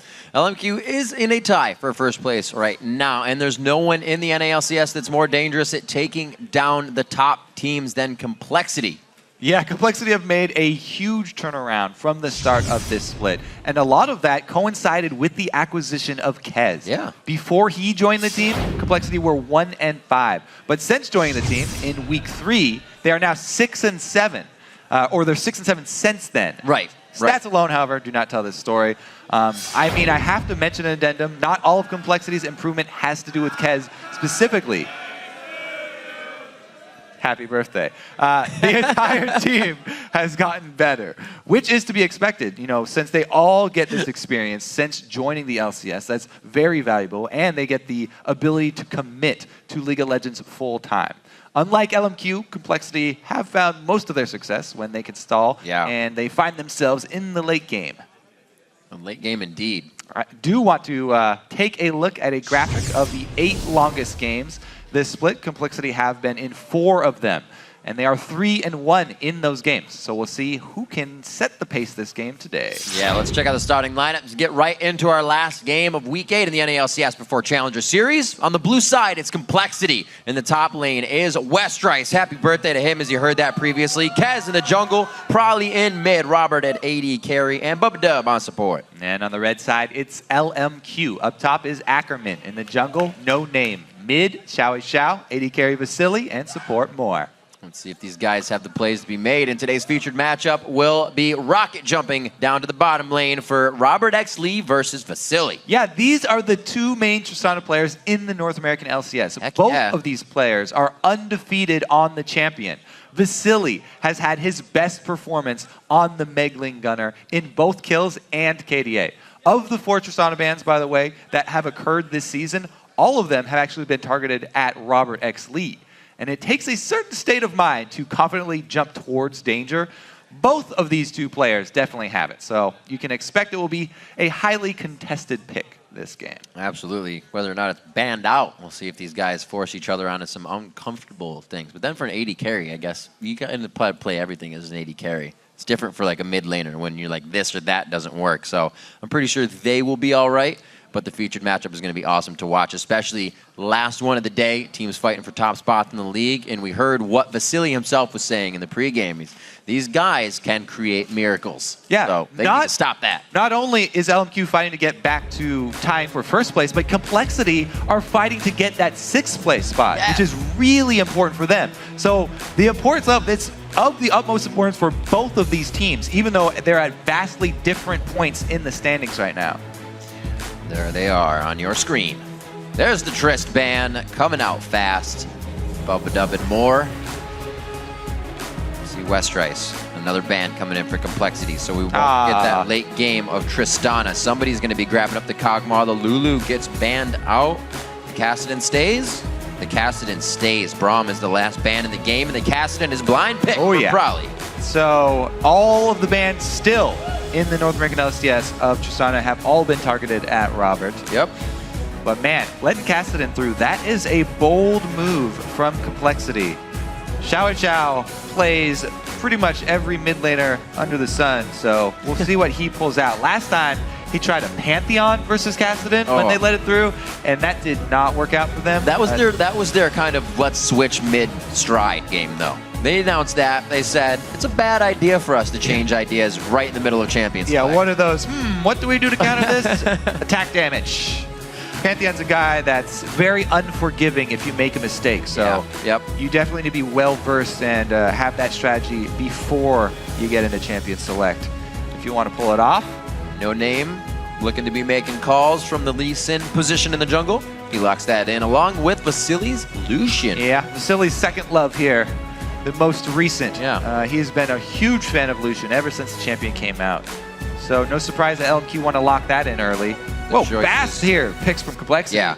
Get Kez that Elise. We mentioned last time Complexity played, huge fan of Elise. So even though Lee Sin is taken, he's not feeling bad about it at all. These are the 2 top junglers. Nobody gets really a huge edge. Nami for more. What will be the choice? Seeing Ackerman looks like he's going to grab Gragas as he takes a swig of water. Yeah, the thing that LMQ have to worry about is getting picked up. The strengths of Kassadin are in the chasing people down. You know, he's got teleport, or he could run teleport probably. He has in the past. And if you see a Kassadin coming in and getting those mid-game kills, he snowballs very, very quickly. Let's see, top lane Gragas is picked up for LMQ. So I guess they'll answer with a lane bully here. Renekton is still up. Still have Kog'Maw. And can hold his own versus Yeah, I gotta Gragas. like that. Last birthday top pick for West Rice. Very nice. Robert actually deciding what to choose for himself. Even with the jungle picked, Complexity decided to take Elise after seeing that. So their priorities were for Elise Morgana. Robertson. They wanted to see a bit more. If they went Vayne, I actually really do like the mouse over for Vayne for them, because then they would be pretty much all about chasing down in those skirmishes. But if they went Varus, they would obviously be going more towards poke. Similar thing for Corki. Mid-game spikes. As we said, Complexity love early game power. They pick really strong lanes in their last 2 pickups of these champions. So they're looking to try and weather the storm of any early aggression from LMQ, since that's, you know, what LMQ is known for. Yeah. Complexity going to try and not lose lane phase and then see what happens later. That's basically been the game plan for them. Well, if they get it past 37 minutes, Kobe, they seem to have quite the record. They do. They do. They have historically a very high percentage chance. 6-1 in wins after 37 minutes. Something like that. Hey, probably has switched over to teleport too. So they're going to run double teleport, it looks like, here for Complexity. And with very strong early lanes and a strong early jungler, it is going to be about the first couple dragons here. Whichever team can control these dragons is going to get a huge boost. Yeah. Because both of them are well equipped to win that dragon fight. A lot of pressure going to come down to that early dragon positioning. As we saw again in the 80-minute game, Complexity controlled the first 4 dragons in that game successfully. They don't make mistakes near the early game. They're the ones that are always going hard. Since Complexity's been in the league, they're the ones that always want that early objective. Before we get to the match underway, let's see who you guys are predicting to win over to LOLesports.com. The votes are in, and 65% of you have been given thumbs up over to LMQ for this match. And remember, always keep voting on Twitter, and since these teams are responsible for the fastest and the slowest games in the LCS, right. Tweet us to @LOEsports and use the hashtag either 80minwinthe.dream, or if you think Complexity will win, then hashtag 20minthedream for LMQ. That's right. Let's see who comes up the winner on that one. If the game starts going later, that vote's going to start to shift pretty hard. Or at least it should, compared to how history, if it repeats itself. We'll have to see. LMQ definitely not wanting to give up a game here, being one of the top caliber teams, but I don't know if a miracle happens. They don't have much of a choice, as Vasily says. Locking down Bubba and Robert Exley early will be imperative. That's where our matchup is featured, but we also have to keep an eye on Kassadin and Orianna in the mid lane. If Prolly gets going at all, he's going to be a monster this game. We've even seen him falter on Kassadin early and still be a monster. Yeah, Kassadin, this is the reason why Kassadin rarely gets through, even in the current state after receiving a couple balance changes, because it's so frustrating if something happens in the mid game where he teleports maybe down to bottom lane or something, picks up a few stray kills. That's all it takes for him to use that small injection of gold to just get out of control. And we begin. Complexity versus LMQ. Cole looking to keep a bit of a spark going after their win versus Curse yesterday. LMQ's on a 3-game streak. They're looking to turn into 4 and stay at the top of the NALCS table.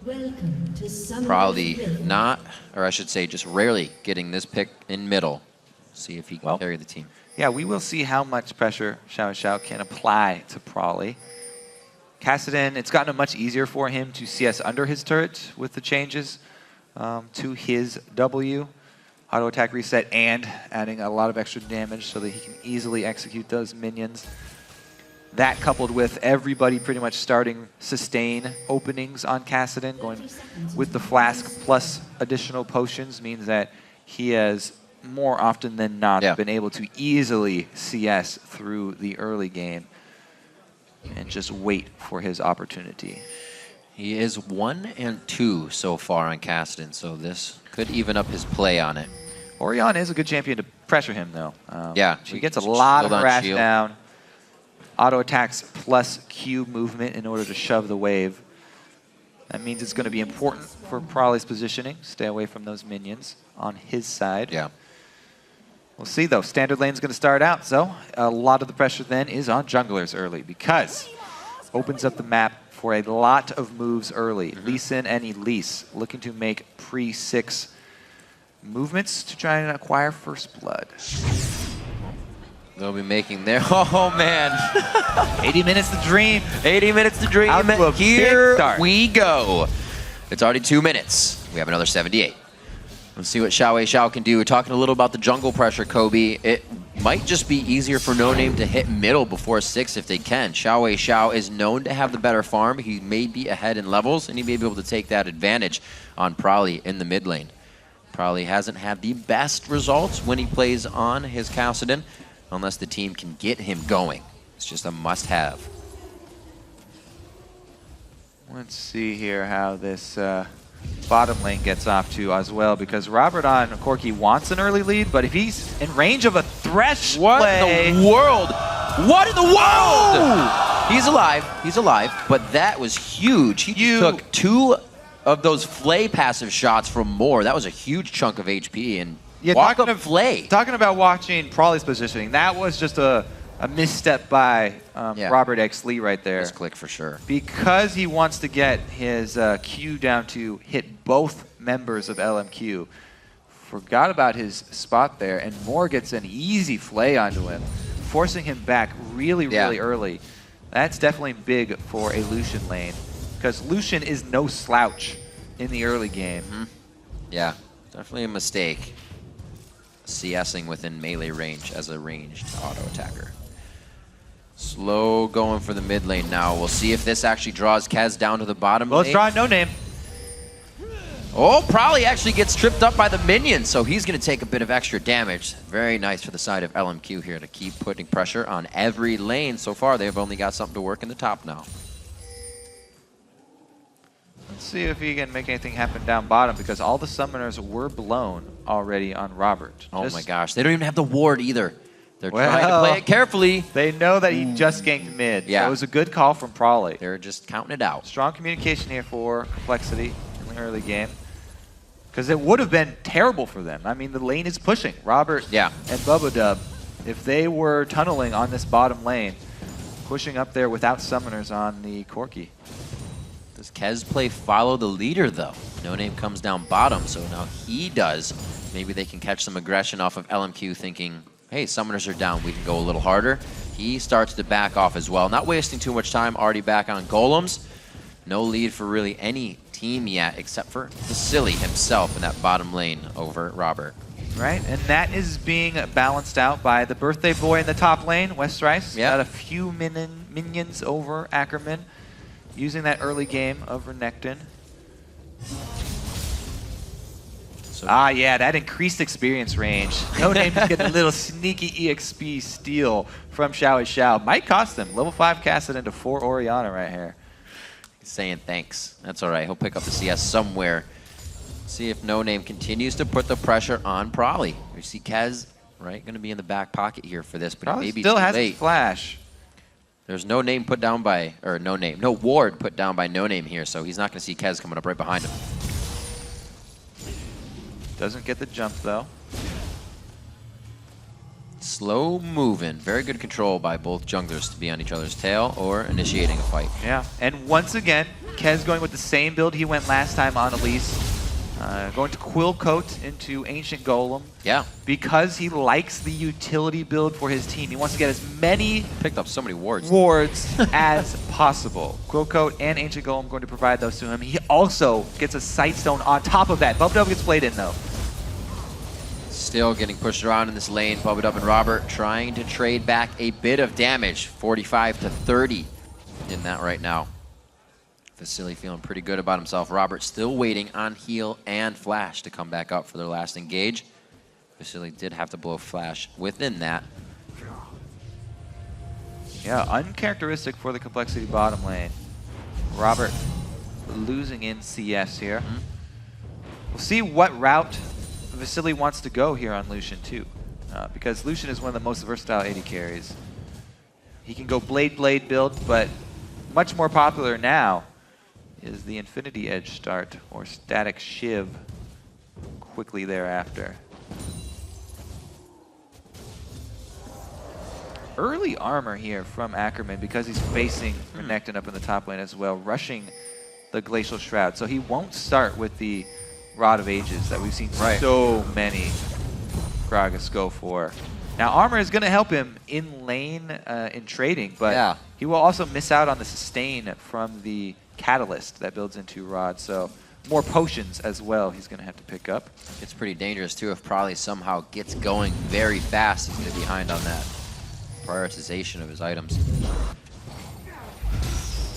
Good control by Bub. Oh, he takes the ride with the lantern and no name. Bubadub does not have flash after that. They connected it with the sonic wave and resonating strike still following.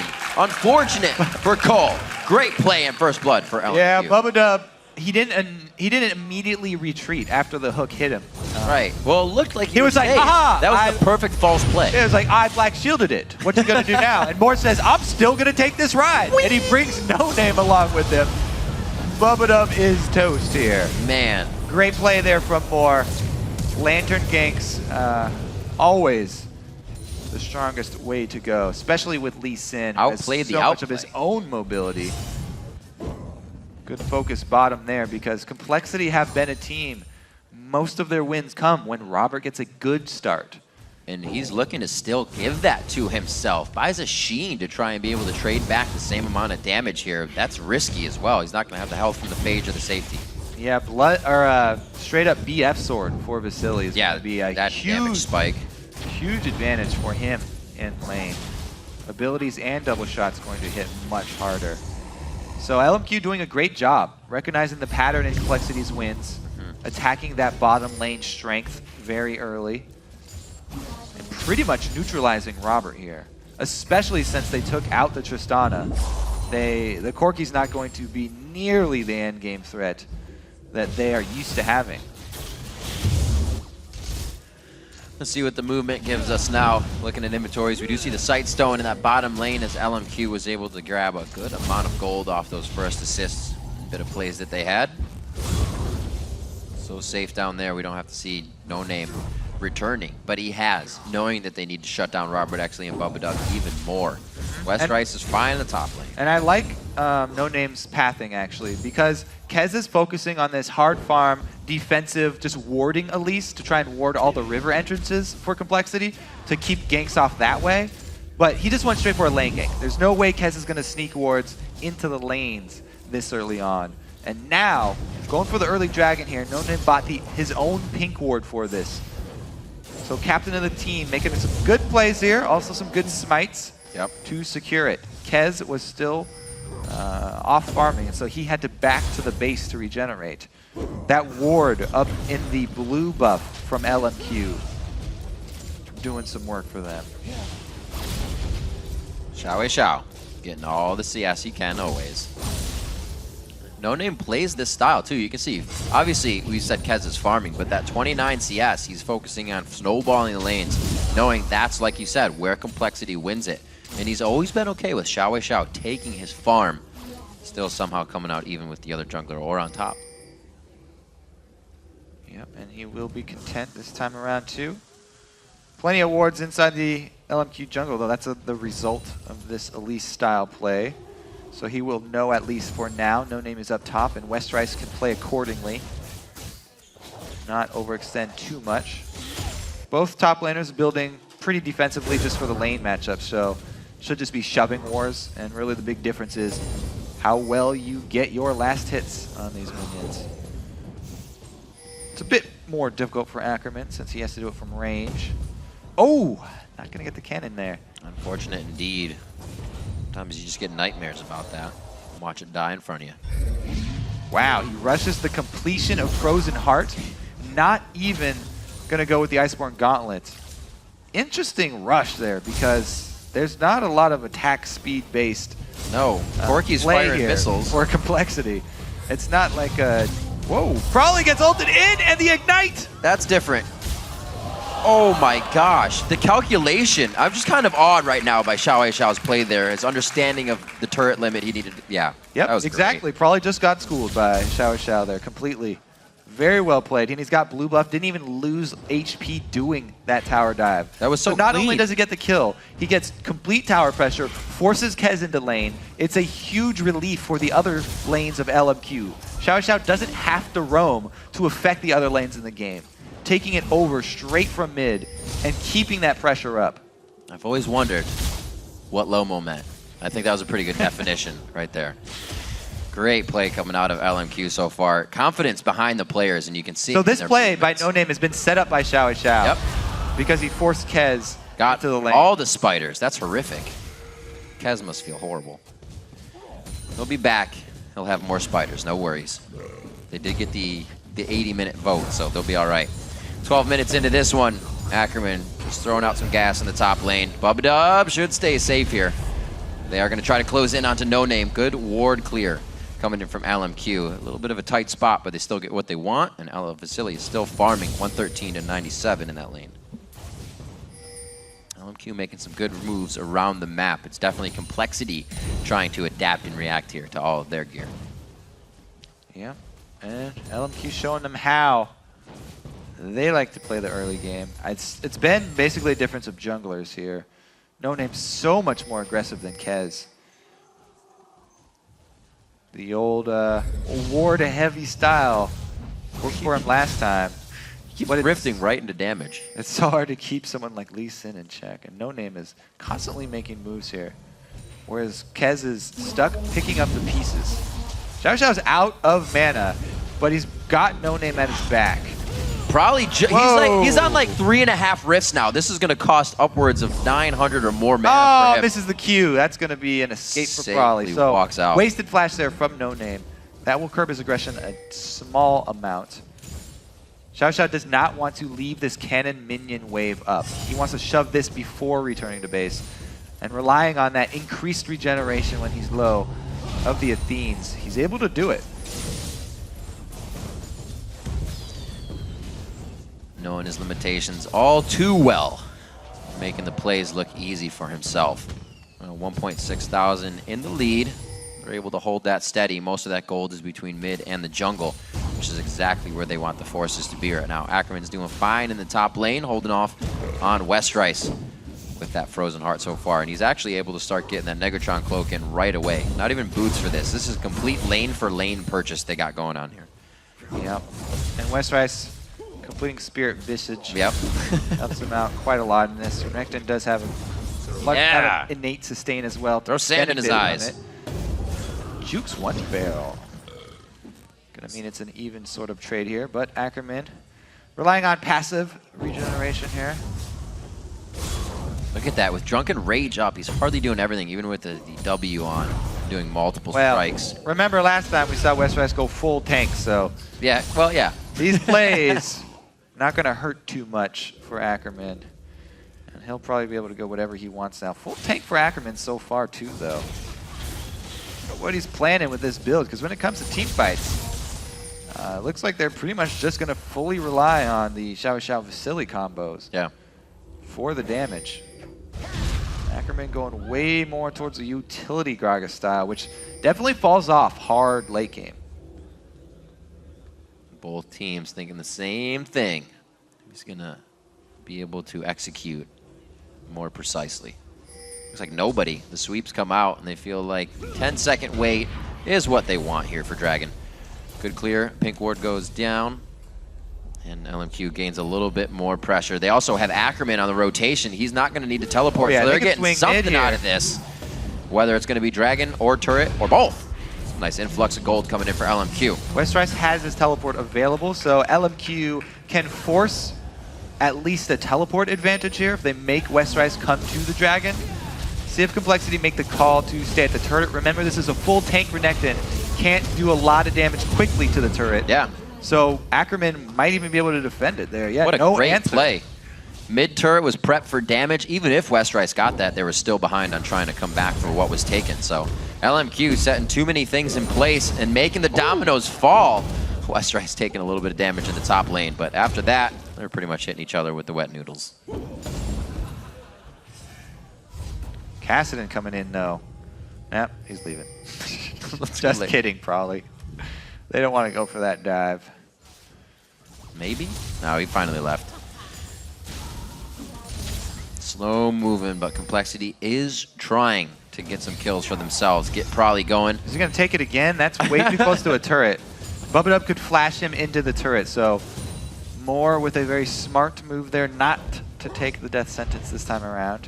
There's no forward ward coverage for Complexity either. They're playing very lax in that bottom lane. Just one ward in the river. The control from the brush has been what is winning LMQ this lane. And oh again, man, Robert there right it is. into the face. Woo! Robert gets that ward. These guys are playing dangerous. Yeah, Robert's antsy now.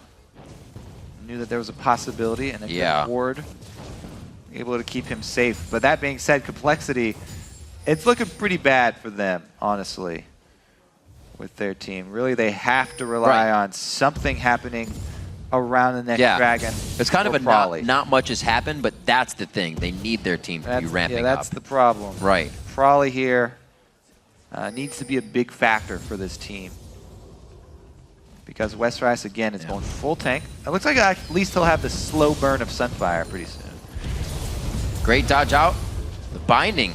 Wow, and the return fire coming in. Probably, or rather, Vasily getting a crit on that auto attack. Maybe the safety coming in here. Xiao blowing his flash for a rift on the side of Probably. Almost getting the kill there, but this just shows the domination. Two members pushing off just Xiao in the mid lane. Everybody else getting pretty deep, and he's got 3 members of LMQ coming up.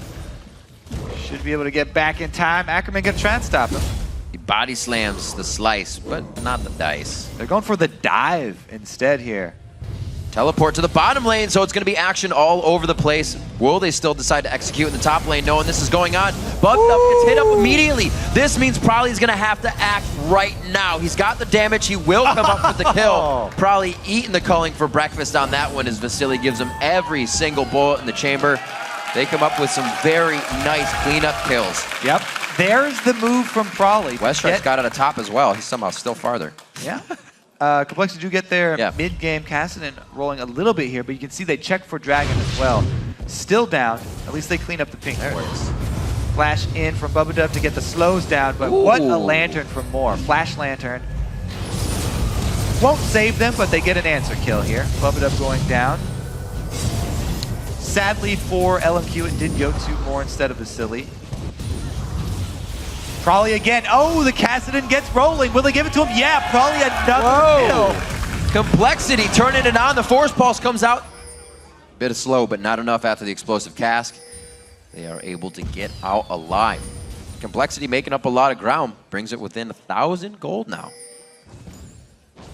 Still looking a little worrisome if they can't open up the map pressure, though. Now, with Probably being bigger, he might be able to start a bit of that roaming we should expect from Castle. What's worrisome to me is that both teams are really only going 2 damage sources, so it makes for slower games. Because both top laners are going to be, you don't say, take a long time to kill, but not do a whole lot of killing themselves. Probably though, great news for Complexity. He's got a little bit of momentum here.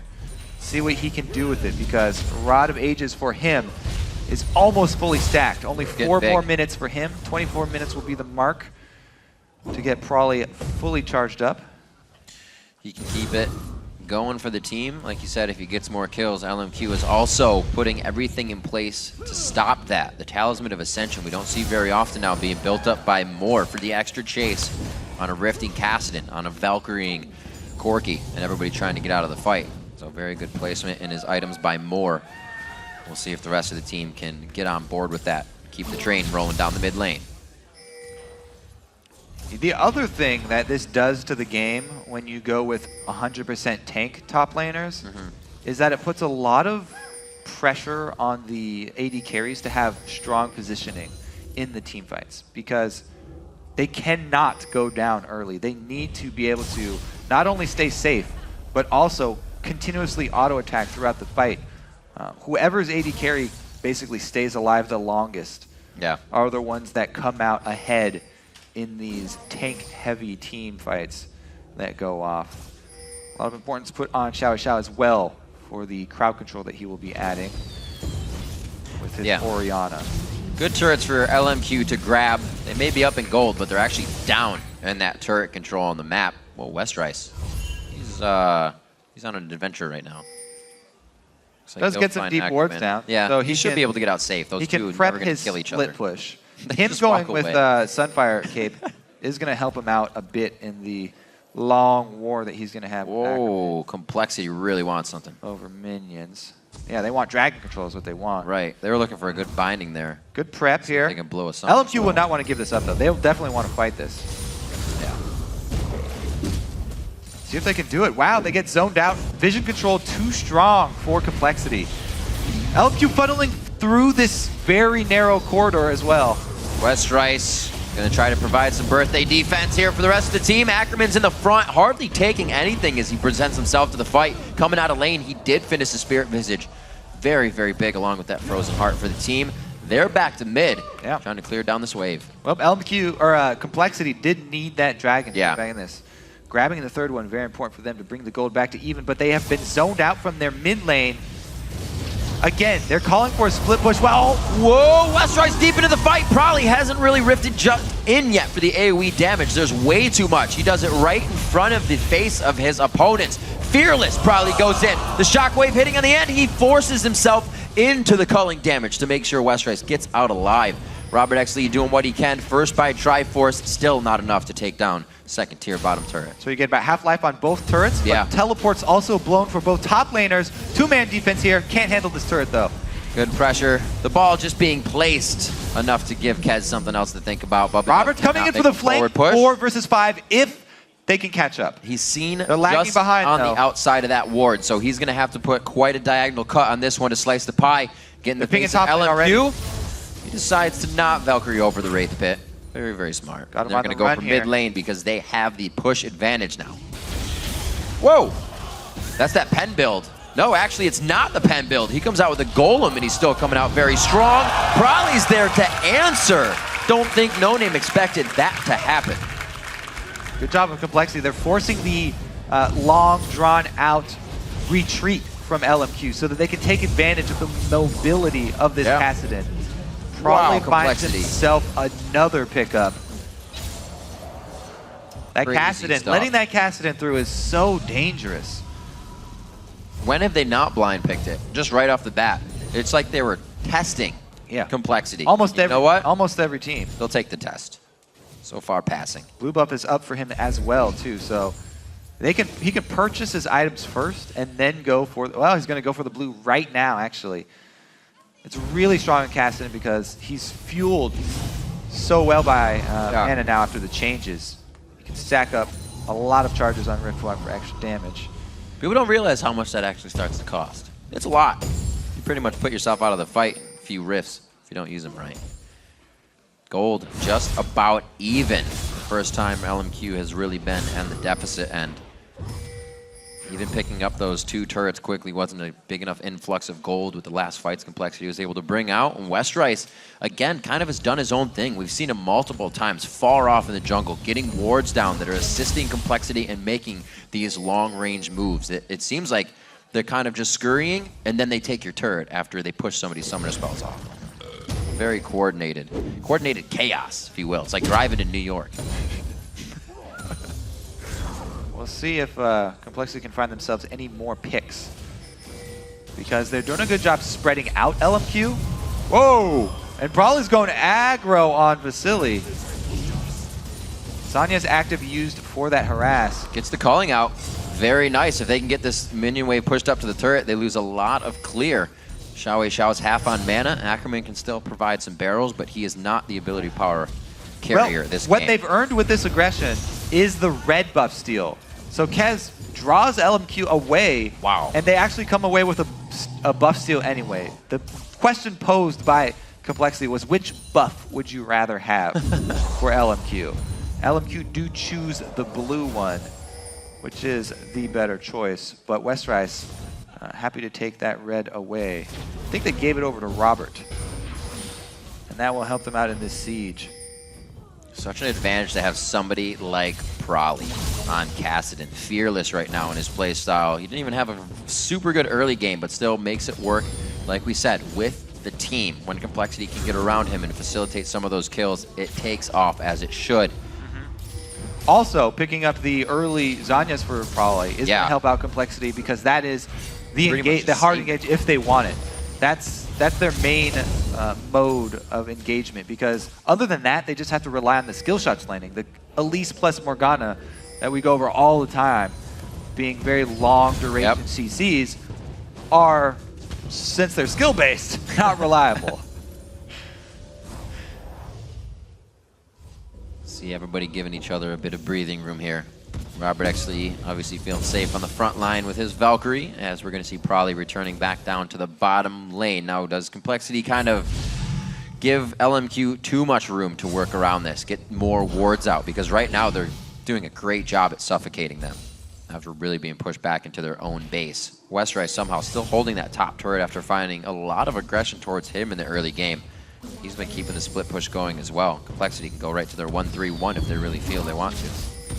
Yeah, they're keeping Prolly down there isolated as long as possible.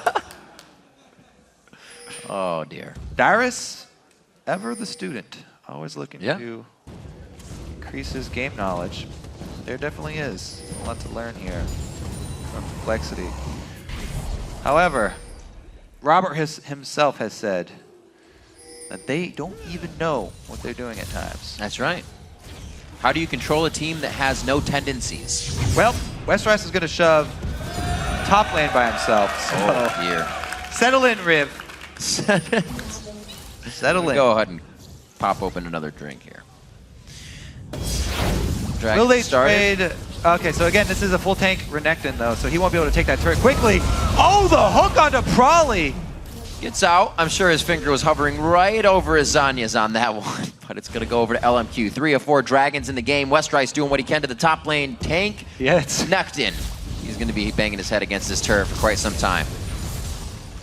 Actually, looks like he may back off to return. Yeah, he might have got 75 damage done to that turret. Too much credit. Yeah. Oh, no, look at that. Sizable chunk there. Indeed.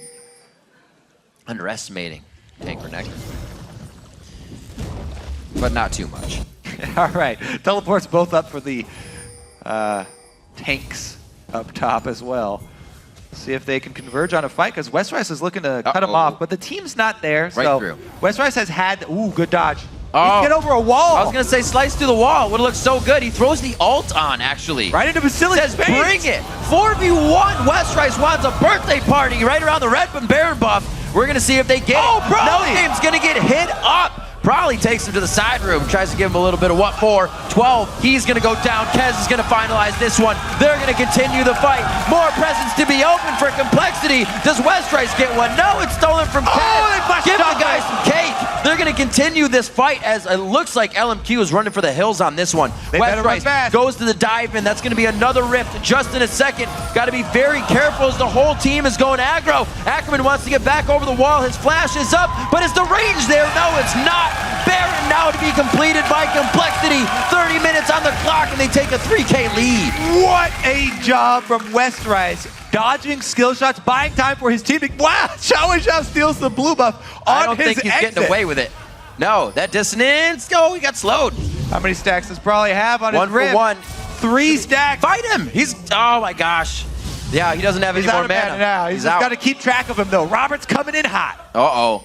We'll see. Chase him to the ends of the earth. 9 going south, Delta. We need to find where Xiao is. Can we get him on the right path? Do not have visual. Resighted bogey. They're not going to go for it. Unfortunate chase coast to coast. Xiao putting on the Nikes and lacing them up. That blue buff steal from Xiao enables him to continually spam out the dissonance for extra speed, and he lives.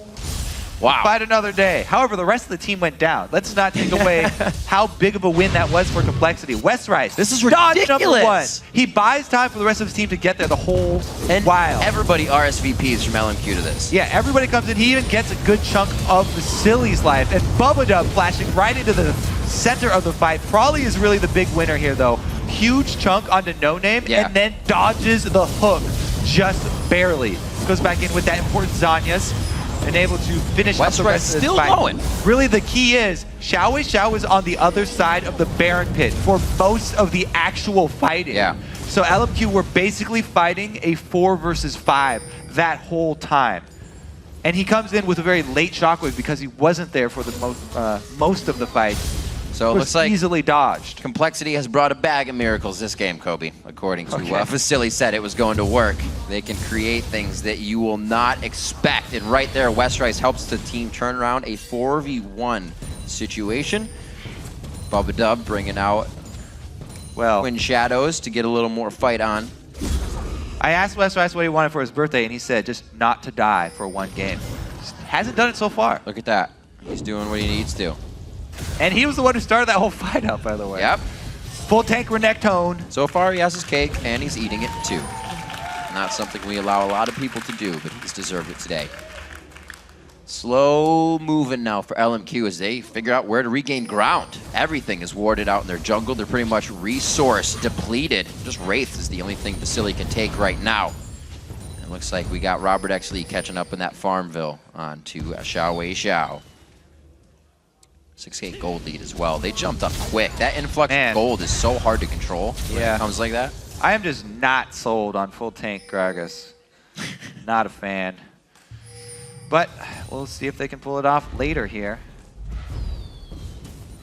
He's not giving up on the build, that's for sure. He's going random and straight after. We've seen multiple. I don't know what attack damage he's so worried about. And it's just not the Robert, I guess. And it's not working if the fights go for long time either.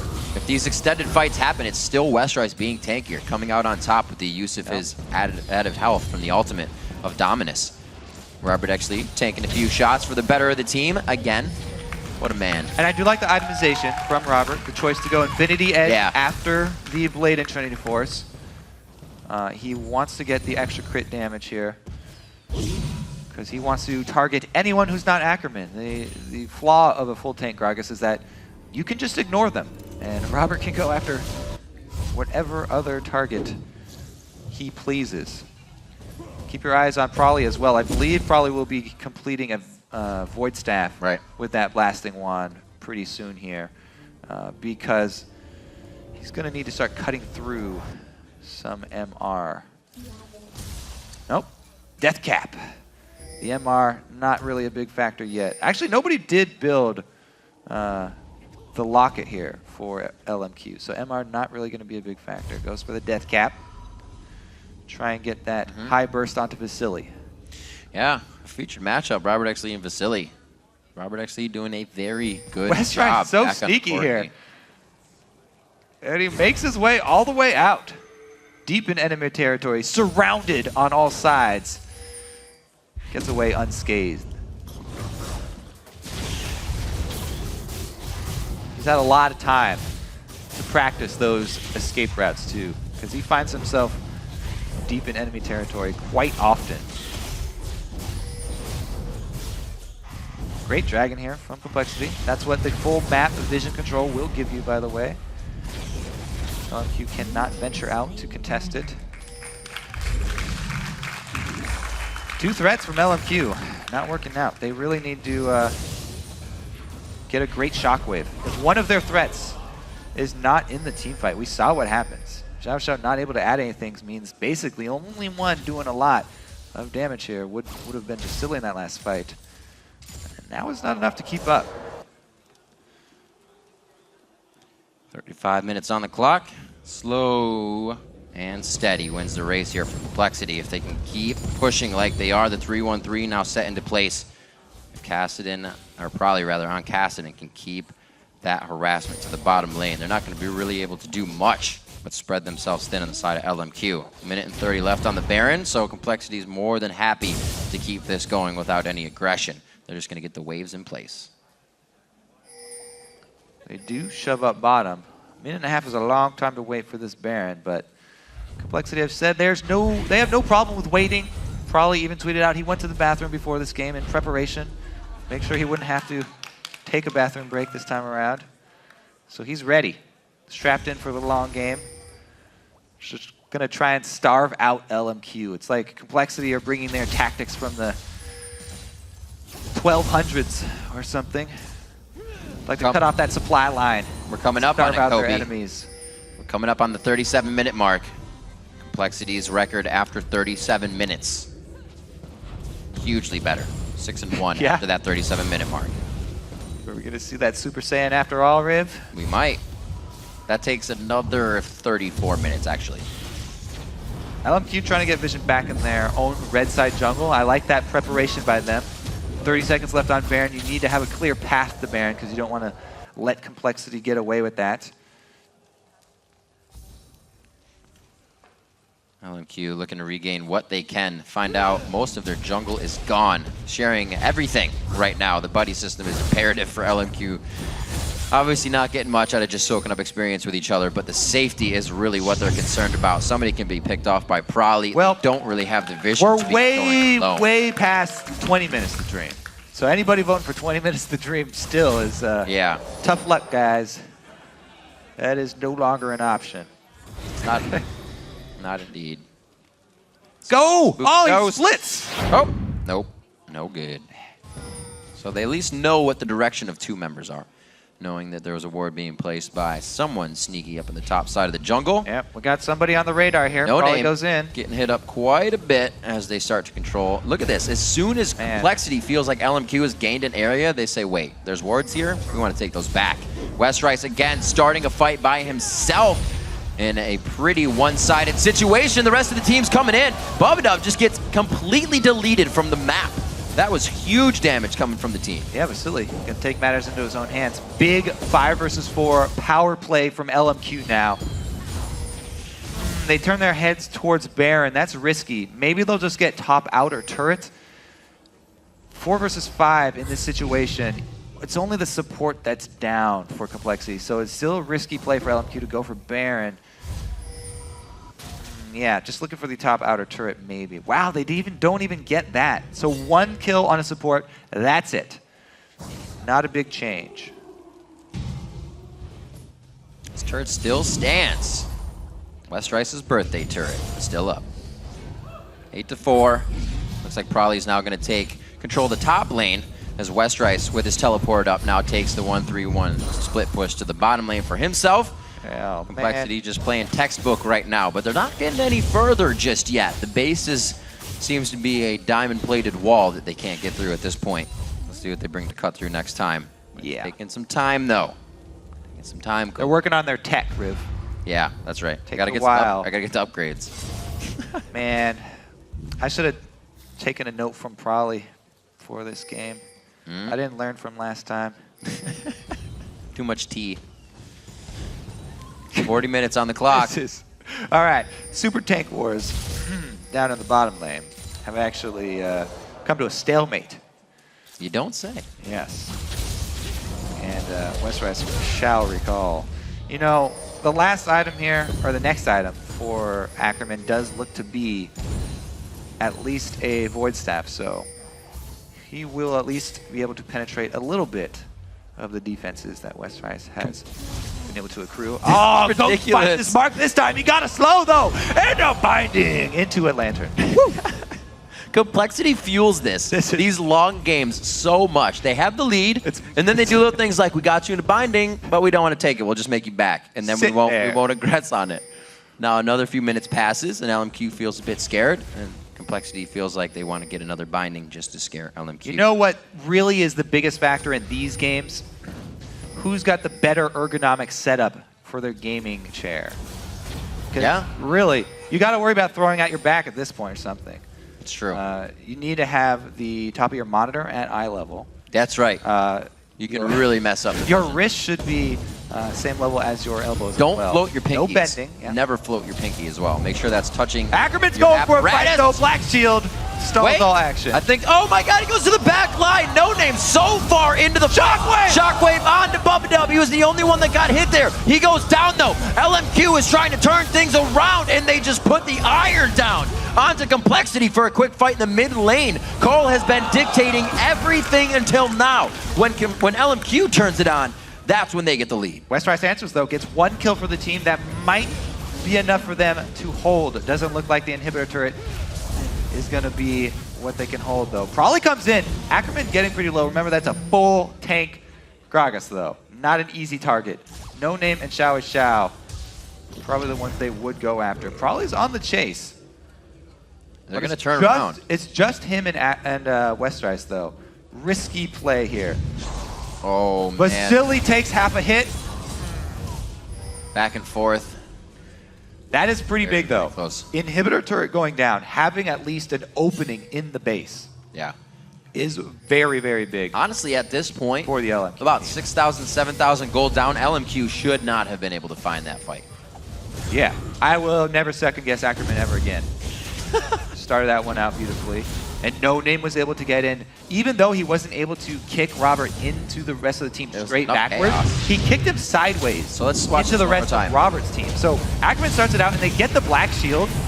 No Name, great job. He uses Prawley just to get to Robert. Since Prawley has the black shield, kicks Robert sideways into the rest of the members of Complexity to get the knockup. And great job for LMQ to clean up. Westrice does answer with the sneaky flash slice dice. As sneaky as a giant alligator is. Yeah. He comes in, he chomps down. Dragon, though, for Complexity, buys them more gold with which to stall out the game. Rylai is coming out for Kez here. Very interesting in his build. Gonna have to make sure that might want to get some damage mitigation in there besides the Locket of the Iron Solari. Vasily very big now, sitting on 4 items, but so is Robert X. Lee in that matchup of the AD carries for our feature today. I think a big thing here for Complexity, they're not used to having Corki in the games where they go super late. Corki is not a very good champion late because he needs both forms of penetration, spell for all his abilities, and attack damage for all of his auto attacks. So it spreads him kind of thin towards the late game. Well, they're looking to get a little bit more help from Westrice on some of that penetration. He does have a Black Cleaver finally within that build to Renekton on his tank. Vasily getting pretty close here. Yeah.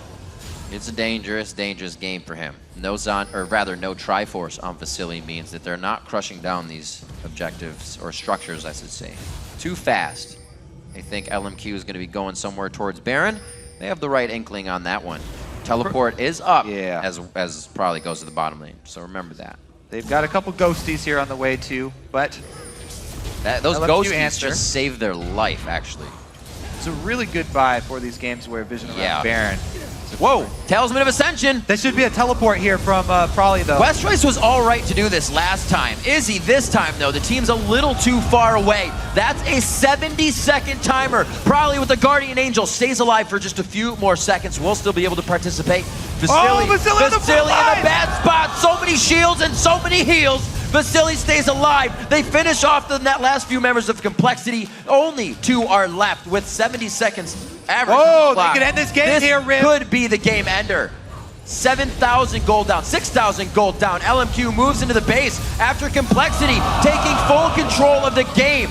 They put themselves into an unfortunate fight in the mid lane. Started off by Ackerman, kicked up by No Name, and it looks like LMQ is going to be able to stop going in. Really? They stop? What's going on right now? Complexity had too many Guardian Angels. 3 members low from LMQ, though. Who's the next person up? 20 seconds? Yeah, they're so long. They can easily get this. Robert doesn't even have home guards on. He just buys them. Gonna come out of the base. Robert, does he have a big enough mop to clean up this mess right now? No Name gonna get hooked. Oh no! Gets the hook. That's gonna be the game. The only thing that could not have happened more. Gets that thread. He hits the death sentence. And that is a hero. The death sentence at 11-11. 45 minutes in, LMQ comes back to somehow take down Complexity. I've never seen a game turn so quick, having it be in the mid game so much and then just end. What? One fight in the mid lane. That's LMQ in a nutshell. They win a fight, they don't have ults, they don't have summoners. What do? They stay for another fight. They still don't have ults or summoners. Oh wait, they came back up, so let's fight again. Complexity was not ready for that, and that was the LMQ perseverance. When they think they have an inch, they'll take everything. And I like how they just waited here. Through Ackerman's full tank build up until he gets the Void Staff. Soon as he gets the Void Staff, really big pickup for LMQ because they're able to shred right through Westrice, picking off the full tank. Well, he didn't even go full tank this time around, by the way. Ooh. He added in a Black Cleaver at the end. But picking off Westrice before Prawley's able to arrive. Yeah. Great move from LMQ, and my goodness, more at the end with the hook is such a hero, because if he hadn't landed that onto Robert, that would have been a defended Nexus. Robert could have cleaned up there easily, really taking it into his own hands. In the end, the featured matchup, really Robert coming out on top, huge there. But the perseverance of staying in it when you're behind obviously goes to the winner. Vasily comes out for the featured matchup in our AD carry kind of forte back and forth. And in the end, unfortunately, Westrice did die. So LMQ denies him his birthday wish. Unfortunate. And Complexity, still a team to be reckoned with. Unfortunately, as Vasily said, there weren't enough miracles there. But they performed some crazy ones in the early game. We're not able to get Prawley his kills on Kassadin right away, but it was patience that led them to those kills. They controlled so much of the map when LMQ was scattering, and we don't usually see that from LMQ. It was hard for them to adapt to Complexity's situation. Yeah, it's kind of like what we were talking about at the beginning of the day, where, you know, Complexity can gain gold. They can play the beginning of the game, and they do have several different strategies that they try and use. However, when they hit that roadblock with constantly having only 2 threats, not building a lot of damage, even if they get these leads, they can't do anything with the leads. And I don't know if they end the game with a gold loss. I mean, a gold lead and a loss. Right, absolutely, yeah, for Complexity's side. Looking at, as we said, right at the end of the game, you made a huge point, Kobe, is that the Complexity with Corki is not the late game Complexity. The ban on Tristana, I see the no choice of Kog'Maw against LMQ, because if there was a Kog'Maw, LMQ would be on you every second of the game. They're a team that dives your face. So that's even a hard pick to have there. But it seems like if Complexity goes that late game, they need that late game AD carry on Robert Exley.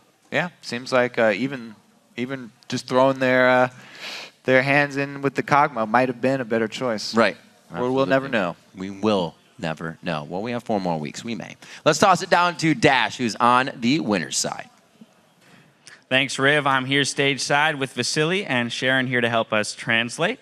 Now, my first question for you, Vasily, is that playing against Complexity, they've beaten a lot of teams in really long games. So was that ever a concern for you guys during this game that it was getting longer and longer and longer? Complexity 这个队，他们打很多的队都会把这个游戏拖得很后期，然后我们这个游戏时间随着越打越长，对你来说，你有没有担心过？刚开始我有一些担心。因为我们前期很不顺，没想到他们后期对进攻的节奏把握比较差，就是拿到了优势不抱团，把节奏打得紧凑一点，然后到最后拖到那么久，我们装备都差不多了，然后一波团直接把他们打败。At first, I was a little concerned because we fall behind, but in the mid game, when they got their advantage, they didn't really capitalize on that, so we were able to farm and build up our items. So when we get our advantage back, we're able to do the team fights and be able to win the game in the end. All right, now my next question is, as the game progressed, you were playing Lucian. How do you feel about Corki versus Lucian and the way that matchup works? 在刚刚那场游戏里，你打的是奥巴马，然后对面是飞机。在你看来，这个对抗是怎样的？我觉得差不多，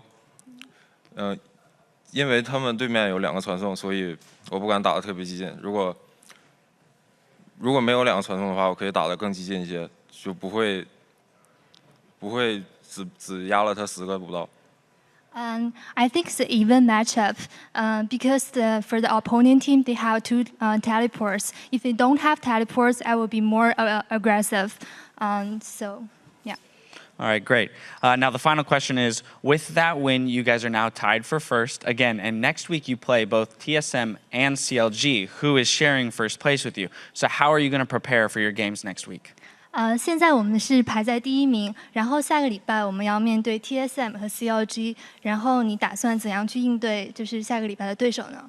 我要用英语。 He's going to answer in English. We should now go back gaming house, keep hold number 1, and keep going to scrims and counter scrims. So we are not really number 1. We are not king. We just a lucky one. So we really need to hold this, and I don't want to lose every game because you are high now, and you down, you will feel so bad. So Absolutely. Well, hopefully you know what I mean. Yeah, absolutely. I understand. I know what you mean in terms of wanting to stay up there where you are and have that good feeling of being at the top of the ladder. Anyway, thank you very much for the interview. Thank you, Sharon, for helping us out. And best of luck to you guys in your scrims and your games next week. Now we're going to send it back up to Riv and Kobe to close out the day. Thank you very much, Dash. And there are now only 3 weeks left of the summer split. So let's see how the teams are situated in the standings. And first, it's Counter Logic Gaming and LMQ. In second, it's a tie for 4th with Cloud9 and Dignitas. Then in 6th, it's Team Curse. And Complexity are in 7th with Evil Geniuses sitting in 8th place. The standings tell half of the story, but we want to break down some of the big playmakers this week with our OP5. First, it's Ackerman. He pulled out a sneaky trick to deal with a 2v1 hide in the bush. It was effective as it was simple. OP in the jungle is Kez. In an 80-minute match, he had 100% kill participation. He added his voice to the in-game calls, and it really has helped Complexity turn around their split. That's right. Moving down one into the mid lane, it's Xiao. He's a solid performer, and LMQ ends the week 2-0, tied for first place. Next up is Double Lift. He's the AD carry to take control of the late game and shred his way through teams, racking up 70 kills for the week. Not too shabby. This week's support is Aframu. He's incredibly well-rounded and can play every support champion the way they need to be played to get wins. But one man stole the spotlight and is our Week 8 MVP from Counter Logic Gaming, it's Double Lift. He is the definition of an AD carry. He is starting to look very comfortable on the new AD carry changes. Yeah. And he had a great game on Kog'Maw as well as on Lucian.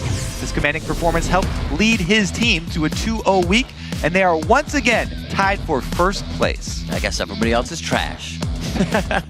So the European LCS will be back next week, starting off with an all-new and always informative LCS preview show. Then the games get underway with Super Hot Crew facing off against Rocket. Followed by Gambit versus the #1 Alliance. Then the European Challenger Series launches a best-of-3 quarterfinal showdown with Forever Zenzig and SK Prime. That's right. And on Saturday, the entire North American gang will be hitting the net with 8 more matches, starting with Curse versus Dignitas. After that, Evil Geniuses face off against CLG. And TSM will battle it out with LMQ, then stick around for the North American Challenger Series. They are going to have another quarterfinal. Yep. And that match is going to be between Curse Academy and Wasabi Gaming. That's right. And as we pass the baton to Freak and Zyrene for the North American Challenger Series, let's take a quick look back at a few of our favorite moments from the day so far.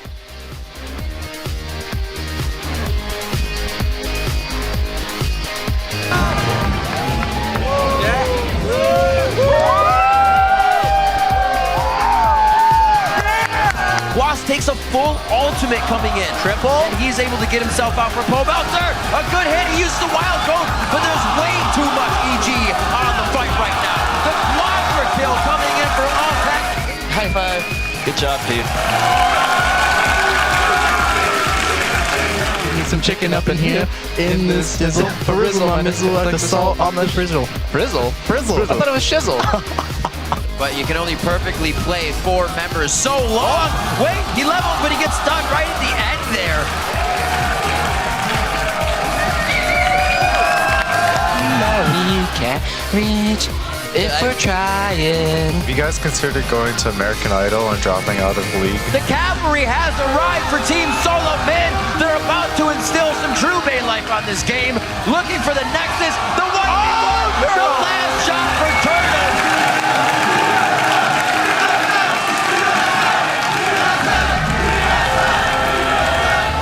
One last thing. Hey, Westrice, What? Happy birthday to you. So far into the Shockwave on to Bubba W is the only one that got hit there. He goes down though. LMQ is trying to turn things around and they just put the iron down.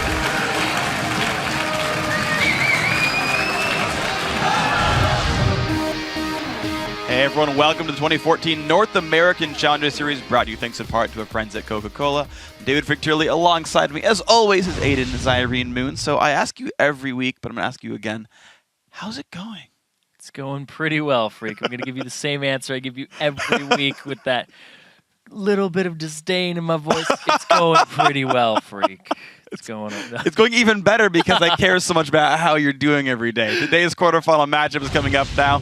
It's a best of 3 between 4th seed Team 8 and 5th seed Zenith Esports. Yeah, both these teams survived the 2 single-game elimination rounds to get here today, but Team 8 has had the edge based on their players. From top to bottom, the entire roster is stacked with exceptional players, and of those, jungler Porpoise Pops and AD Carry from Maple Street are sporting double-digit KDAs in their Summer 2 matchups so far. So a very strong team, and of course Team 8 has a lot of talent, but they're also a little unlucky when you look at the recent history. They took part in the Spring Challenger Series, but unfortunately they matched up against LMQ in the quarterfinals. Then in Summer 1, they were upset in the round of 20 by Necrophantasia. However, now that they've made it past these games in Summer 2, they should do a much better job here in the quarterfinals. They're definitely not Team 8 ball, because you never know how their games are going to work out, ever.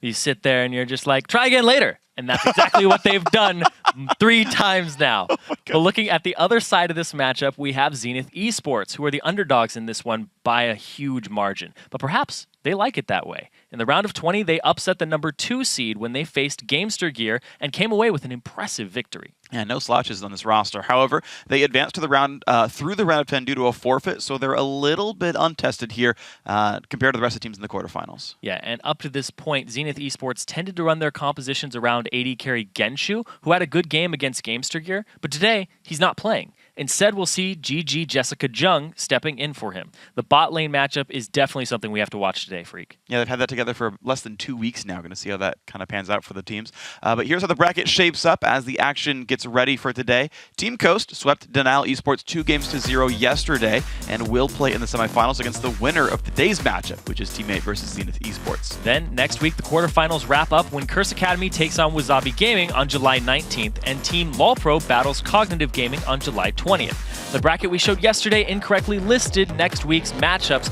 so we apologize for any confusion that may have caused, but all the players already knew. Yeah, they were getting that one. So you guys, we lied to you, but it's okay. We love you. We fixed it this time around. Now, of course, in the Challenger Series, victories are rewarded with points. At the end of Summer 2, the teams with these 6 highest scores will qualify for the playoffs.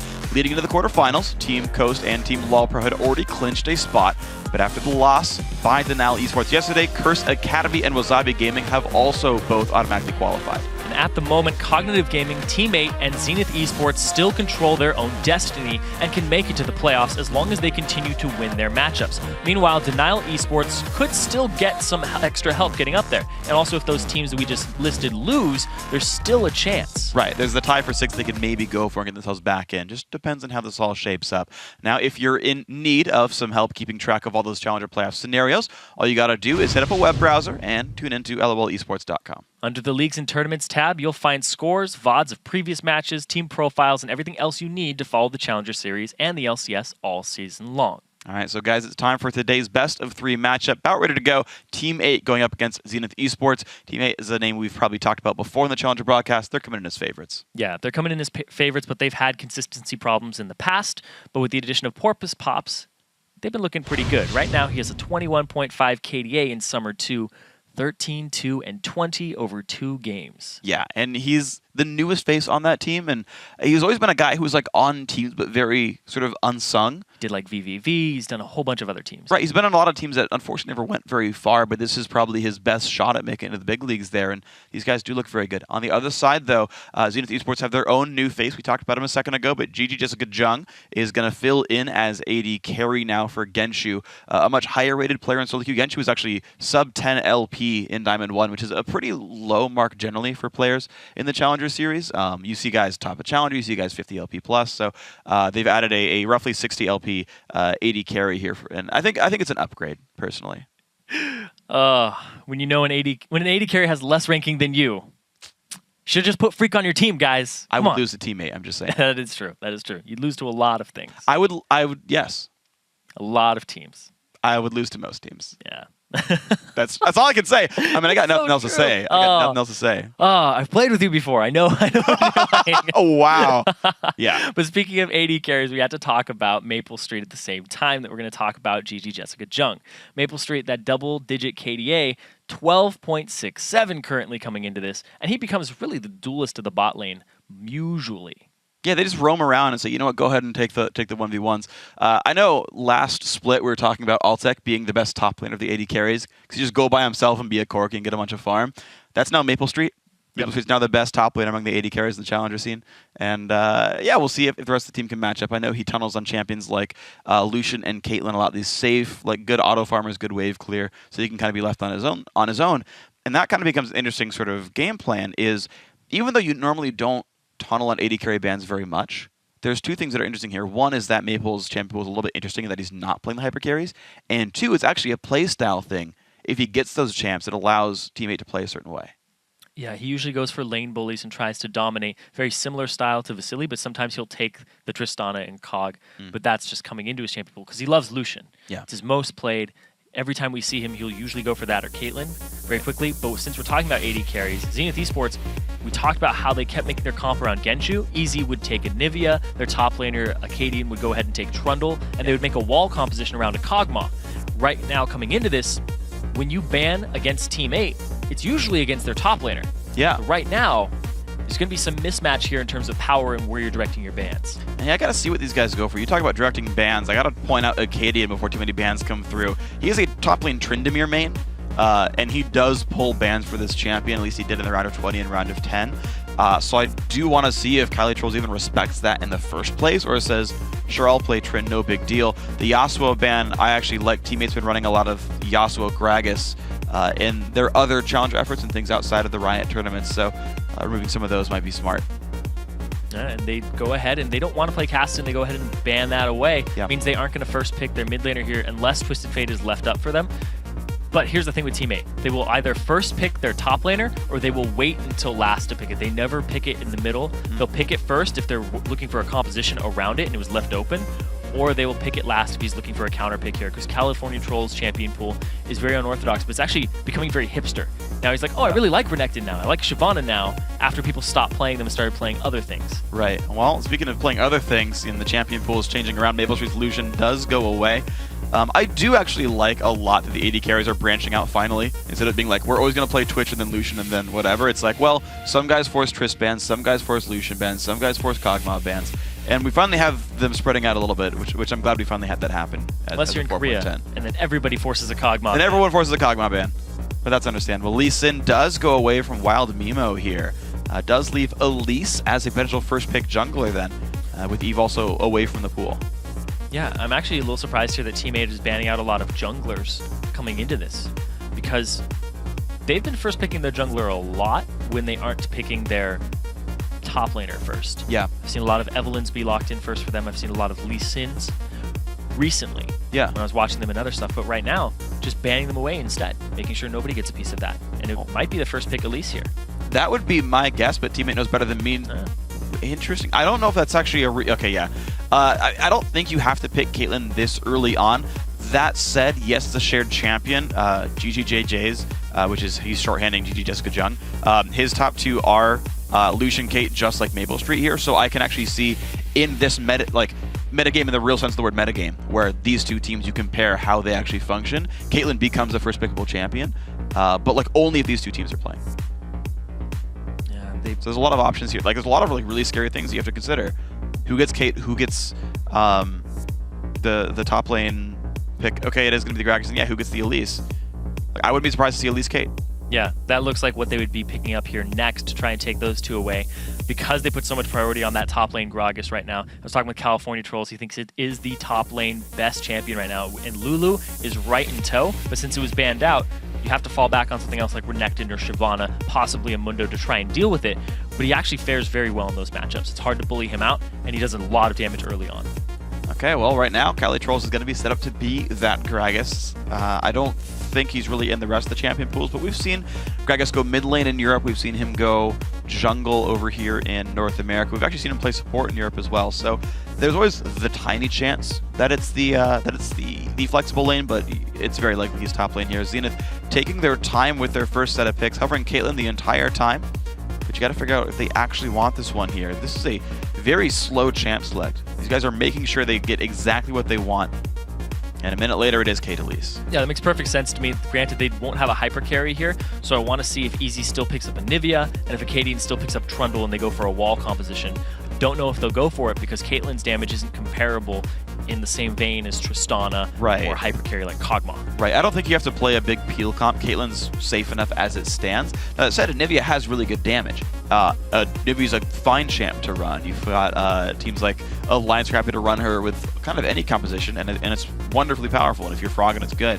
I do have to point out as well, we talked about a second ago, but Acadian's Tryndamere is available.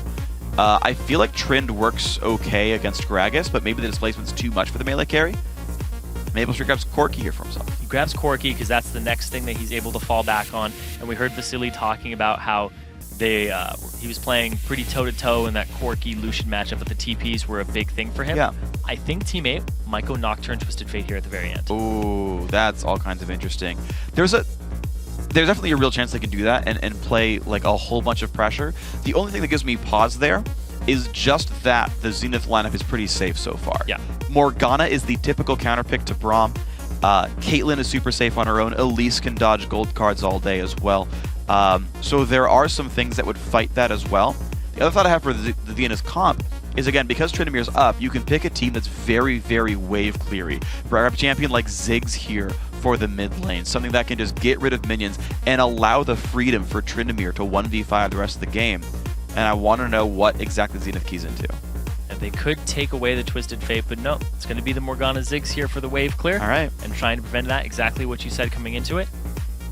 So, I mean, they are well safe. set up to be defensive. They're very safe. They're very defensive here. They're looking for the wave clear and stopping Team 8 from pushing in, who are known as very early game team. When they beat LMQ, it was very, very early on. Yeah, true.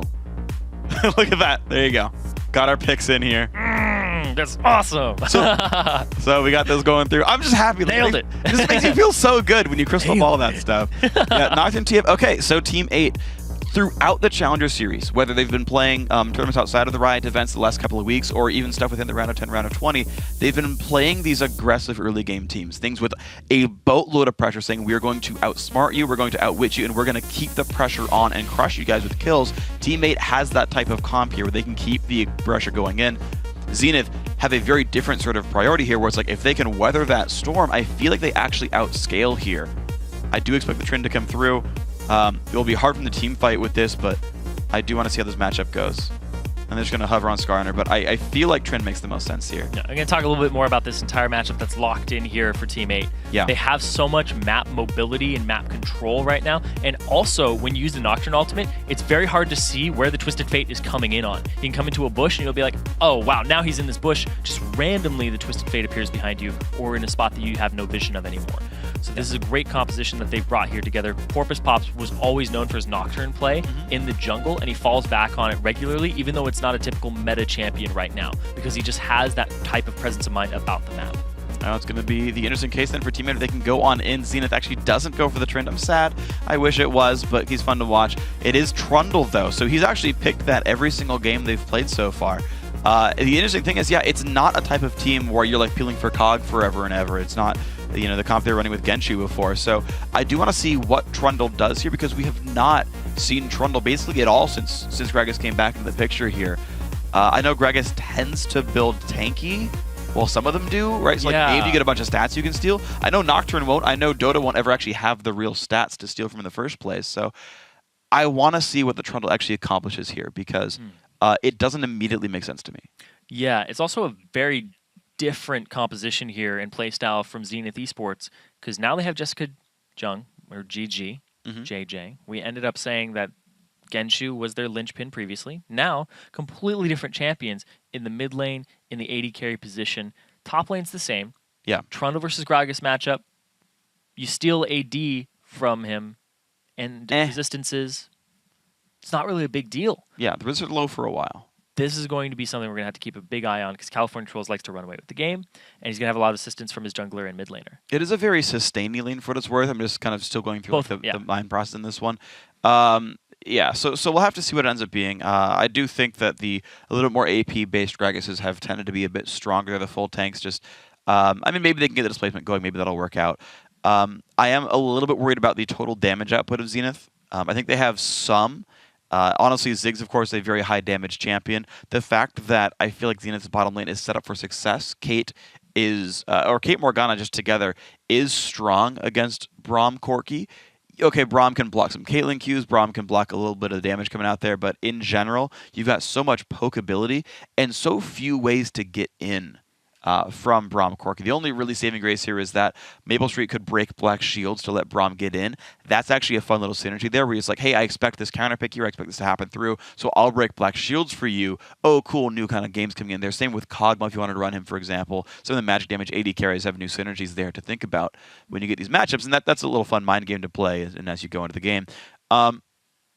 But again, I think it just comes down to the fact that like Team 8 realistically are a very mid-game power spike focused team. 20 minutes is where all their playmaking happens, and if this all fails because of the high amount of disengage, and I guess maybe that's the reason for Trundle is just pillar and walk away, they've got to be really scared about Ziggs Kate. There's a lot of engagement here, though. Yeah, from Team 8. Of course, you have Gragas Barrel, you have Braum, you have both of those ultimates that are half global, I guess, half a map.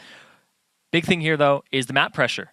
Because Dodo's going to roam. Last time we saw him on Braum, he roamed around mid every time he got the opportunity to, and he just left Maple Street alone. Even when it was 2v1 and Maple Street ended up dying, Dodo's like, I'm going to go make something happen mid. Yeah. They pick very self-sufficient 80 carries for Maple Street so that he can do that. Dodo, I want to see if he sticks to that game plan, because that's why they pick Braum for the slow on the Winter's Bite and then the stun follow-up. And honestly, I think it makes a ton of sense to do it that way. I mean, you think about the synergies he has. Stand Behind Me can be one of the best aggressive skills in the game. One of my favorite lanes is actually Braum Trist, because you can both jump in and you get like the double slow and the guy's like screwed. This is why no challenger team would want to have Freak on it. I like rocket jump in every time, and I'm not as good as Vasily, so it's going to fail. But yes, you're right. Don't hire me. I'm a bad player.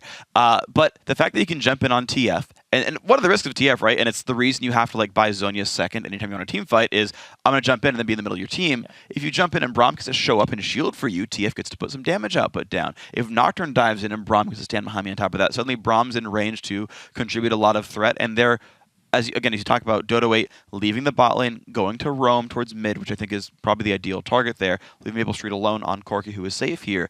They get a lot of playmaking potential. There's a lot of ways to get in. You mentioned Gragas ultis, everything else like that. I agree. There's a ton of engage. The question just simply has to come back to, will it actually land? That's just ultimately the question. The last game we cast of Team 8 was them facing off against Elements' team, Area of Effect in the round of 10. That was like a 70-kill game. Like, they fought constantly, and honestly, AoE held some decent fights in there, and it's like, you assume your competition gets better as time goes on, right? You go further down the tournament. Maybe the disengage just does work. It's a bunch of long-range champs with escapes. Yeah, Team 8 has lost to teams that have been lower seeded before. For previous tournaments, they went against Necrophantasia round of 20. Dropped the game. Exactly. Yeah. They dropped to something. They dropped to it because they weren't familiar with the strategy. Now, if they're facing a different strategy here that they just can't really get their heads around, it's like so much disengage, but we can't engage on them, it may fall flat for them. We'll have to see what ends up happening here. But they did face each other on the ranked 5s ladder about 3 weeks ago. You know, it was a little bit of a different patch, but Team 8 won in 20 minutes and 39 seconds. Yeah. It was a very quick game from them. Yes. But Zenith have since then gotten GGJJ. Yep, better players. See if that more synergy ends up working for them in the bottom lane. Let's see what happens. Right now, Hakuho and Dodo chilling next to each other. Interesting to note, Dodo, I feel like he went deep defense. So, I mean, he didn't go deep utility because they're missing out on... They're at 2.3 instead of 2.4k gold. So, he didn't go utility. So, Dodo's going to be poor this game. But also the fact that he doesn't even have biscuits is surprising to me, because then I feel like he hasn't even gone 9 utility either, because there's no other point you'd want at 9 points. So it might be like a gigantic, like 27 points defense tree Braum, who just wants to be this meat wall, and hopefully he can scale up with items. See if it pays out, but It's unusual. Zenith are being very defensive right now. They ended up sweeping a ward that was on the left side of their red, and then they ended up putting down their 3-minute ward that was in Wild Mimo's inventory. So that's why he has that 1 CS and that increased vision on that side of the map. But now, Dodo, Cali, and Maple all on the top side of the map, giving away information. Well, look at this. Team 8 looks like they're going to be looking to initiate a lane swap, but also get a 3-buff start. That defensive setup by Zenith does not punish Porpoise Pops for starting at a zone red, and is not going to stop this invade on the north side as well. Great level 1 by Team 8. And they had all the information there from Zenith. They knew what was happening, they knew what was going on. This red buff, are they going to give it to Maple or are they going to give it to Cali? Well, in a 2-on-1 situation, I feel like you don't need it on the AD carry. He's got nothing to fight for. Calitrolls has the chance of jungling a bit faster, maybe, or finding these plays to make. This is a very smart play by Zenith. I mean, the thing is, you normally go for this buff anyway. Porpoise shouldn't have even gone for the race. The expectation is that Zenith comes down for him. Yeah. They're going to be very disappointed here for Wild Mimo because he won't get a red buff at all at this start. And meanwhile, California Trolls, he's doing the jungle. Very slowly, though. He's taking a bit of damage there. He's got a barrel again. He'll heal up. So the red buff does now allow him to jungle a little bit faster. Just that damage does add up over time. So I was talking with California Trolls, and his criteria for a good top laner, and this is one of the reasons that he's actually becoming more and more involved in the meta top laners, is because in 2-on-1s, which are apparently still existed because teammates forcing one right now, he needs somebody that jungles. That's why Vladimir, even though it's in the top of his champion pool, and so is Fizz, he won't play them because they can't jungle solo at the start of the game. When you see just what happens, he's level 2.5 basically. Porpoise Pops chilling out with the rest of the team. Dodo8 has already made his way towards the mid lane as the AD carry Maple Street is just chilling out there. And Calitrolls is going to try to hold this 1v2. Now remember, in 4.11, there are 2 big changes to point out for this patch, because one is the range on experience on lane minions is higher. TP going top, Dodo roaming mid at the same time as the other support. So Hakuho's here as well. And they're just going to devolve this right away into 1v1s there with the top laners trying to catch whatever farm they can under turret against the AD carries. Potential 3-man mid, but it's actually going to be these guys going back and forth looking for 2v1s. Oh, this is actually not going in on it. He has the red buff. This is actually pretty scary Porpoise is right on now. the other side of this too. Yeah, this is not good for Caitlyn. Flash still on Cali. That Q actually came out late. She stopped herself. Nice flash body slam. She's dead.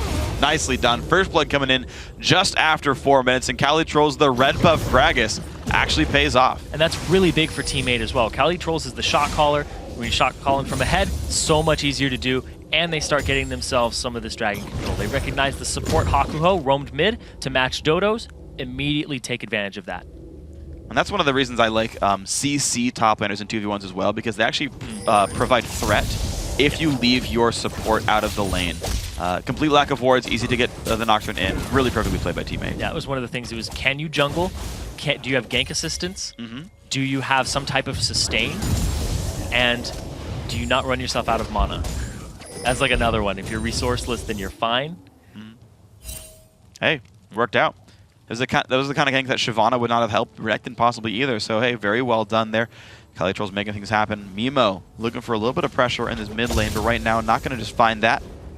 Easy keeps some wards down to keep this lane safe. And no surprise that Ziggs is up in CS here. But the problem is the rest of his team not doing so hot. Yeah, now it's going to be the 2-on-2s. Nice. Yep. Style points. Hey, lost some health, but hey, at least he looked cool. Hey, got out of the Tormented Soil.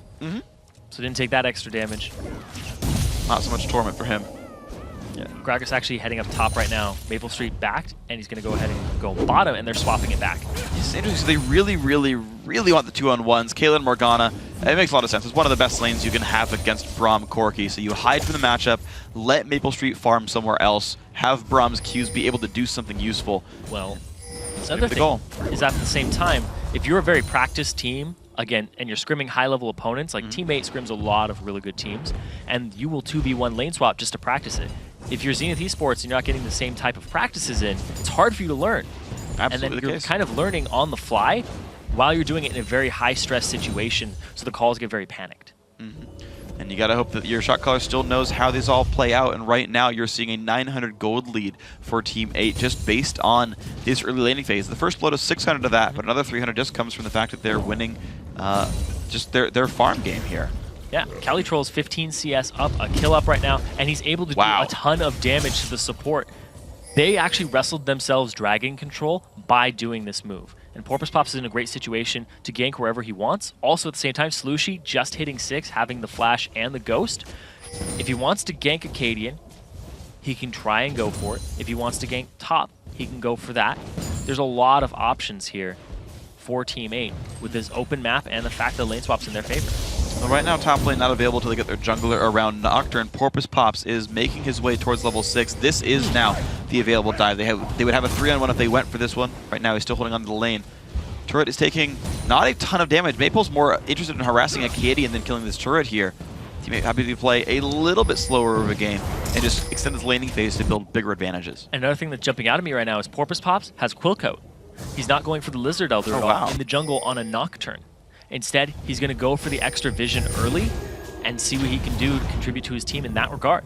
Interesting. So Nocturne's going to be a tank here for the lineup. I want to know how much of it is frontline, how much of it is going to be damage dealers here. Calitrolls is going to open up with Ro8 Ages, it looks like.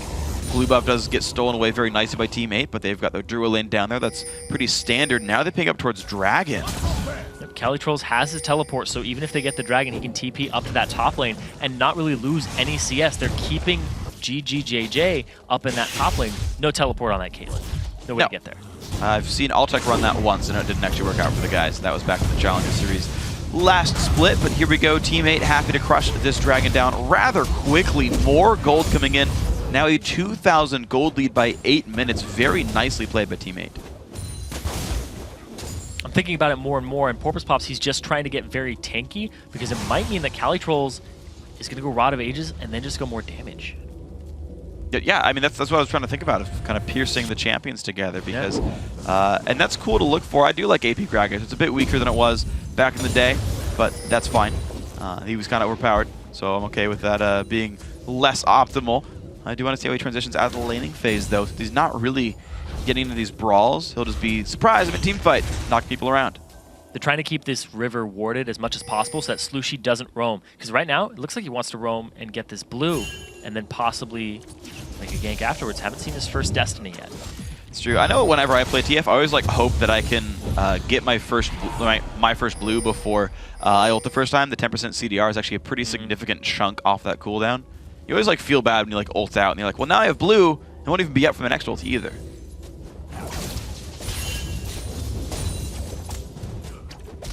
Just watching the map movements of both teams, having the river completely covered, and look at that. As soon as that ward gets cleared out, Calitrolls is there to answer and clear it up. And now Hakuho will probably, put another one in there. Great. They're trying to keep these warded so that TF can't roam. And then when he does, they'll see it coming. Yeah, you can see very good warding has come out for Zenith to prevent that. Slushy being held down pretty well. His CS, though, still holding close to equal, so Easy's not exactly making progress in this lane. Even this ward right here on Slushy is really huge, the one that's in the lane, because that will show whether he goes left or right, right in front of his turret. Like right now, they wouldn't be able to see him because they have no minions, but because of that ward, it allows them to get tabs on TF. And so because of that, Acadian is actually safe to stand under his turret down at the tier 1 of the bottom lane. So all kinds of good things for Zenith. The problem is they just haven't been able to make any aggressive moves themselves, while Team 8 has taken both blue buffs this time around, the 7-minute blue buffs. They had a 3-buff start at level 1 as well. So, and of course the Dragon's down on top of that one. So every single place I look, Team 8 are outplaying this. Yeah, Acadian down in CS, down in levels right now over California Trolls, who's doing really well and actually thriving. He's a top laner who got lane swapped on, 84 CS at 10 minutes, 20 seconds. That's pretty good. That's ridiculous. Usually you'll see somebody around where Acadian is. Yeah, he's got Slushy's minion score, and he's never been put in a 2v1. Yes. That's some impressive stuff. Well played by this man right here. Gragas now going into the enemy jungle just a little bit. Didn't get too much ward coverage for anything, but certainly walked by a bunch of the enemies. So they just got the bottom turret. Now what's most likely going to happen is they will group mid, try to take that turret. California Trolls will split push top or join depending on the situation and his teleport status. They'll take mid, then try to go for Dragon. This is like the next 5 minutes or 3 minutes set up for Team 8. We'll see if they can make that one happen then. They might group 4 mid and just put Maple bottom like they usually do. Oh, right, yeah. the original split pusher of Team 8. They're 80 carry. Why the heck not? Right now, actually looks like Recall is going to come in first. It's been a while since Maple's shopped, So he's got most of Triforce to put into his inventory right here. I think Fade Sheen would come through. Slushie looking top. Acadian hasn't. He just ultied now. Ooh, flash away, flash gold card. Good damage comes through. Now Acadian trying to run away. One more attack. Here comes the Ziggs bomb plus the damage from Elise. Mimo actually solos him out. Nicely counterattacked here by Zenith. But there comes Nocturne. Gets to Easy. Easy just hops the wall safely. Good gank there from Wild Mimo, helping Acadian out. Acadian trying to back into the turret, and he does. Has his teleport available, so he could get back to this, but it's a tower that might go down before it actually completes. Looks like Slushie will be able to get this one pretty safely. And I actually question, man, what's Trundle going to do? Turns out Trundle's going to 1v1 this Gragas. Acadian won that fight straight up. It's like, man, he's down 40 minions. Man, he got so ripped apart at level 1. PS, he just won the 1v1. Yeah. Incredible dueling potential in Trundle with his ultimate and just all of his abilities synergizing together with the heal. Doesn't even have Blade of the Ruined King completed. He's that with Cutlass. Yeah, it's going to be very, very scary. All right, well, Calitrolls, he now has that death there. 92 minions on him. He's still farming best he can, but I do want to see how this pans out. Zenith Esports now, they are clearing away the wards. They want control over Dragon. It's in a minute 30. They have the rough timer on that. They have a lot of wards around this area too, but they're getting swept out now by Teammate. They have a lot of wards that are defensive in their own jungle too. And there's the aggro onto the blue buff. Dodo8 is around with the team. It's going to be the recall. No, sorry, the teleport in from Trundle. He's joined this fight. Akaho wants in on Porpoise Pops. That is a stun and a pillar now onto the Nocturne. He's forced to flash away, but he goes down. There's a Nocturne coming for Acadian. Maple Street joins the battle as well. This fight is a 5-on-4, but Zenith are pushed away. The jump on in. Trundle falls. So does Elise. And Team 8 find the battle back anyway. Just the AoE abilities and ultimates available there. Hakuho using his own on only one person and not even getting that person down. Porpoise Pops ends up having to flash and gets dropped, but now they are able to get themselves the blue and some more control, and it looks like the mid lane is what's in their sights. And with a 4,000 gold lead as well, the team not completely ready to defend this. Easy is there, and he is Ziggs. He's got some wave clear. I want to know just how much Teammate actually gets to claim from this then. Right now it's a couple minion waves dying.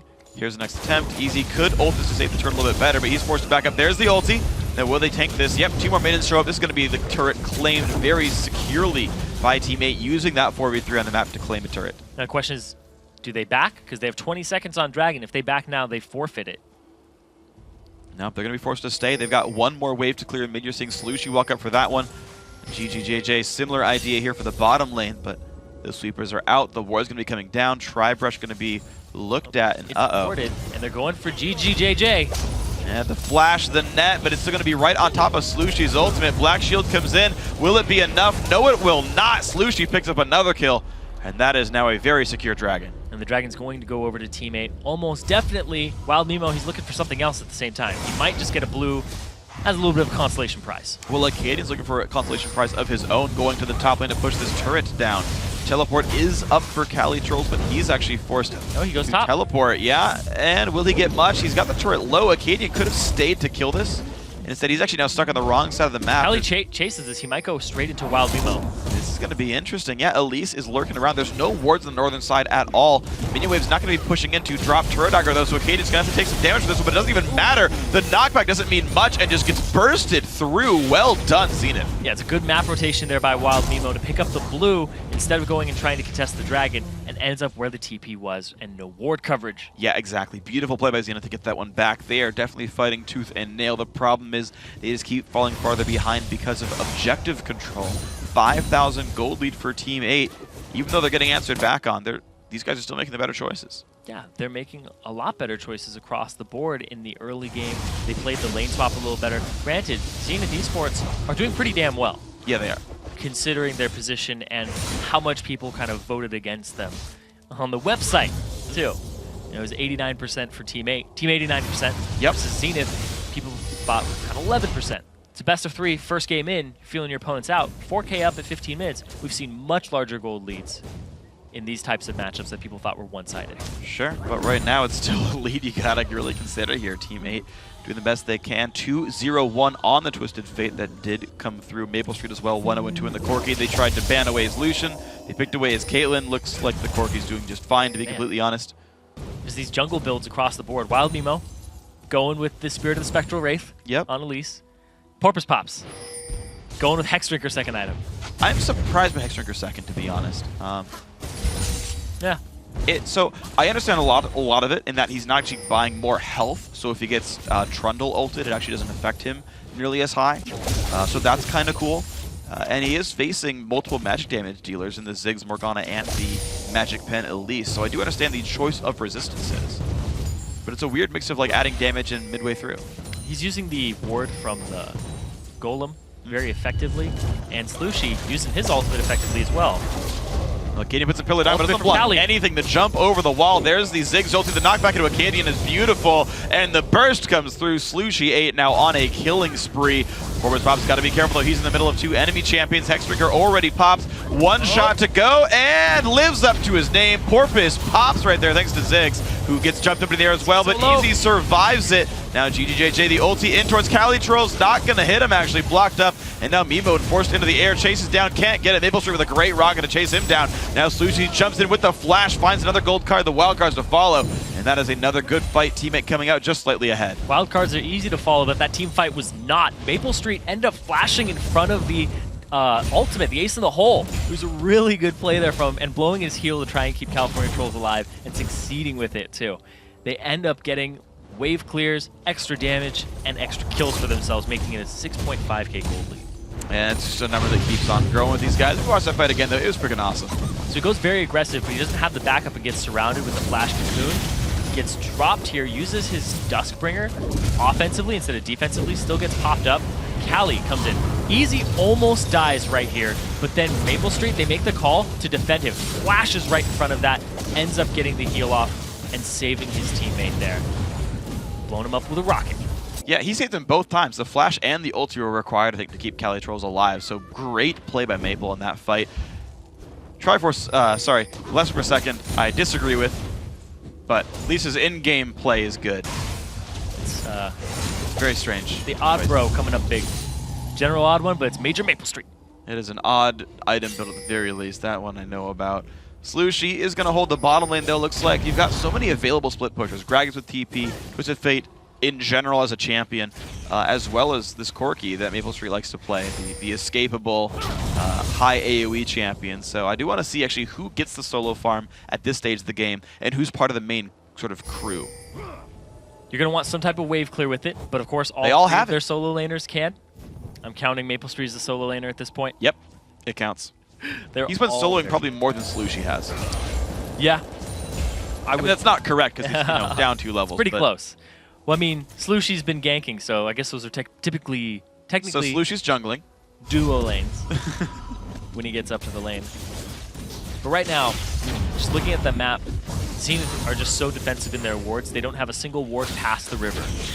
That is always a risk. They have no idea where the enemy team is unless they're being aggressive on them. So Zenith's playing very defensive and not trying to get preemptive moves, but they're using reactionary moves to try and get advantages, and it hasn't worked. It hasn't so far, but just maybe you catch someone out in the right spot and suddenly everything falls into place. That's going to be the hope here for Zenith. They need something to get them back into this game. Constantly playing passively and waiting for a better late game is not a real snare for these guys. GG. He's got nowhere to go. This is not happy for the Caitlyn. EQ comes out, but wildcards will miss, so it is a solo kill. But a kill nonetheless for a TF ulti is worth it. Yeah, and you have to be very defensive against this team. Zenith Esports, with their composition, is all wave clear and just defensive power, and the fact that you have all these globals. You just saw it right there. You get picked off if you overextend. Wards can't help you in that case. What's weird about Teammate is they don't have to play super like crazy push speed, because if you actually do fight out in a lane like we just saw the Caitlyn there, it allows you to get these TF ultis in, these ganks, if you can actually kind of pull the lanes down and look for these isolated matchups. But with her down, with the ulti down as well, it's time to push in. But the more sort of blank space they create on the map, the more chances there are for Slushy to pick somebody off. Getting themselves a turret in the bottom lane. It's a duo lane split push. And it's much easier to split push when you're ahead. You just use those people who nobody can really 2v2 or 1v1, and then you just cause pressure that has to be answered with a bit of a lopsided numbers. All right, now though, Teammate with the lopsided numbers down here. 3v0 on the Dragon, no problem at all. Ah, he missed the cannon. That's happened a lot this game. I saw California Trolls miss a cannon up top, underneath turret. You know who doesn't miss cannons? Braum. He's got a relic shield. Actually, he's got a Targon's Brace now. No, now he's got to face the mountain. He just bought. I eventually got there. I was a little bit behind the times. Boom, all of them. A little slow. But 200 extra damage in the execute. Pretty easy. So far, he's gotten him. Just saying. Some supports miss it, though. For Thresh, it's hard. Yeah, Thresh it is hard. I am always afraid when I have like a Thresh in solo queue, and I'm like, all right, you open Targons. Like, I'll trust you to last hit the cannon, but don't screw me here. And usually it works out. My faith is usually well placed in my teammates. Is that why you are not in Challenger? It's all those Thresh lanes? Yeah, it's always my support's fault. I played perfectly every single game. Yeah, never blame me. Take back all of my previous comments. Yep, I'm perfect. Calitrolls is trying to get ward control for himself, though, on this top side. He's going with the Sheen second, so that might be the Iceborne, the Groa Iceborne build that was sort of the first build I think we were seeing with Gragas. I think it's actually definitely one of the best ones here. The ones we were seeing in Korea, a lot of people in NA, when they were trying to pick up Gragas, didn't go for that build. Some people went Athene's top. It was like, okay, kind of not the best build. Then when we started seeing the Ro8 come out, it was like, okay, now he feels good because it gives him every stat he possibly wants. Yep. And the fact that a health gives him more damage on his W8D2. True. All kinds of painful stuff here. So Gragas is going to be the top lane split pusher. It is. What? It's percent of their HP. Yeah, percent of their HP. But it does give you more health on your passive, basically. Yeah, and health gives him more damage because he's alive longer. Boom. There you go. Synergy. Found it. The 1-3-1 split push, though, TF does stay in the mid lane so he can reach everybody. Porwis Pops takes a fair bit of damage. The binding comes through. Wildcards hits him from his own team. Doesn't deal damage, but exists. Got to cheat at the poker hand. Yep. See what his teammate was rocking. A gold card. I haven't seen Slushie miss a card lock, actually, this game. Oh, he's really good at that. Yep. Slushie is actually a fantastic mid laner. Like since we're talking about LP, he's D1 45 LP, but that's definitely not reflective of his skill level. Yep. He's playing pretty much perfectly this game, and he's been one of the big forces for his team overall. 4-0-2 in this game, holding up in CS versus a Ziggs, which is a pretty good mark for a player. We're seeing Maple Street right now just continue to split push in the bottom lane. He's still powering up. Infinity Edge likely to be his next choice, but I guess you can't guarantee that in either way. 4 sweepers already out for the team as well. Blue buff still under control. Teammate just strangling the map right now. Oh, 10,000 gold up. He's taking a lesson from Kobe here. Calitrolls has Lichbane. All right, cool. Professor Kobe teaching a class. He did. He talked about that one. I want to see how that build pans out for him. Plenty of pain available. 212 AP so far, so it's about 200. Actually, no, it got nerfed, right? It used to be 0.75. I don't remember the Lichbane damage numbers anymore. I don't really play with a Lichbane because yeah, you're a jungler. Junglers. AP Evelyn with Lichbane, dog. Don't you know? Oh my god. Ever since the E changed to physical damage, it's not worth it. It's okay. Sad. I think it's a 0.5 ratio. Now I'm just silly for not knowing anymore. I used to know everything about every item. I'm falling off, man. Quit, retire. Because all your 80 carries building the Lichbane. Oh my gosh. Yeah, it is 50%. Okay, I was right. Yeah. I just wasn't 100% certain anymore. We don't get the nice little luxury of checking things. No. We're just watching the screen. We don't get our own computers. They don't like us enough. Bottom lane and inhibitor turret going to be attacked down to half HP. We do have wonderful Arthur's voice in our head telling us when things go right. So he told us it was 50%. It's the case. I trust him. Shoutouts to Arthur. Or Aaron, or any A name you want to go for here. We change it up every week. Team He's displeased with this conversation topic. Teammate in the mid lane, still pushing on. They do bring Maple back to the mid lane here. They've gotten the bottom lane tier 2 gone. Easy is clearing out as best he can. And really, there's just not a lot of turret damage coming through. Teammate are trying to outposition their opponents, but Zenith aren't making it easy. They're staying tucked inside their base, safe from TF. 25 minutes in, playing extremely safe versus the Twisted Fate, and they don't have a single ward past their tier 1 turrets. Nope. It's very dark on that map.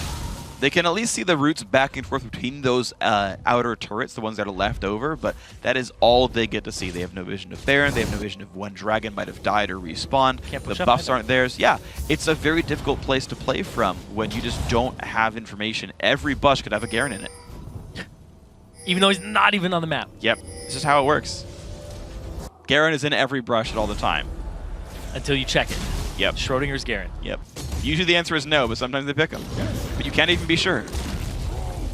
Cali Trolls, He's level going for the duel 14, again. same as Acadian, and that is the exact play he didn't want to make. He goes for the fight, but there is TF. Can he win the 1v2? Actually, I think the answer is yes. Gregor's holding the flash, the gold card. Never mind, the answer is no after all. Very well done, Slushy, saving his teammate, getting the kill for it. Top lane tier 2 died at the same time, despite being a 3v4. Nocturne comes in, looks pretty easy. The knock up from Dodo, that is a kill picked up. Look at that, teammate just flip a switch and everyone dies. And look at that, the TP coming in. They're going to go ahead with a healed up Cali Trolls, going for the turret. Zoom, zoom, turret goes down. Distortion boots on the Ninja Tabby just to make sure he can get out there faster. On top of all this, bottom inhibitor going to drop as well. Team 8's got to be a bit careful of Caitlyn. They don't actually stay for the inhibitor. They're respecting the kill pressure. At the same time, though, they're pushing in that middle tier 2. They're just applying multi-point pressure here. With There's still no huge numbers respawns yet. advantage, yeah. It's just now a 5v4, 10 more seconds on Ziggs. There just is no easy fight for these guys. Kylie Trolls forced to run away. Caitlyn would not kill him with the ulti. Solution ghosts in, gold card lands, wild cards come out, hits the cocoon. This is a dangerous place to be if your TF flashes. Not gonna matter, kill comes through anyway, 10-5 right now. But this has got to be a bit of a risk right there. Hakuho goes in, looks for Porpoise Pops, gets the exhaust down, and that's going to be him locked up. The damage coming through flashes the wall, though, to try to stay safe. Porpoise Pops, though, might not get out, and he doesn't. Easy picks up the second kill here. 5v3 on the map. Maple Street forced to flash away as well. A lot of summoners lost now by the team. Cali Trolls, though, wants to keep the pressure on. Look at this one. It's the sneaky fat man. Nobody ever saw him coming. Well, they see him now, gets the inhib. I don't know if he has a way out. Woo! He's got flash. He just does repel, does get into range. The nice knockback, but here comes Easy. He actually did satchel charge the wall, and Cali Trolls gets out. Puts a couple of dances in. That was really well done. He's not even going to run away. He wants more. He's creating enough pressure that there's really no Baron attempt possible for these guys. The minions would flood in too quickly. So Team 8, they do go overall down in that fight, but it's 2 inhibitors dead. That's all but the game. Things that Cali Trolls does seem really reckless when you just watch them. You're like, that was super calculated.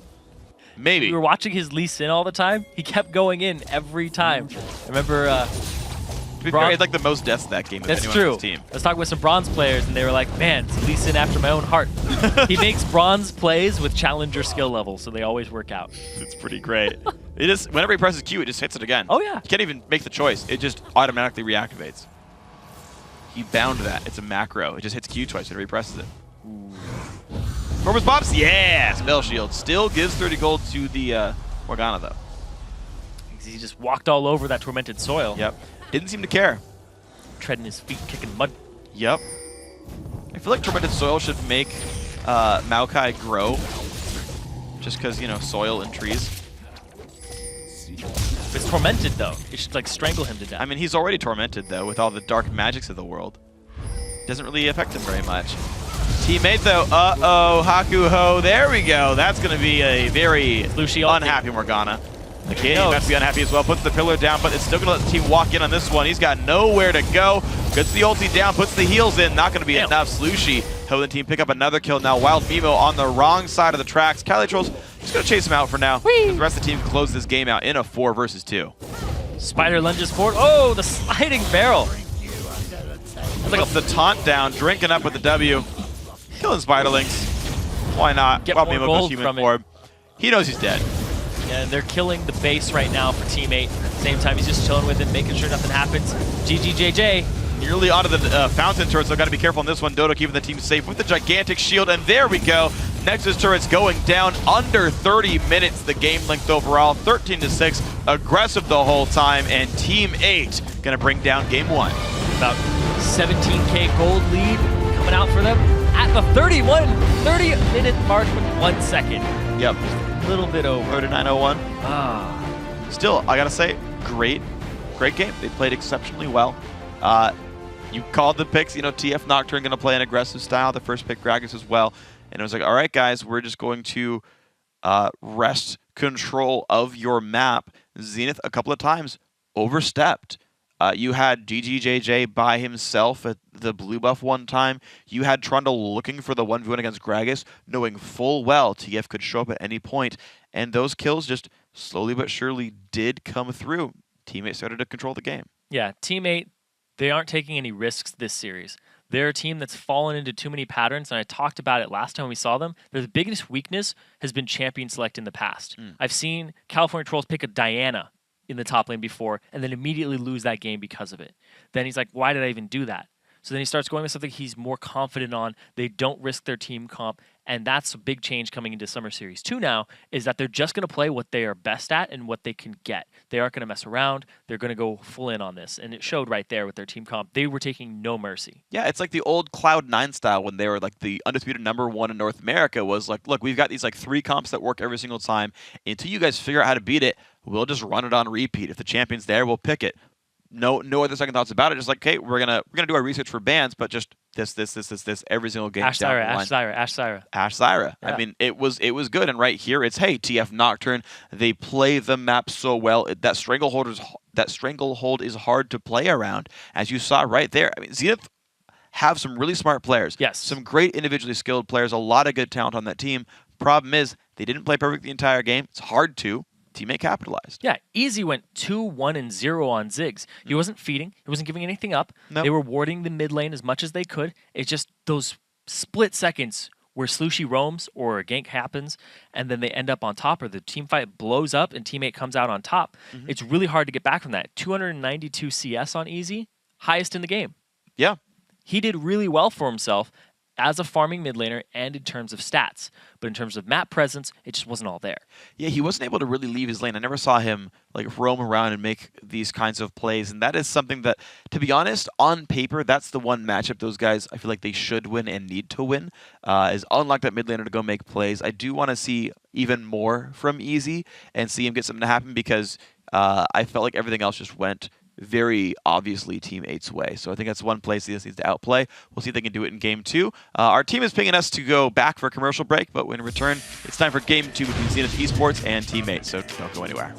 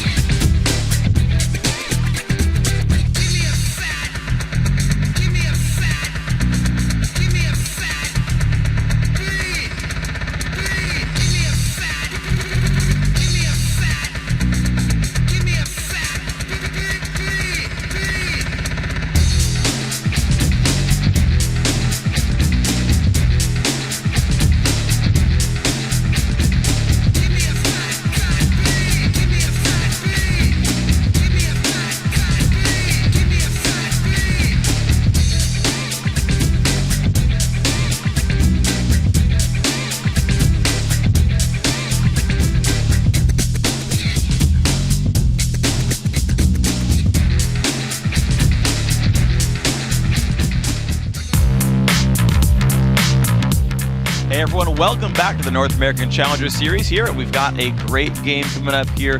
Already teammate up 1-0. They're looking to make it 2-0 and make top 4 here in Summer 2. Yeah, see if Zenith Esports can make a comeback. Yeah. They'd have to win 2 games in a row right now, but teammate look really, really strong. Yeah, they do. This is a scary roster of players overall. Slooshy, the mid laner, Twisted Fate, 5-1-3. Got everyone going, and that seemed to be the cornerstone here just because I felt like it was him much more than Nocturne or more than the Gragas teleport. That was like if someone steps out of line, Slooshy's there, guy dies, turret goes down. Yeah, and the fact that he was positioning himself so far up that people had to make a decision. Do I sacrifice myself? Saw GGJJ do it. He's like, I don't give an assist over, but I still die.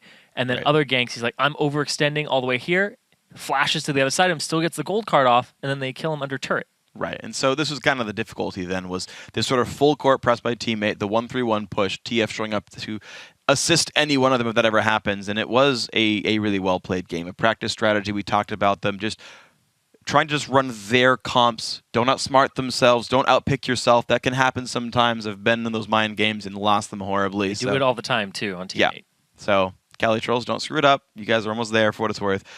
Zenith Esports, I think they have the skill on paper to win this. The Trundle pick against Gragas worked way better than I thought. The guy crushed those duels. I was actually incredibly impressed with Acadian's play overall. I feel like I want to see his Tryndamere come out, though. He knows better than I do if his matchups are any good, but like, you got a guy who was doing really well last time. About a third of like your total rank games are on Trynd. I want to see if you can pull that out and do something cool with it. Gragas being banned away here. So Evelynn, Kassadin, Lee Sin were the 3 bans from teammate previously. Gragas, Yasuo taken away, as well as Ziggs. Twisted Fate is still up again for Slooshy, but that might mean that because Gragas has been taken away, the Lulu ban has also been neglected. Yeah, I want to see. I mean, they could still put in the same Lee Sin ban that teammate put in the last time. There's also the consideration of both these players play Twisted Fate, which is a contested pick. So the exact same 3 bans for teammate, by the way. Just adaptations now for Zenith instead. Yep. Lulu was the high priority. They could still go for the TF Nocturne, but at least they could steal away and hurt Meeple's champion pool. Plus, Lucian's up for Maple. Yeah. Here's the thing, though, is teammate... There's no reason to pick Vlad. No, he's not going to pick Vlad. Teammate will always pick, if they are on blue side, their first pick will be Cali Trolls either locking in a high priority champion for himself for a team comp or something that was just left up that's really powerful. This is crazy. If you swap them over to red side, they're going to last pick their top every time. Well, it's going to be then maybe the blind pick top lane for Acadian, which could be a rough spot for him. I feel like they at least go ahead and be locked in. They are considering the ability to adapt mid-champ select and play a different style like that Nocturne TF. And so they're like, okay, do we leave the adaptation thing open? Like maybe just pick Braum right now? Or do we say deny the champion pool? It is deny the champion pool. There's the Braum that goes through. Mimo expecting that one already says, we're going to counterpick one of these solo lanes. That's immediately the case here. Lulu, a flex pick that teammate must deal with. Yeah, I think teammate is just going to go ahead and pick their mid laner here. I mean, that's the typical thing that they do, and I would say that they would most likely go with Orianna. I'm going to go with Ori on this one. Just safe mid laner hit. There's the lock. Thresh up against Braum. That is the case there. Well done, sir. Fired. Well done. Make them all happen. Watch a lot of teammate games. You learn the players' histories after a while. Ooh, yes. Rengar top lane for Acadian. So this is fun. Not going for the Tryndamere. 1 tier shed, but his second most played is Rengar. That one's fun as well. Blind picks it, though, so you better hope his matchup's good. Yeah. That's fun. I like that. That would be ridiculous. That's a good shout out. I don't think he's going to do it. That'd be ridiculous. That would be a little ridiculous. It's not like he even plays much of it. At least I got to see it. The icon during champs. Like, that's all. I'm sated now. I'm okay. So, like, it's really hard, at least for me, to guess what California Trolls is going to pick, and I think it's hard for everybody else. I think it's hard for his team to guess what he's going to pick. Exactly. I think he might go with the Vladimir here, have some synergy alongside the Orianna. He can play it safe early. They can try to lane swap the Rengar, but he's going to go with the Mundo, which is his fallback safe pick, which he was playing in other Challenger games. I kind of wanted the Vladimir, though, just because. Yeah, it'd be fun to watch. I always like when the new picks come out, but it's not going to be the case. Team 8 running a pretty well-rounded composition now. A lot of picks you expect to see in the LCS and everywhere else. Lucian, Thresh, a great duo lane, one that could pretty easily win their matchup. Orianna, another just old standby. Yeah, and Zenith Esports has a lot of get in people's faces here. Acadian's going to be in the top lane. Now he's going to have the roaming pressure, but at the same time, Teammate, they really like to lock down on enemy top laners very quickly, whether it's with ganks or 2v1ing them. And that's going to be the difficulty then of, hey, can you get in and onto people? What I do like about Zenith is their massive ability to play make right now. Right now, they're hovering on double teleport here on both Rengar and Lulu. Expect that to go through. They've got Rengar stealth with the ultimate. They've got the Twitch stealth as well. Lulu can haste people up and get them into fights. There's a lot of scary things available to that lineup. Like just like how Teammate crushed Game 1 with the incredible map pressure, that same power is here for Zenith. Yeah, I actually like Zenith's team composition a little more, just based on their raw power. Of course, Teammate, they're going to have to play a little bit of a later game here, unless Maple Street crushes the bottom lane. And that's the thing, though, is I feel like at this point, you've got a similar situation to last time where you have a very obvious we want the 2v1 situation. Morgkate was going to crush that 2-on-2. You saw Teammate lane swap it multiple times to hide from that matchup, and they did so successfully, as well as outplaying the 1v2. They gave up dragon pressure, but then they swapped it back when Zenith was like, no, we want our 2-on-2 top.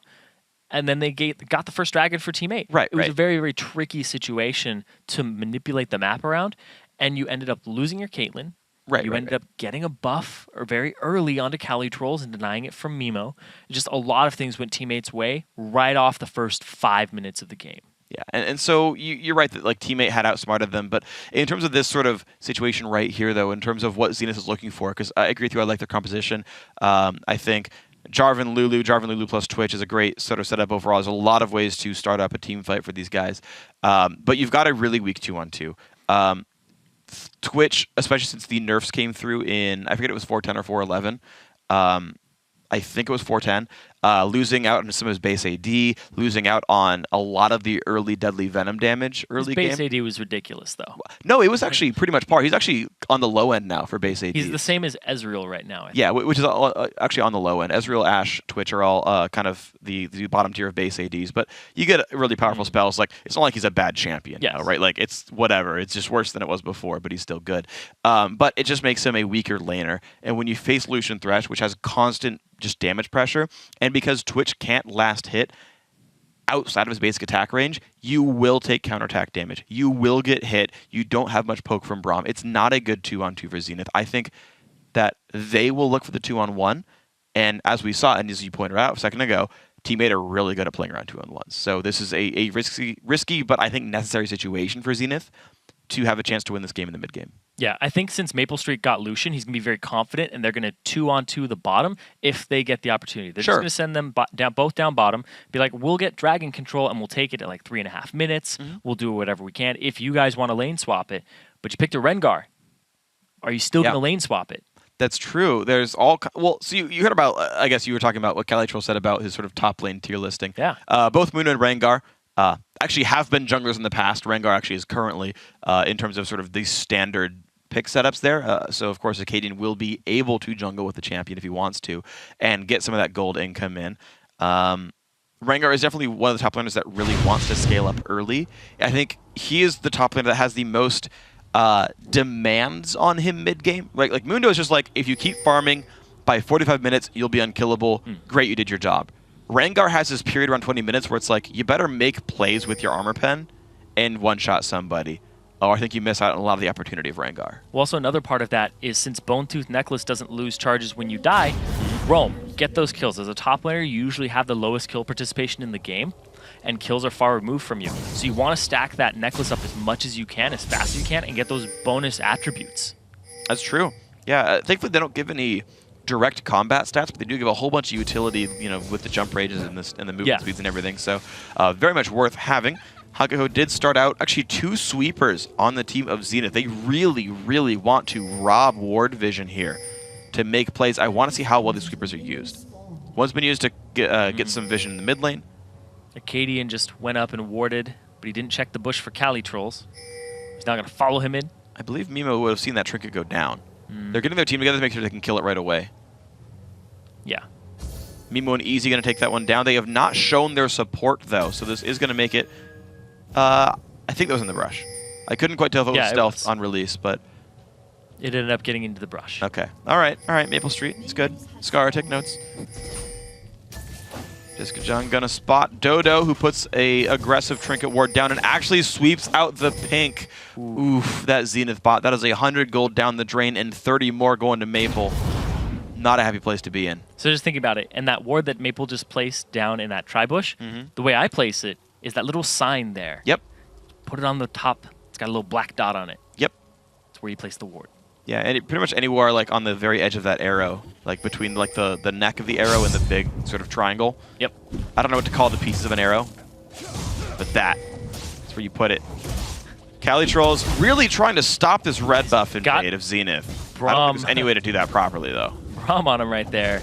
GGJJ ends up getting the red. Yeah, this is really well done. Zenith actually get their own 2-buff start. Porpoisepop's got his own blue, and I don't know if they have the resources to push in to steal away the Zenith blue. So greatly done by this blue team here. They've gotten a 3-buff start. GGJJ. Oh, this is so sexy. He's gonna go gank. He doesn't have Q though. Oh, he doesn't have it. Now he does. So he gets level 2. He does learn ambush. Are they lane swapping to mid? This is all kinds of weird. They're sending the Twitch to solo the mid lane to keep him safe. They're going to use Lulu as a 1v2 hold. Let Rengar get the solo farm that he needs. I mean, think back to how teams use Lulu top. And people talk about this in the LCS. They look, Lulu, even if you don't get much gold or XP, she still has that base utility. She's still useful. They get to keep Twitch safe, get to give Rengar a one-on-one lane, and still get most of the bang for the buck out of Lulu. That is freaking nice from Zenith. Yeah, and also at the same time, he has the Crystalline Flask, so he has an immense amount of sustain in the bottom lane to continue trying to CS. Really good play here in theory crafting, but will it pay off? Well, Slushy's taking some damage there. Only 2 pots on him. Team 8 really not able to go for that 3-minute dragon because guess what? It's a 4-on-4 on the bottom side of the map. There's actually no play available, so beautiful stuff there. Porpoisepop's Cocoon goes in. Tags well but no big deal. Level 1 support roaming around. He's trying to make plays as best he can, but at a certain point, you really need levels on Braum. GGJJ fighting out best he can. He's still down a level, though. He came to lane late. Haku also brought full consumables at the start of the game and no gold generation item or even a ruby crystal. Yes, this plan was all, like... It was all wards. Put together from the level 1. Because none of the GP10s actually work very well in the I'm roaming the jungle case. Yes. Can't Targon's them or Relic Shield them. Nope. Not going to get much from... And you don't want to buy the Spell Thieves on that champion. That would not work out all that well. Slushy is getting worn down by this red buff Twitch. I don't think he's played this lane very often, despite being a former AD carry player. Ori vs Twitch, not a normal lane matchup in solo queue. Well, also a red buff at level 1. Yeah, also a little bit difficult to deal with too. And now they're just using this as a crowbar to get an advantage in that mid lane. They pulled Dodo and Wild Meat and Porpoisepops to the mid lane. Well, they hooked the level 1 Braum. They put, wow, actually a lot of damage on Dignitas there as well. He's forced to flash away. Wow. He couldn't retaliate underneath the turret. No. Got a slow. Has the exhaust still. But he's still level 1. Sitting around. Eating some biscuits. Does not land the Q on Porpoisepops. Level 4 now on the Elites. Level 2 on Braum. There it is. It's Maple Street being the best top laner and challenger. Again, and Hakuho, he's caught. He's got nowhere to go. I'm surprised he stayed around so long. He knew his brush got warded and just waited around somewhere where he's not going to be of use at all. That is not a good misplay. Not a good play. Not a good misplay. I mean, most misplays aren't good to make, but that one was exceptionally awkward. That's like the best term I can use for it. Like, yeah, no, it was. I normally understand if players like, oh, they like misestimate something. It's like, oh, you nearly killed him with that Q, but like, there's just nothing to gain there. Yeah, he was just trying to stay in the bush and get some vision. Saw the ward come down on him, and he's like, oh, I'm getting collapsed on. And nobody to stand behind me with. Stand in front of, I guess. Yes, I guess. I was trying to figure out how to word that because it's called stand behind me. Yeah. He's like, you can't stand behind me away to somebody. There we go. Stand in front of you. 1v1 though, looks like easy is not like this matchup. So in both cases, the AD carriers are actually winning their fights versus the mid laners. But the problem is Team 8 looks a lot like last game. They found a way to get the first blood off the weird lane swaps anyway. Yeah. And they're up 1,000 gold early game. Maple Street 1v1s him and forces him back and says, GG. Easy. Wow. Wow. Cannon minion picked up by Dodo's Thresh. Proper play there. Cali Trolls very low on health top lane, though. Easy gets back to the mid lane. That's the reason for the double TP. They're looking, that's what the double TP was also for part of it, was finding all these ways to get to the lanes you wanted to go to. And it's a Ryan Choi inspired build here for Acadian. 3 Doran's Blades. He's ready to try and rock and get into that mid game with the level 6s. I guess that was his Ryan choice to buy 3 Dorans. Why not? Acadian is holding Cali Trolls back. This Mundo rushed. Ninja Tabby try to survive, but no health and no other stats to speak of. Acadian now level 6. So much risk there. Root's gonna land. Decent damage comes through there. Maxing Q so far, that's rank 3. He's got the level 6. There's a lot of pressure mid lane because of GGJJ onto Slushy. This is the point where the first, or I guess the next gank really, really matters. Red buff is going to be invaded here by Wild Mimo. All right, well, does he have the numbers advantage? He doesn't, and he warded it too to keep himself safe. Yeah, so he's safe to do this. Rengar's keeping pressure on Mundo. It's easy to EQ out at this point there. Once again, red buff, they're giving this to... Watch if Dodo steals this. Okay, he doesn't. There's the red buff, and Dodo's actually locked up. There's a knock-up as well from Lulu. Powerhouse comes to defend. It's a 3-on-3. And Hakuho just does not have experience, but do they have the damage regardless? Heal used by Maple Street. It's actually the colon getting blocked out, but Twitch is so low on HP. The distance comes in. Q comes out for the slow. He has flash. Only tags easy, and GGJJ stealth away on Twitch. So red buff secured. Everyone walks away. And stolen at the same time by Wild Mimo. And in this top lane, though, Acadian, he's actually winning it by a good margin now. He has about 14 CS up. There's a lot in this wave, but he has TP still. They could have dived him. They know Cali Trolls' ulti is down, and they saw the entire team on the bottom side. TPing the Dragon. This is a risk by Acadian, but they know Mundo can't join. Goes in, destroys Porpoise Buff, and now Maple Street's got to be real careful. Shockwave pulls him back, though. He heals up and stays alive. Dragon goes to Zenith, but they lose the jungler in the process. Easy has flash. Last couple times, gets away. But that is a 1-for-1, but a Dragon also going to Zenith. Yeah, Acadian, really good play there using the ultimate after coming through on the teleport. Kills the jungler, which allows them to secure it for themselves. Good play there, good coordination, instead of focusing that top lane of Cali Trolls. Cali gets a little bit of a wiggle room, but now, like I said, Rengar, he wants to be involved, he wants to get kills, he wants to stack up the Bone Tooth Necklace, and now he has a pickaxe coming back to that lane. All right, so that's going to be, I believe it's Tiamat first, the standard build here. There's a lot of ways to go for it. I would expect if you're doing Armor Pen build, it would be Brutalizer first, not Last Whisper first. So I believe the root is Tiamat, but I'm not the biggest Rengar player. That'll be a fun one, though. He's going to have a lot of attack damage burst. It'll be a fun thing to be. I am impressed overall by Zenith's wide decision-making, right? Like, there's this play top lane that was like a guaranteed advantage. You'd trade Dragon for it, but you would like get a kill and then like a trade on globals. But here they were like, actually, we realize the intent for Dragon. Oh, you guys are down there. They regrouped for that very much in time and honestly got a bigger gold lead than they would have by making the easier top lane play. So really smart choice. Zenith within 100 gold here of Teammate, and they look smart. Yeah, they look really smart right now. Across the board, though, Teammate is winning in CS except for that top lane. And I guess the jungle, but I don't really count that. Sure. It's more of the pressure that you cause. Yeah, in fact, they have the same items, so. Yeah. The Quill Coat for J4 to going for the tanky route. Just the warding and having that type of pressure on the map is very important. Getting that from an item is just really good. People were starting to prioritize Sightstone even before Quill Coat was a thing. So it just kind of fed into that.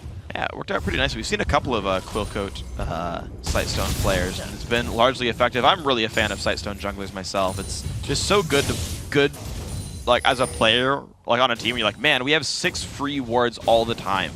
You can run 4 sweepers and really crush the vision game. So that's looked pretty good for every time I've seen it. Maple Street and Easy still battling, dodges the W, and actually wants this fight, but Maple Street's crushing that one with the BF sword. Porpoise Pops, though, in a bit of a wrong spot, will get stunned up. Mimo, don't know if he can defend that. Lantern's there, but maybe they're on top of him. Here comes the teleport to keep him safe. The rest of the team showing up as well. Mimo gets pulled back, and now Hakuho, only low level, trying to make his way in. Elise falls down. Jarvan finding more damage as well. Dodo8 gets stunned up. They're only level 5 on Thresh. Cali Trolls in the back line.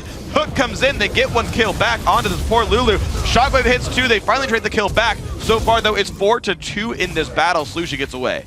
Wow, Teammate just not picking the right fights here, ending up on the losing side of him. But Slushy, Well, GGJJ wants this fight. He's got Katie's teammates, here. and there is a Acadian. Shutdown goes through. An ace for Zenith right there. Delayed, but these guys are fighting so well. And a big thing here is when we think about teammates' losses to teams other than LMQ, it's usually because they fight a different strategy that they haven't encountered before. I talked about at the start of the game, Necrophantation brought out a different strat. Zenith, losing the first game, completely different strategy. They're taking every red that they possibly can. They swapped the lanes, and now they force you to play reactively instead of some pre-practice strat that you have. Now you're playing on their terms. And right now, the terms are good for Zenith. I am very impressed with these guys so far. They did look good in game one, just slightly overmatched this time around. They have really kept the pressure on. And as you said, they're forced to play their game, and that's really what's happening here. It's been beautiful so far. Calitro's Corpus Pops trying to put a wrench in the plans now. No summoners up for Acadian. No wards either. Calitros is playing too aggressively to show that there's no jungler. So just the easy escape there for Acadian. No gank available for Porpoise. Acadian's looking for the roam from the top lane, has the early mobility boots, and he has a decent amount of stacks now on his Bone Tooth necklace and a lot of damage. He's able to survive the laning phase. Ooh, he's at 5 right now. So he's got that extra little bit. Dips in. Calitros right now showing no fear. GGJJ is around. His team is collapsing, and this could be a gank attempt. Maple's going to get a Lantern. The Q comes out for Braum. Glitterlance actually misses there, and Hakuho gets put into the turret at level 5 right there. Dodo puts the box in to keep his team safe. They will get away safely. Emo forced to kill away part of a pink ward, but can't go all the way for this one. Slushy's map reactions are actually a little delayed this game, going from Twisted Fate and being on top of everything and making it look like Easy wasn't in the right spot. Slushy's showing up late to these fights and then overstaying. Yeah, he comes down, kills some caster minions, goes, never mind, back to mid I goes. You're right, the map movements are just better right now for Zenith. It's a 300 gold lead, obviously not insurmountable, but such a better game compared to the first one here. Yeah, and Acadian, he's down bottom too. If they had started a fight, Calitrol doesn't have his TP. And look, they're going to go and try to force this Root onto him. Roots up, Slushy, Shockwave onto 2, but he's stuck inside the Cataclysm without a flash. Kill picked up by Acadian. Twitch pops ulti, doesn't necessarily need to, but it will allow for turret pressure. And the first turret of the game, 14 minutes in, gonna go for Zenith. They don't stay because the team's recovering here to defend, but it's more gold going the way. Easy ended up TPing top so that he could defend this and stop Calitrol from getting his own turret. Very good map play here. It's completely different than what was happening last game. Acadian, Moby Boots, roaming around trying to get to Cali. No ward there. Gets spotted. Big damage comes through. Has the root in place as well. Do they have the damage they need to kill him, though? Flash for Easy, but it's not enough damage. Why flash for that? Calitrol gets out pretty safe. Hoping for a little bit of extra AP from the gods. Nope. Didn't get it. They didn't have Ignite. No reason to. But Easy is... I actually like the Easy's in this matchup right now, though, because it allows him some time to finally power up. He's very under-leveled right now, and I think 11's a pretty important level for Lulu. Too. Yeah, and giving him some time to run around as Acadian has a little more room to make plays. Out of turrets being down really helped Rengar and Twitch a lot. Hakuho was down in levels for so long, but because the fact that he was Braum, he was still very durable naturally. Oh, he's going for this, what? Kind of. I mean, he's dealing some damage. Yeah. Acadian's got a lot of sustain right now with the triple Doran, so... That's true. Tries to punish. No TP, no flash here for Mundo. He's got to walk his way back to lane, which could very easily mean the turret kill for Acadian. Well, Dragon's also up right now, so depending on what happens here, Zenith, they actually have better choices. Yeah, they do. TP available, Dragon play available. If they don't even use TP, Acadian can go toe-to-toe right now with Mundo, who has no ultimate. He's about to have it back up. He's going to go for this play, gets the root in place, and Calitros just is not respecting the damage output. Acadian claims the kill safely. There's almost no way you could test Dragon right now. It's actually just Maple Street shoving the bot lane to try to create pressure instead. Wards, these are very good wards coming down right here for Mimo. They're going to make sure that no one's really around to contest Dragon. Look at that. 1k gold advantage for Ruin King right now. GGJJ onto Maple. He goes in. He's got so much life steal from minions, though. Maple can't win that fight. GGJJ pushing him away with the culling and gets out. That was not a fight Maple could have won. Has to burn flash and heal and walk away. Does get the turret, but that's still something that I would say is good for Twitch. And now the Dragon also going to go for Zenith. GGJJ still had flash and heal available for himself. Maple sliding in, didn't even finish the turret before he started his little escapade in the damage. I would have flashed for that if I was Twitch. I might have died for it. Oh, you could have healed yourself too for the movement speed. Yep. Only 1 second now, but hey, still useful. Could have caught him, but at the same time, didn't want to use those 2 summoner spells. Yeah, that's fine. It's Saved them for respectable. a rainy day. 2 summoners are probably not worth an unassisted kill, to be honest. I'd burn a flash, but I feel like 2 summoners is oftentimes a lot, unless that summoner's like Ignite, you know? Where it's like, it's just there to get kills in the first place. I don't know. It's up to everyone's own decision making here, but right now Zenith have been making better decisions. 1,500 gold lead. They actually didn't take Dragon, interestingly enough. Yeah, and speaking of decision making, Acadian has the Tiamat, but then he goes for another pickaxe. Okay, well it's late enough that it's a Last Whisper here. Yeah, he's not going to go for the full Ravenous Hydra just yet. Don't need it really. Got enough lifesteal. Yeah. And look at that. He just walks here with the Moby boots because of that just increased movement speed that's going to help him move around the map a lot faster. Akaho gets in front of him. He's going to walk out on this one. Top lane turret low, though. So this is interesting now. You've got this small lull right here where Dragon's up, so you know it's kind of intense right now. Both teams, no important objectives are up in the map. But all the teleports are available. Teammate a little bit afraid without summoners, but... Teammate just saw Jarvan top, so they could go for this Dragon if they can do it quick enough. And as soon as Acadian shows himself top, it might tell them to go. Well, Mundo's still creating pressure top lane, which is a good thing for them. No flash, but honestly, he's durable enough. He's got the Sunfire cape. He's doing a good job pushing down here. Acadian, until he gets Last Whisper, actually, I think is going to have kind of a hard time killing Mundo, especially through his ultimate, but that will flip in another 1,000 gold. There's a timing to watch out for here is when that item spike turns around. It is going to be the double blade play for the Twitch here, so very assassin focused, whereas Maple Street needs a lot of time to scale up. Still no Infinity Edge, 18 minutes in, that's a slow mark. And so I feel like this is a spot where like both teams have things to wait for, but both teams have advantages right now in their inventories. Yeah, it's about 700 gold difference. This Dragon is going to make a huge deal in this game. It's going to be about 1,500. There we go, Dragon dying rather fast. Teleports are coming in. These guys want the fight. Beeble quick. goes in, does not get the steal. Goes to teammate, but now Maple Street forced away. There comes the Acadian, explodes Maple Street. AD carry gone. Shotgun does not find much. Hako forced to run away. He stays alive. Used it yet. 2 kills so... Oh, sorry, I missed it. There we go. Doesn't find much now. Powerswap's going to go down. This could be 3 kills now for Zenith Esports. Continuing the chase on down. It's Mundo. Calitrolls slowly wearing down Twitch and does so, but Orianna drops to Acadian. So now only Calitrolls is alive. There's the roots in place. And look at that fight. 5-1 for a Dragon. And it's back to just 600 gold difference between them. And you were right, the Shockwave did hit nothing. Casting from the future again, Freak. Yep. I don't know why I thought I saw it. Yeah, there's just a huge amount of display there in terms of what's on your screen. Maple Street did end up picking up the Dragon. Look at that. The Hydra just spamming there. And Acadian's damage is just so immense. He chases out Slushy, flashing into the bush so they can continue it. Gets him again, picks it up, then he wraps back around for a double kill onto Calitrolls at the very end. Just Acadians play this game, 6-0-6, Last Whisper completed, is ridiculous. This is one of those games you gotta be real careful. Easy flashes. Oh, the cleaver blocked by Hakuho, but I don't know if he can keep his team safe. Hook comes out, doesn't quite catch him. That one's going to. And now this poor level 8 Braum has nowhere to go. Team 8 find the random picks across the map. What can they take for this? It's even in turrets, and it's only about 800 gold difference between these two teams. If they get this mid turret, they'll even it up. Oh my gosh, yeah, it's going to be a good place. Acadian, though, still wanting to play aggressively. Ulti is available. No cooldown on his build, interestingly enough. We saw most jungle Rangars look for cooldowns. Not the case here. Sushi gonna get jumped on. Big burst comes through. There's the shockwave slowed right now. He's got. Oh, he misses the 5-point E. But there's the brush. Don't go to the brush against Rengar. Down goes the kill. Picked up in the 1v1. Everybody's coming up top though now. Dodo's gonna give it back to Maple Street. Blue buff. He's very fast with the Moby boots. You have to get it off of him. He's got to like try to one-shot Maple. He's gonna try. Oh, gets it. Not quite though. The shield comes out just to save him. Summoner heal burned as well.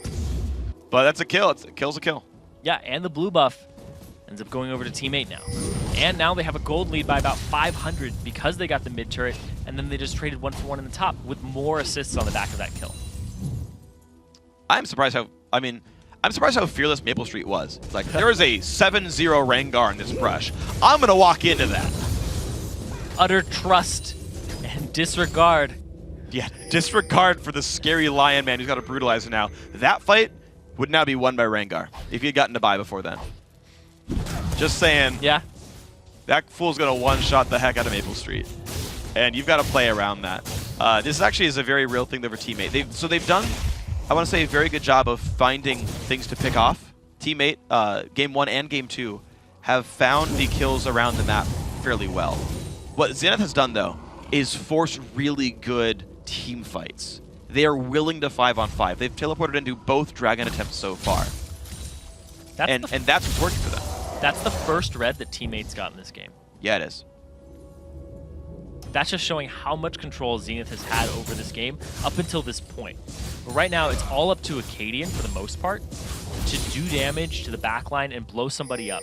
But I like these wards that Teammate are starting to get across it. If you look, they have these aggressive wards despite being on their back foot.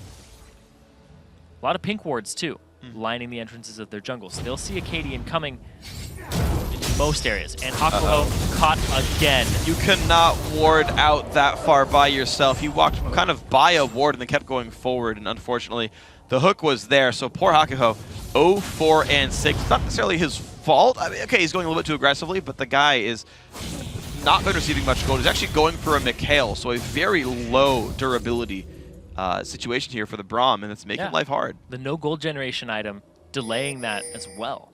Making it so, look at that difference, 1,600 gold difference between the supports. Yeah, that is a lot. That is a very large amount of money that's going to kind of keep accruing, to be honest, and it means that Dodo is going to have more to do by the end of, like, he's going to have more to do. He's going to have more available to him, more plays that he can make by the end of this game by being a more powerful champion. It's a risk that Zenith ran to get some of these early game moves, and some of them worked out, but it's a complete lack of tank stats. Right? Moby boots, going for Mikhails, like this is a pretty big risk for Haku. Acadian splitting top, and nobody's here to answer him just yet. Cali Trolls in the rotation here from Zenith Esports. If he doesn't check that bush, Uh-oh, the jump in onto Calitrolls. He does not have flash. Pops the ulti, though, and here comes the team fight. A little bit of a lockup down onto the Rengar. Calitrolls has a lantern to get at you. Hako flashes away, but he still goes down. The hook onto Easy is not good for the team, but here's the jump in towards Maple and Slushi. Can he find the kills? It's a Zonya's using. Acadian is going to go down the backline, just barely staying alive, and now Twitch has got to be real careful. Mundo was on top of him now. Also a scary fighter, and it's going to be the kill picked up onto the Twitch. Calitrolls still alive. Mimo going to be claimed as well on this one with barely any health left. He could have turned to hit the Mundo, you're right, but the kills come through 4-1 so far. Beautiful fight for Teammate this time. Even just the Martial Cadence passive extra damage would have been enough on top of his auto attack. Mundo was pretty much killing himself there too. Yeah, he was. With his burning agony. Wow. California Trolls, he lives another day. And it puts Teammate 2,000 gold ahead, 2.4 thousand gold ahead. That was such a crucial fight. Calitrolls got quote-unquote caught, but he's the tank on the team and he got out. He gets caught, and the ultimate from Wild Mimo used on him in basically a breath of opportunity. Slushi shockwaving only Haku over to the flash out, but here comes Acadian. Watch this damage here onto Slushi and Maple Street in the backline. Wrecks them. The reaction time on the flash, the shield, and the Zonias is perfect here. If Slushi had gone down, they wouldn't have had enough damage to finish him off in that time. If Maple Street had gone down and hadn't have flashed away, it would have been a completely different fight. Absolutely would have been. I mean, there's so many things that happen in that battle as well as Dragon goes over to Zenith on the backside of this. GGJJ as well made the choice to, instead of playing for himself and focusing the Mundo, who was flanking around and chasing him and dealing damage, he was trying to participate in the rest of the team fight, hitting Thresh, hitting everyone else, trying to knock down Slushi, hitting that back line. Potentially, if Twitch had just ignored kind of his team and just fought the Mundo off, gotten rid of Calitrolls, that fight could have gone differently with an AD carry able to clean up. A pick in the mid lane, though, just with the Rengar ultimate, they pick off the kill, but now you got to be careful if you're Twitch there. Slow comes in, Shockwave goes through, and Slushi finds the kill. Now Mimo's got to be careful. Boss comes out, the Blaze stops the flag and drag, and a double kill comes through to Slushi. Flash Cocoon lands as well. In comes Hako to save the team, but then the rest of these guys have to get out. The flank from Calitrolls. Acadian trying to run away. Haka, who actually in the chaos is maybe getting out easy. Got to be careful as well. Knockup comes out from Braum, but it's not going to be enough. Easy dodges the cleaver, but can't dodge the distance. It's surely coming in soon. There's a double kill again for Slushi. and only Acadian comes out. And they evened up the kills 17-17, but now they have a 2K gold lead, and they're going straight for the Baron right now with all of these members. Only Acadian's alive, and he has no ultimate. So he's going to push down the bottom outer turret. Maybe he gets as far as tier 2, but Teammate are going to get a Baron and maybe a little bit more here. 2,000 gold going to become about 3.5 before too long. This Baron's going to do so much for Teammate. They've been kind of on their back foot as much as possible in this game, but their CS has been keeping them in, and the gold generation. But here comes Mimo. What can There's he do? a chance this fight goes well. Okay, there's the smite, grabbed successfully. Mimo goes out, no chance for the battle. If Twitch had ulti, they had the chance to fight that. It'd be a risk, but there's a big reward there on the end of it. Acadian is getting some good damage down. He's interestingly not using Q on the turret. It doesn't give attack speed, but it does give the bonus damage, I believe. Yeah. But he's saving his ferocity in case he needs it for something else. To be fair, he gets the turret regardless. So, 2 turrets actually worth about the same total gold as Baron. You can see still about 2,000 gold apart. The leap in here, trying to blow up Maple Street, gets so close to doing it. But then he gets hooked into the turret, has to back off for the rest of the fight, and then GGJJ cocooned and exploded here from the shockwave. As the hook goes after Mimo, I think it was actually looking for JJ, and then the perfect play backwards from Dodo. Just perfect play from Dodo all throughout that engage. Yeah, he's been phenomenal really all series long. A great player, that support. He's one of the players who gets, I think, underrepresented. Yeah. Because there's so many, to be honest, very good players on this team. You can talk about all the crazy champs that Kelly Trolls plays, all the cool things that Slusha can do with TF, the 1v1s with Maple Street, but Dodo's also, of course, a very big part of this team, and he's doing great this game. Porpoise and him are both really responsible for the vision game that they play all throughout the map, as well as the roaming game, but those are the 2 least recognized players on the team, and they definitely deserve their dues, because it is a huge team effort, despite the fact that they are out CSing the lane opponents in all the solo lanes, and that is a testament to their skill, but the fact that they're able to come back into this game is really off the back of Dodo and Porpoise Pops. Yeah, they're playing a beautiful series right now. 3,500 gold lead. The giant Rengar has been able to pick up kills consistently, 8-2 and 8, but the problem is the rest of the team has just not been able to quite convert on anything else. Teammate with the Baron buff now looking down the mid lane, growing into a 4,000 gold lead, looking for the inhibitor. A lot of hook potential here, as well as cocoon potential, which we've seen from Dodo and Porpoise Pops all game long. The flash cocoons have been on point, the hooks have been on point, and then hitting somebody they weren't on point for, but it turns out to be a better target. Hooking easy up in the top lane. Some of the cleavers from California Trolls have been good too, but Acadian, can he get to the back line? Can he get to the squishies? He has the U-moves. And he blew up Maple Street last time. Look, it's Minion, not his intended target this time around. Slows come out hitting Slushy and Cali Trolls, but no conversion just yet. This turret taking a little bit of damage.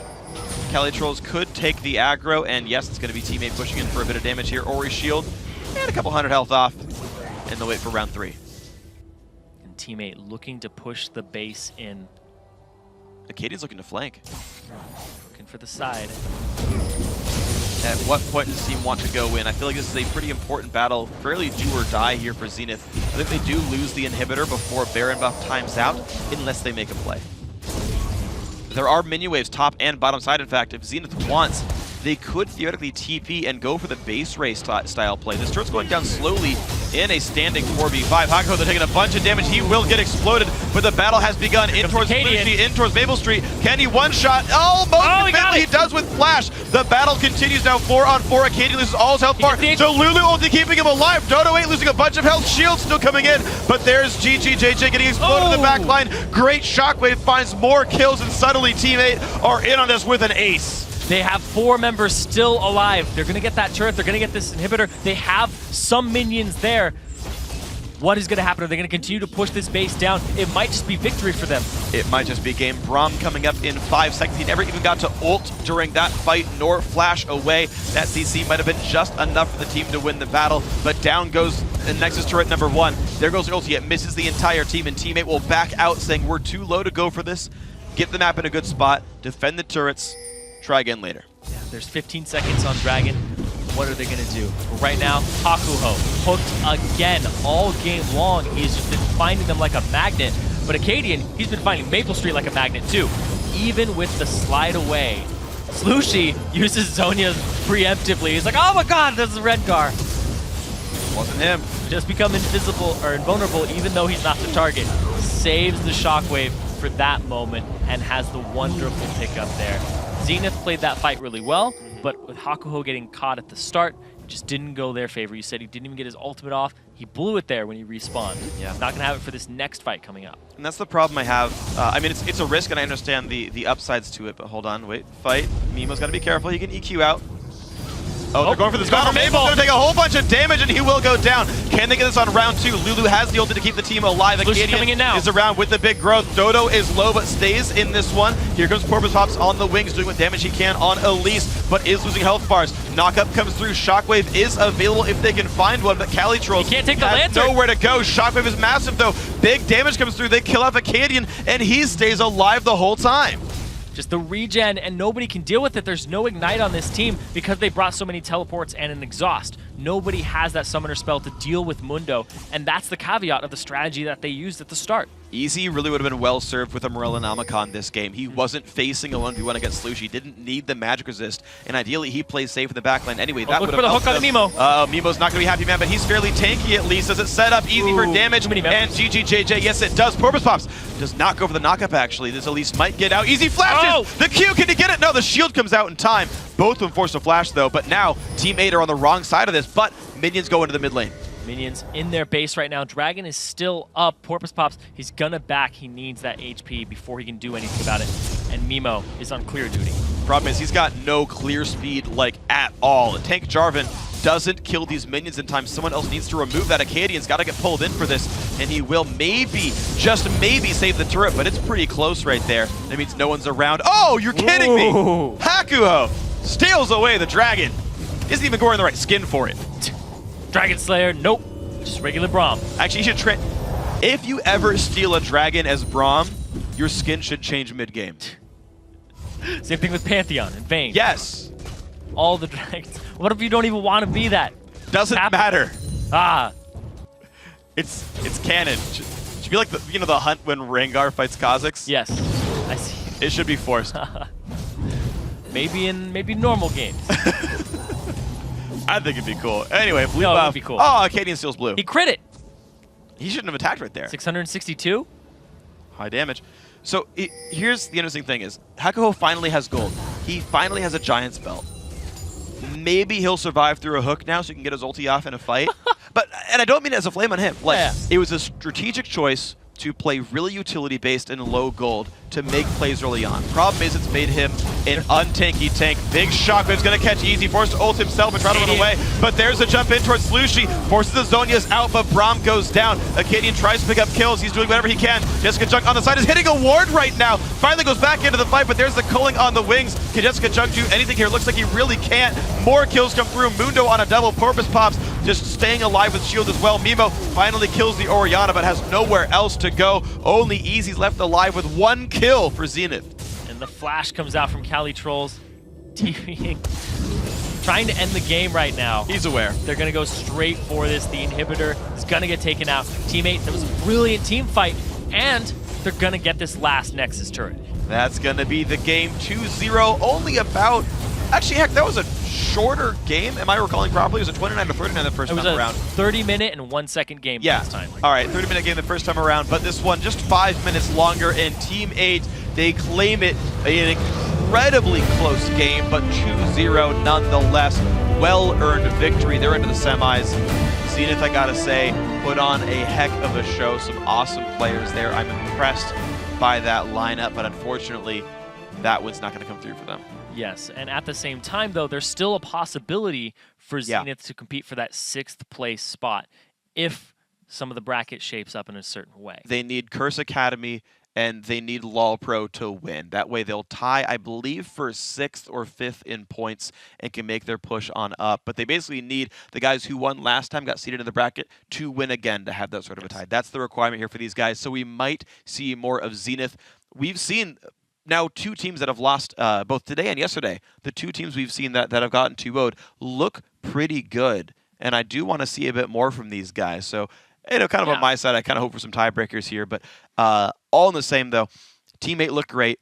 I feel like we've been waiting for this team to break out for a while because they've had such good success outside of the Riot tournaments They finally make it to a semifinal for the first time ever, and you're seeing why.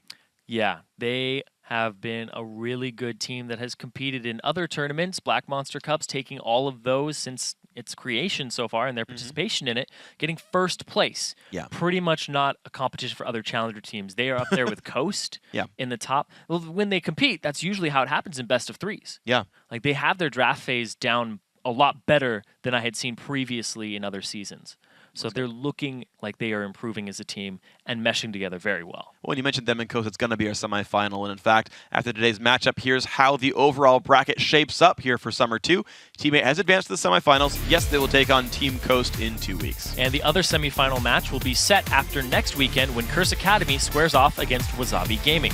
And Team LOLPro faces Cognitive Gaming. But there's more LCS action before those matchups get started. On Thursday, Summer Week 9 of the European LCS kicks off when Suba Hot Crew takes on Rocket and Gambit Gaming goes up against Alliance. Then Fnatic fights the Copenhagen Wolves and SK Gaming spars with Millennium. After the Challenger quarterfinals continues, it's As Forever Zenzig and SK Gaming Prime play a best-of-3 matchup. It's going to be a fun one. The action gets underway at 8:30 a.m. Pacific with the LCS preview show. Of course, that's going to be...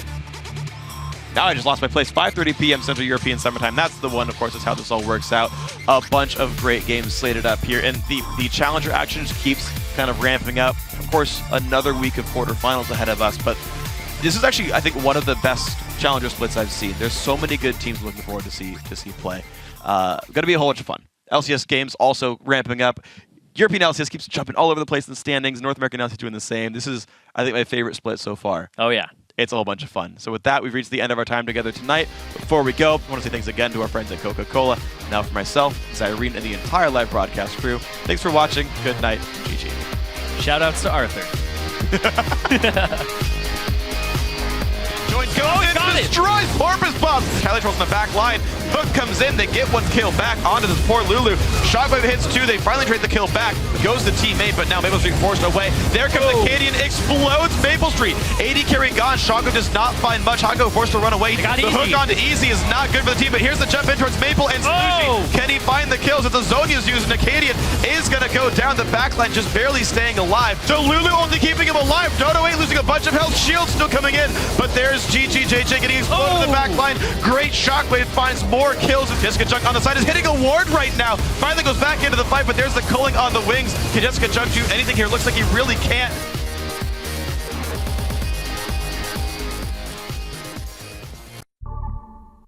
Yo, man, look at me, man. I got all the jewels. Look at my shoes, man. I'm sharp. Man, I look good. I look good. I look exactly the way you wish you could. I look good. I look good. Come on.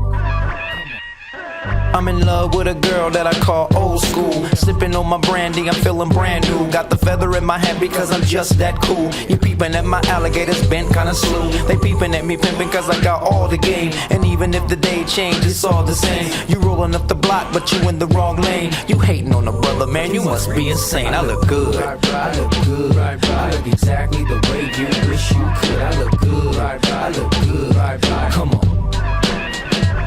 I look good, I look good, I look exactly the way you wish you could. I look good, I look good, come on. Joe said that I'm the best in the West. I got the girls singing, damn, look at how he dressed. No need to guess, just bless my finesse. I keep him in a mess, all up in this caress. Jeans, fitted, shirt, knitted. Man, she need to quit it, she already did it. She gotta be Latina cause she look mixed with it. She all up on me, so I guess she gonna get it. I look good, I look good, I look exactly the way you wish you could. I look good, I look good,